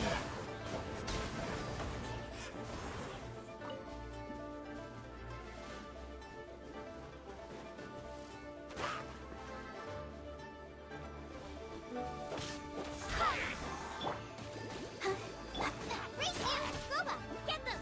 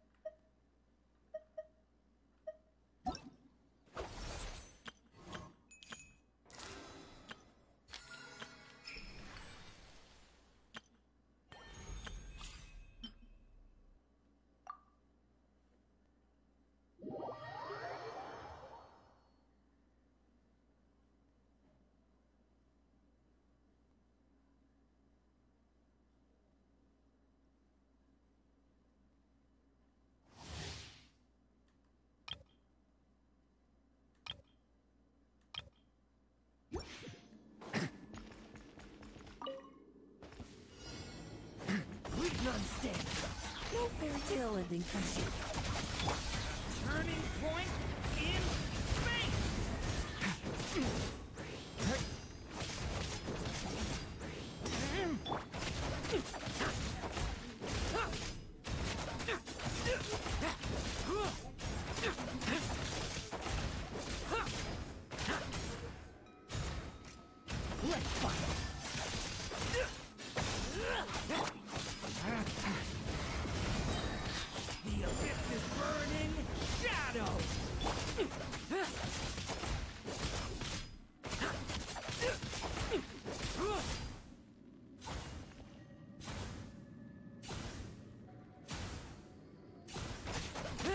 None's dead.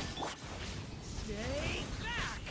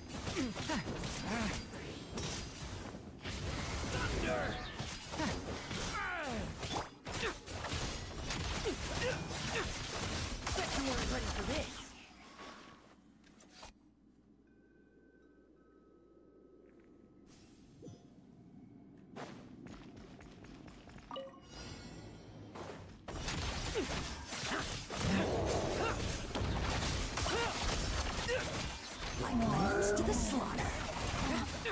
A turning point in fate! Absurd! Everybody stand back! Now's your chance! Engaging! Struggle all you want. Let's fight! The abyss is burning shadow! Stay back! Teamwork is dreamwork! Leave the wounded to me! No fairy tale ending for you. Bet you weren't ready for this! The story has only just begun! Everybody stand back! Now's our chance! Final warning!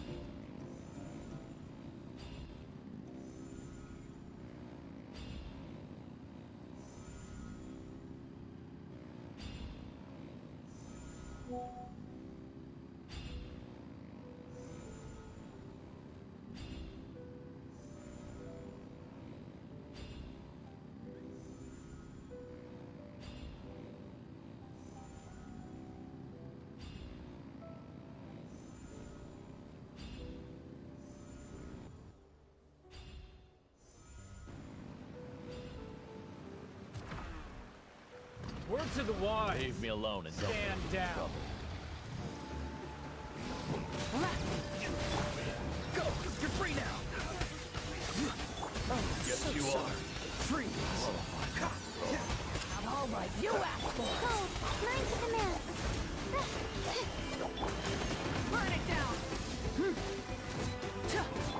Farewell. Tell me what you see. This one will be frozen in time. Stars, shine for me. Pyroclastic surge! Try and stop me! Go! You're free now!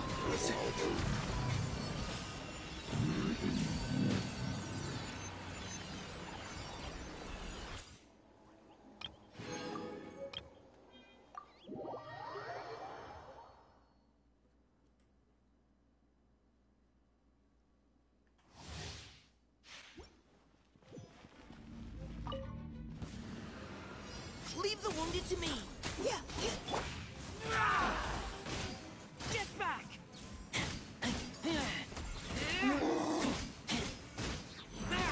Midnight Phantasmagoria.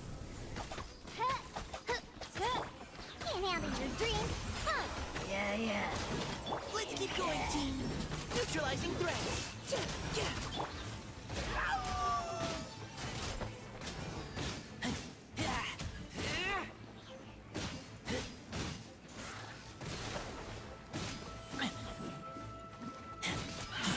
Midnight Phantasmagoria!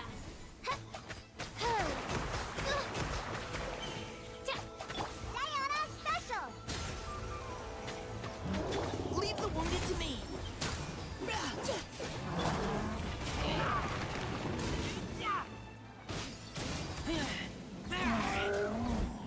Midnight Phantasmagoria. No rest for the wicked. Yeah! Look at you, Boozle! Let's keep going, team. Engaging.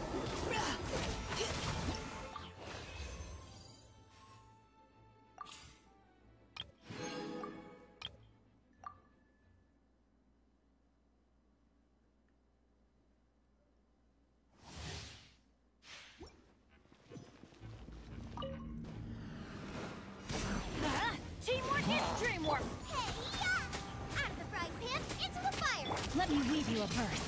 Huh? Try not to enjoy this too much. I'm going in! Nice and spicy! You're toast! Witness the power of Gua. No, my...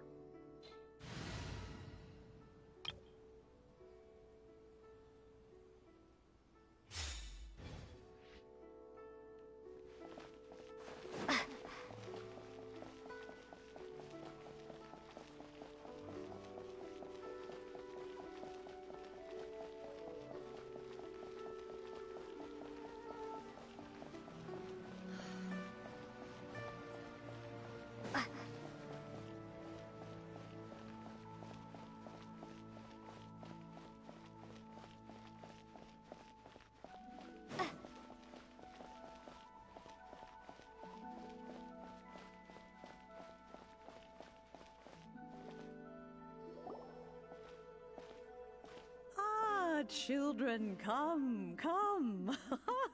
You've arrived at just the right moment. Oh, what is it, Granny? Need any help? Oh, no. You've done so much for Liyue Harbor already. I could hardly ask for more. In fact, my old friends and I have been putting our heads together to think of what sort of gift we might give you in return. A gift? For Paimon? Oh, child, you are so very modest. Uncommonly so, even. But you mustn't decline this gift. I simply won't allow it. When you traversed my old teapot in search of the cleansing bell, I heard your little friend mention that you often camp out in the wilds. That simply won't do. Especially since I imagine you still have a very long journey ahead of you. Fortunately, I have not yet grown so old as to see my subspace creation abilities atrophy. Oh, did my friends never mention that to you? Well then, it is a blessing we old folks once received from Rex Lapis, part of our illumination, if you will. I will not go into too much detail, but subspace creation is the ability to create a small, autonomous pocket world. The teapot that you entered previously was a little trinket created using that ability. So, in the eyes of an Adeptus, creating a magic teapot world is just child's play, huh? Oh, indeed, the teapot is nothing to boast of. One such as myself must depart from this realm to create a world of one's own. Rex Lapis, on the other hand, moved mountains and seas. That is what one might call an exercise of true power. But that's enough nostalgia for now. The gift that I have prepared for you just That's right! Finding stuff's what we're good at, after all. Oh, settle down now, children. There's no need for you to go running hither and thither. I have already found a fleet-footed youngster to prepare what I need. What's more, I doubt that you would know how to find the materials I am searching for. Some of them are very rare indeed these days. Well, for starters, I require some shimmer soil from the banks of Dihua Marsh. Back in the day, it could only be found where the glaze lilies thrived most profusely. You would have to dig downward, following the roots of the glaze lilies, and if you were lucky enough, you just might find a small patch of shimmer soil there. But almost no one has been able to find shimmer soil in this manner since Dihua Marsh came to be the way it is today. Even more difficult to find is smaragdus jadeite, which must be chiseled from the rock of the chasm. Or so it used to be. Ever since the Blackcliff Forge opened for business, they've slowly but surely stripped the mines all but completely bare of it. In any case, smaragdus jadeite is an adepti treasure, and the adeptal power within is not something that most humans can withstand. Extended contact with it is, in fact, harmful to humans. Goodness knows if that child will succeed in finding these items. Well, since you're an Adeptus, Granny, the person you asked for help, they must be an Adeptus. Yes. I suppose she does count as an Adeptus. She counts? How come there are so many Adepti in Liyue Harbor? We seem to bump into them all the time. It feels like even when you go out to eat, you could be sitting next to an Adeptus and never even know it. Oh, maybe so. Who can say? A fair few of my old friends are rather fond of mundane mortal life, after all. I'm back, Granny. Oh, I don't believe we've met. Allow me to do the honors. This child here is Yen Fei. She's the one helping run some errands for me. Yen Fei, I believe you've already heard of the Traveler and her traveling companion. Of course, who hasn't? Much has been written about you in the Millilith's records. You became one of Liyue's most wanted after the Millilith marked you as a suspect following the incident at the Rite of Dissension. After which, you fought off the Millilith at Julian Karst and made contact with the Fatui, before finally defeating an ancient god together with Granny and her associates, and subsequently being cleared of any and all suspicion by the Chiseng. A shame that we didn't meet sooner. If we had, well, I can't say that I would have been able to clear you of suspicion immediately, but it certainly would have been less, embarrassing. Allow me to introduce myself once more. I'm Yenfei, a legal advisor. Got a legal problem? You can come right to me. Oh, yes, here's my business card. You'll find it has my contact details and office address. Keep it handy. If you have an urgent issue, just leave me a note at this address. Oh, and I almost forgot to mention, I offer a very generous discount for first-time customers. All right, Yenfei, all right. Let's get to the business at hand. I do not think these two are in any dire need of legal... You'll have to excuse Yenfei. She's always been like this. Ever the talkative one when it comes to her own affairs. Paimon was gonna ask the same question. You seem really different from the ones we've met before. An Adeptus? I guess. Kinda. My old man said he was one anyway. He mentioned that he once campaigned with Rex Lapis for a long old time, and then after that was all over, he went back and married my mom. They had me, and once I was all grown up, the two of them upped and left on a journey, leaving me with Granny here. Well, that's a bit casual for an Adeptus. Aren't you guys supposed to sign solemn contracts to protect Liyue Harbor and all that stuff? What do you mean he just went back to get married? Well, my dad did say that he'd talked it through with Rex Lapis, and that he was fine with it. Even contributed towards the wedding gift, apparently. Anyway, let's not dwell on that too much. So, Granny, I've gotten a hold of most of the stuff you asked for, except for Smaragdus Jadeite. I couldn't find any at all. Is that so? But Smaragdus Jadeite is really rather essential. Yenfei, are you sure you can't find some other way? They have helped Liyue greatly, after all. It is only right that they are duly... I know, Granny, you've told me 1,000 times already. Well, the chasm's definitely a no-go, but there's still a chance we can figure out some alternative means of procurement. Hold on a moment. Let me have a look. Whoa, that's a really thick book. What kind of things do you write in there? Commercial consultancy. Or Snezhnaya. Ah, found him. Krusel. A Snezhnayan merchant who once came to me with some legal queries on certain articles in the legal codices.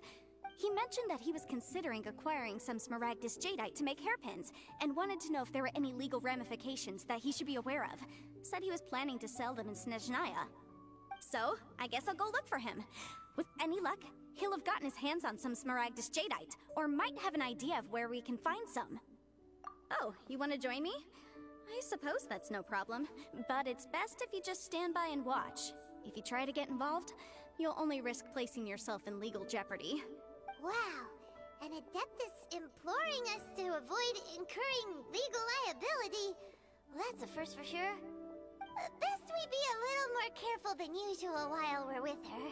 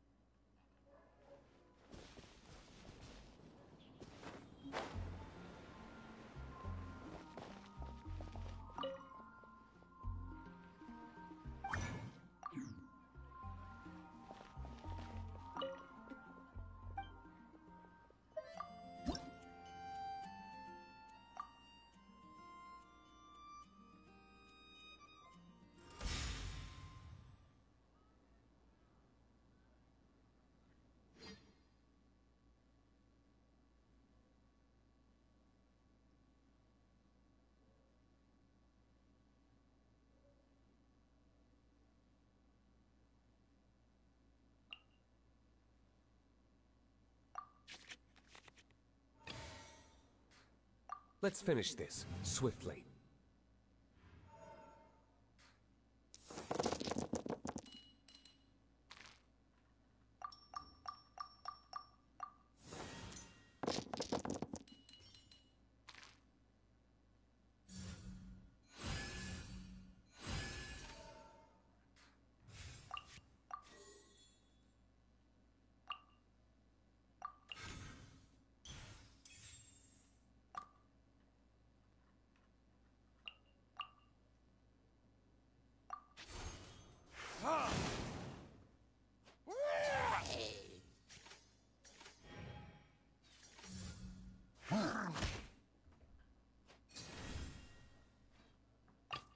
Ready when you are.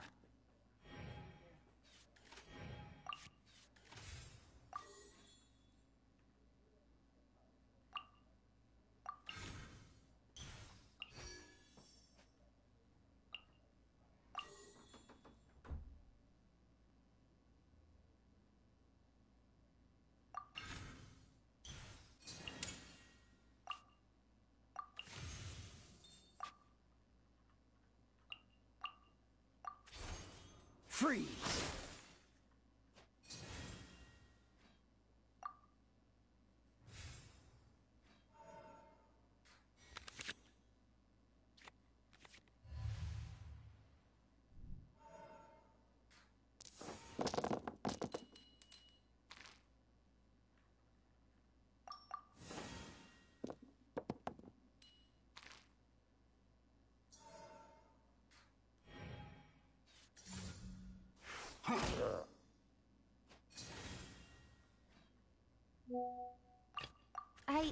I can do it.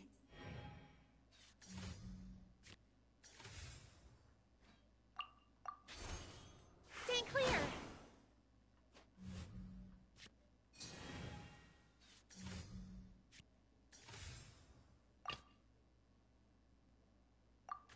This will be interesting.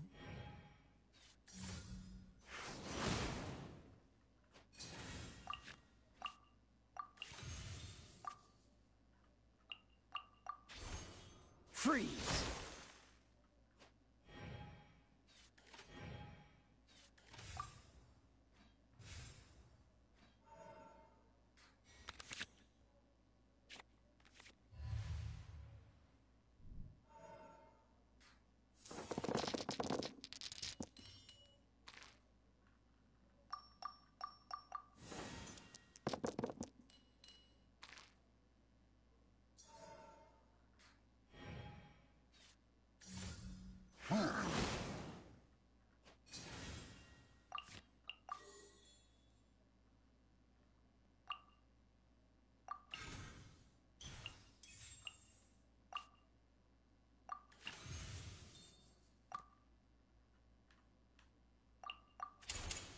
Don't get frostbite.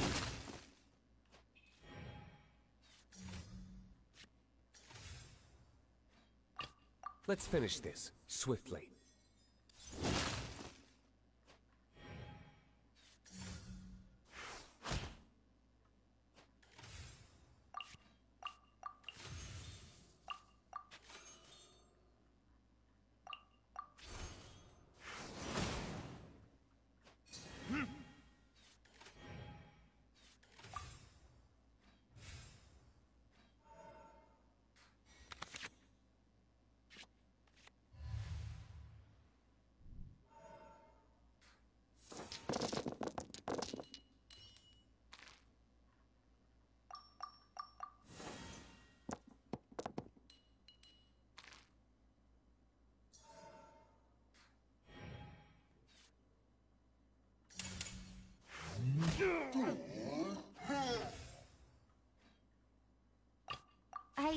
I can do it.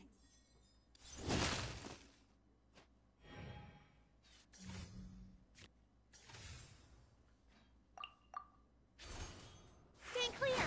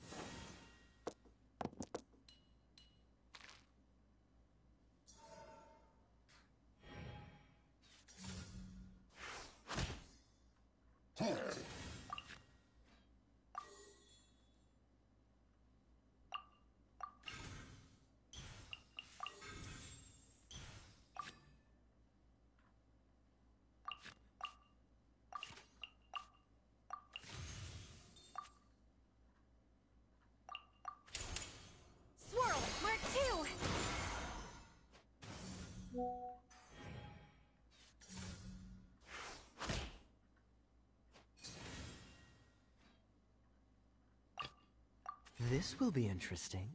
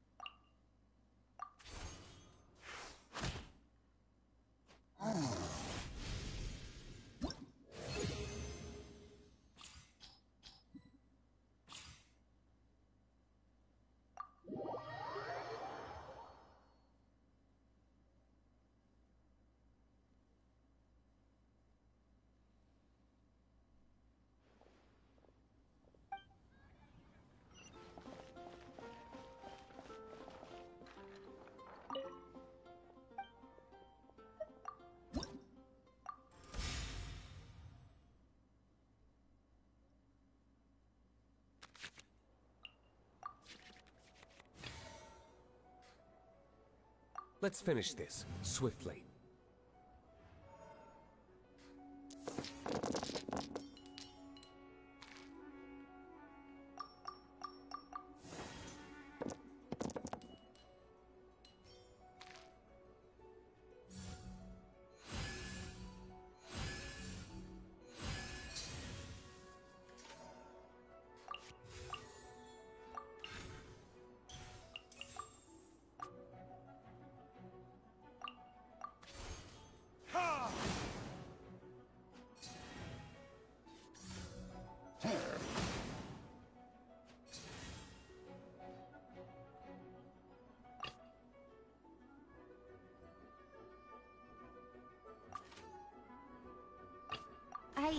I can do it.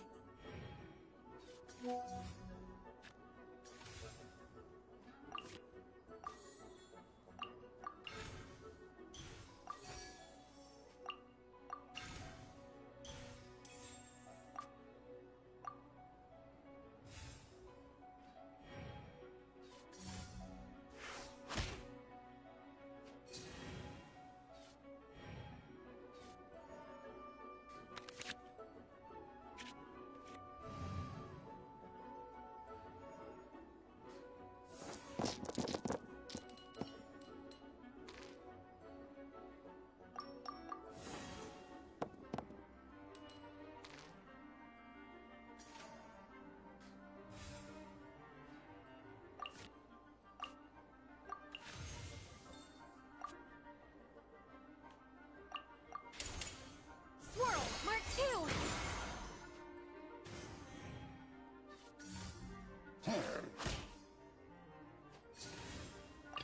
Ready when you are.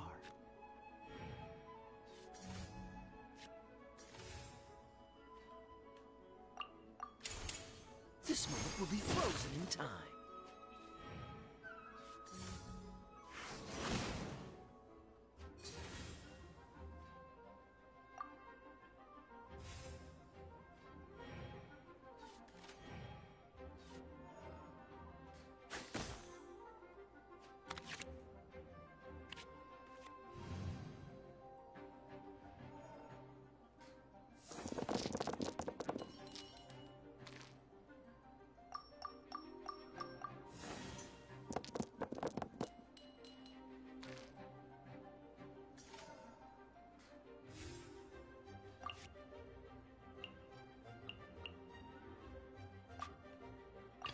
Let's finish this, swiftly.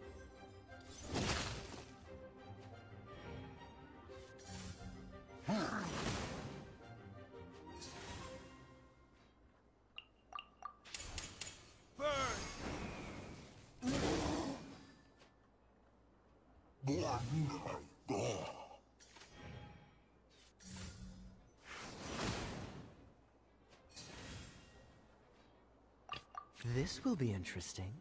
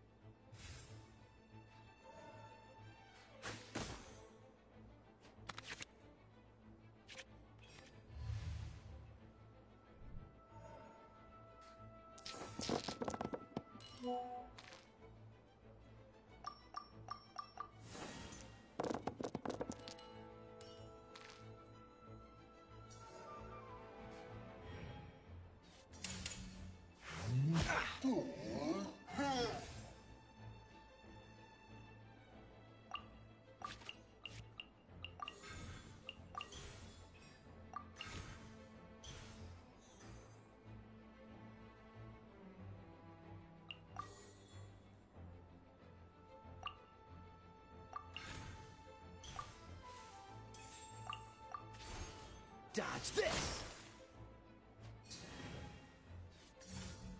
I'm not done. I can do it.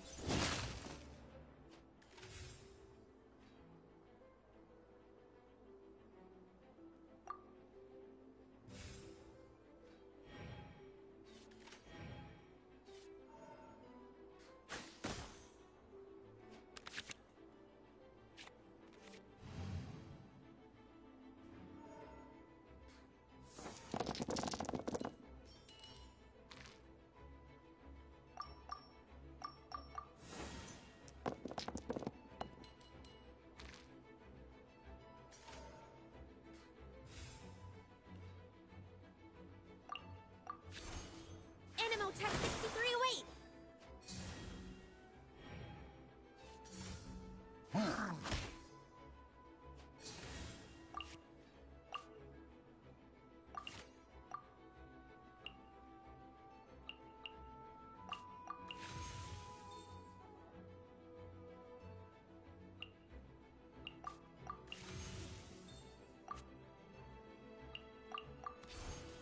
Stand clear!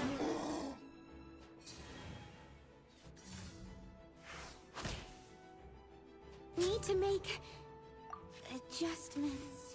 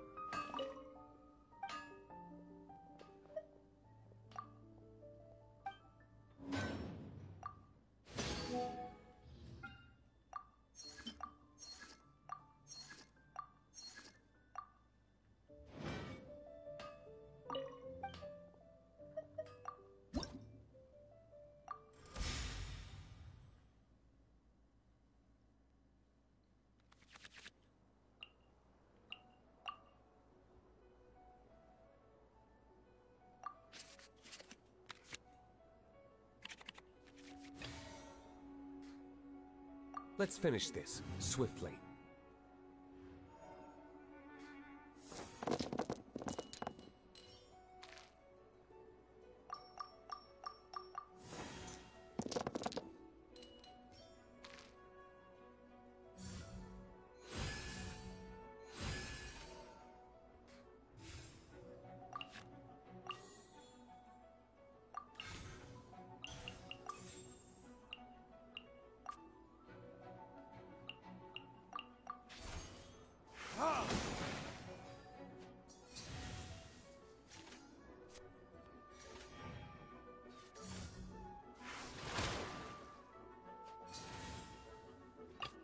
Ready when you are.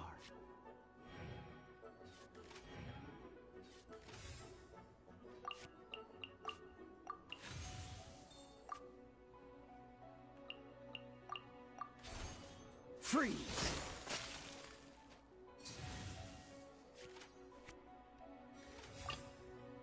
I want to help.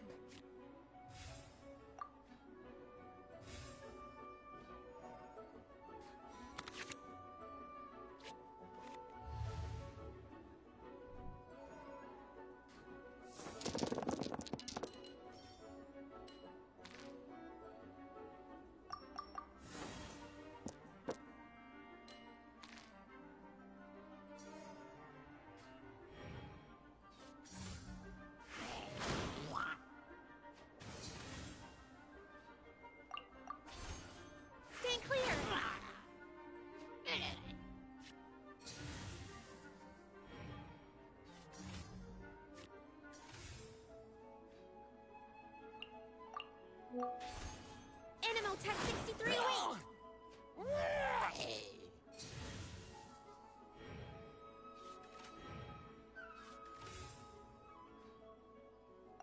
Ready when you are.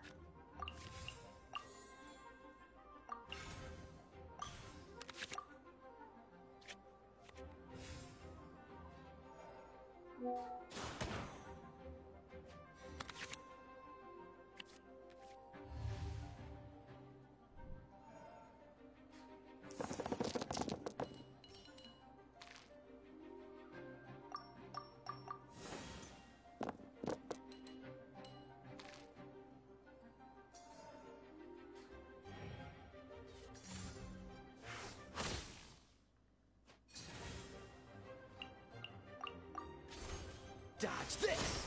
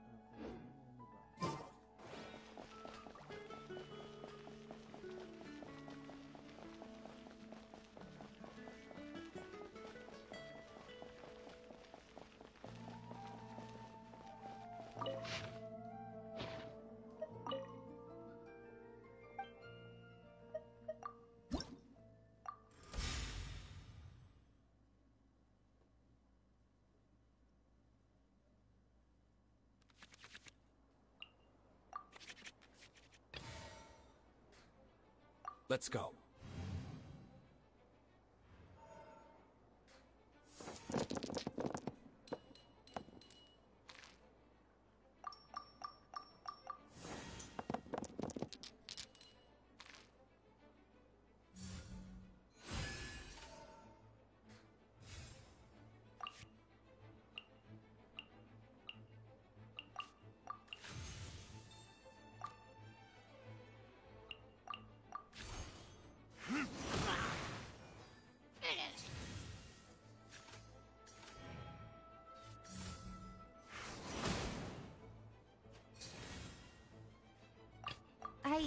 I can do it.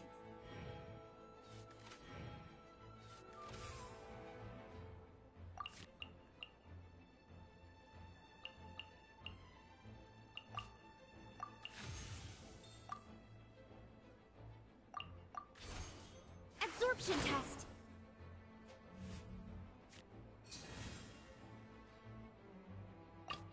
This will be interesting.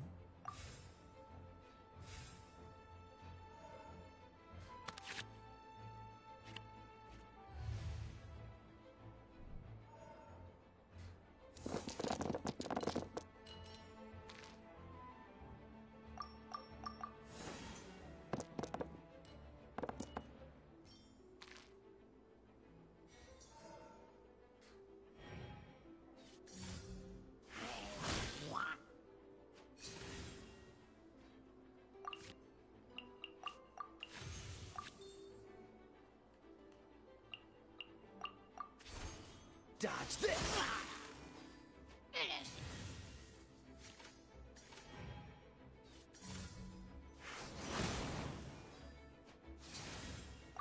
I want to help.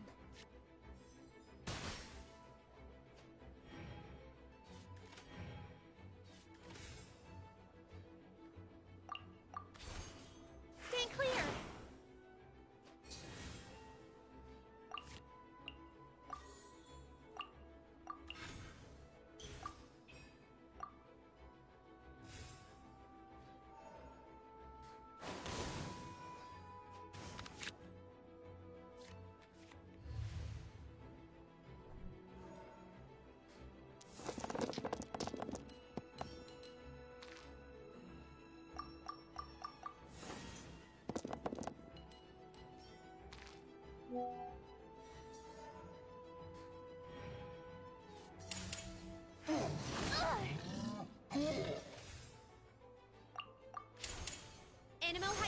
It's a simulation!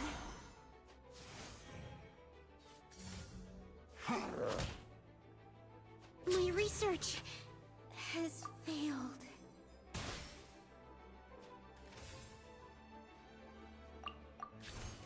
Cool it!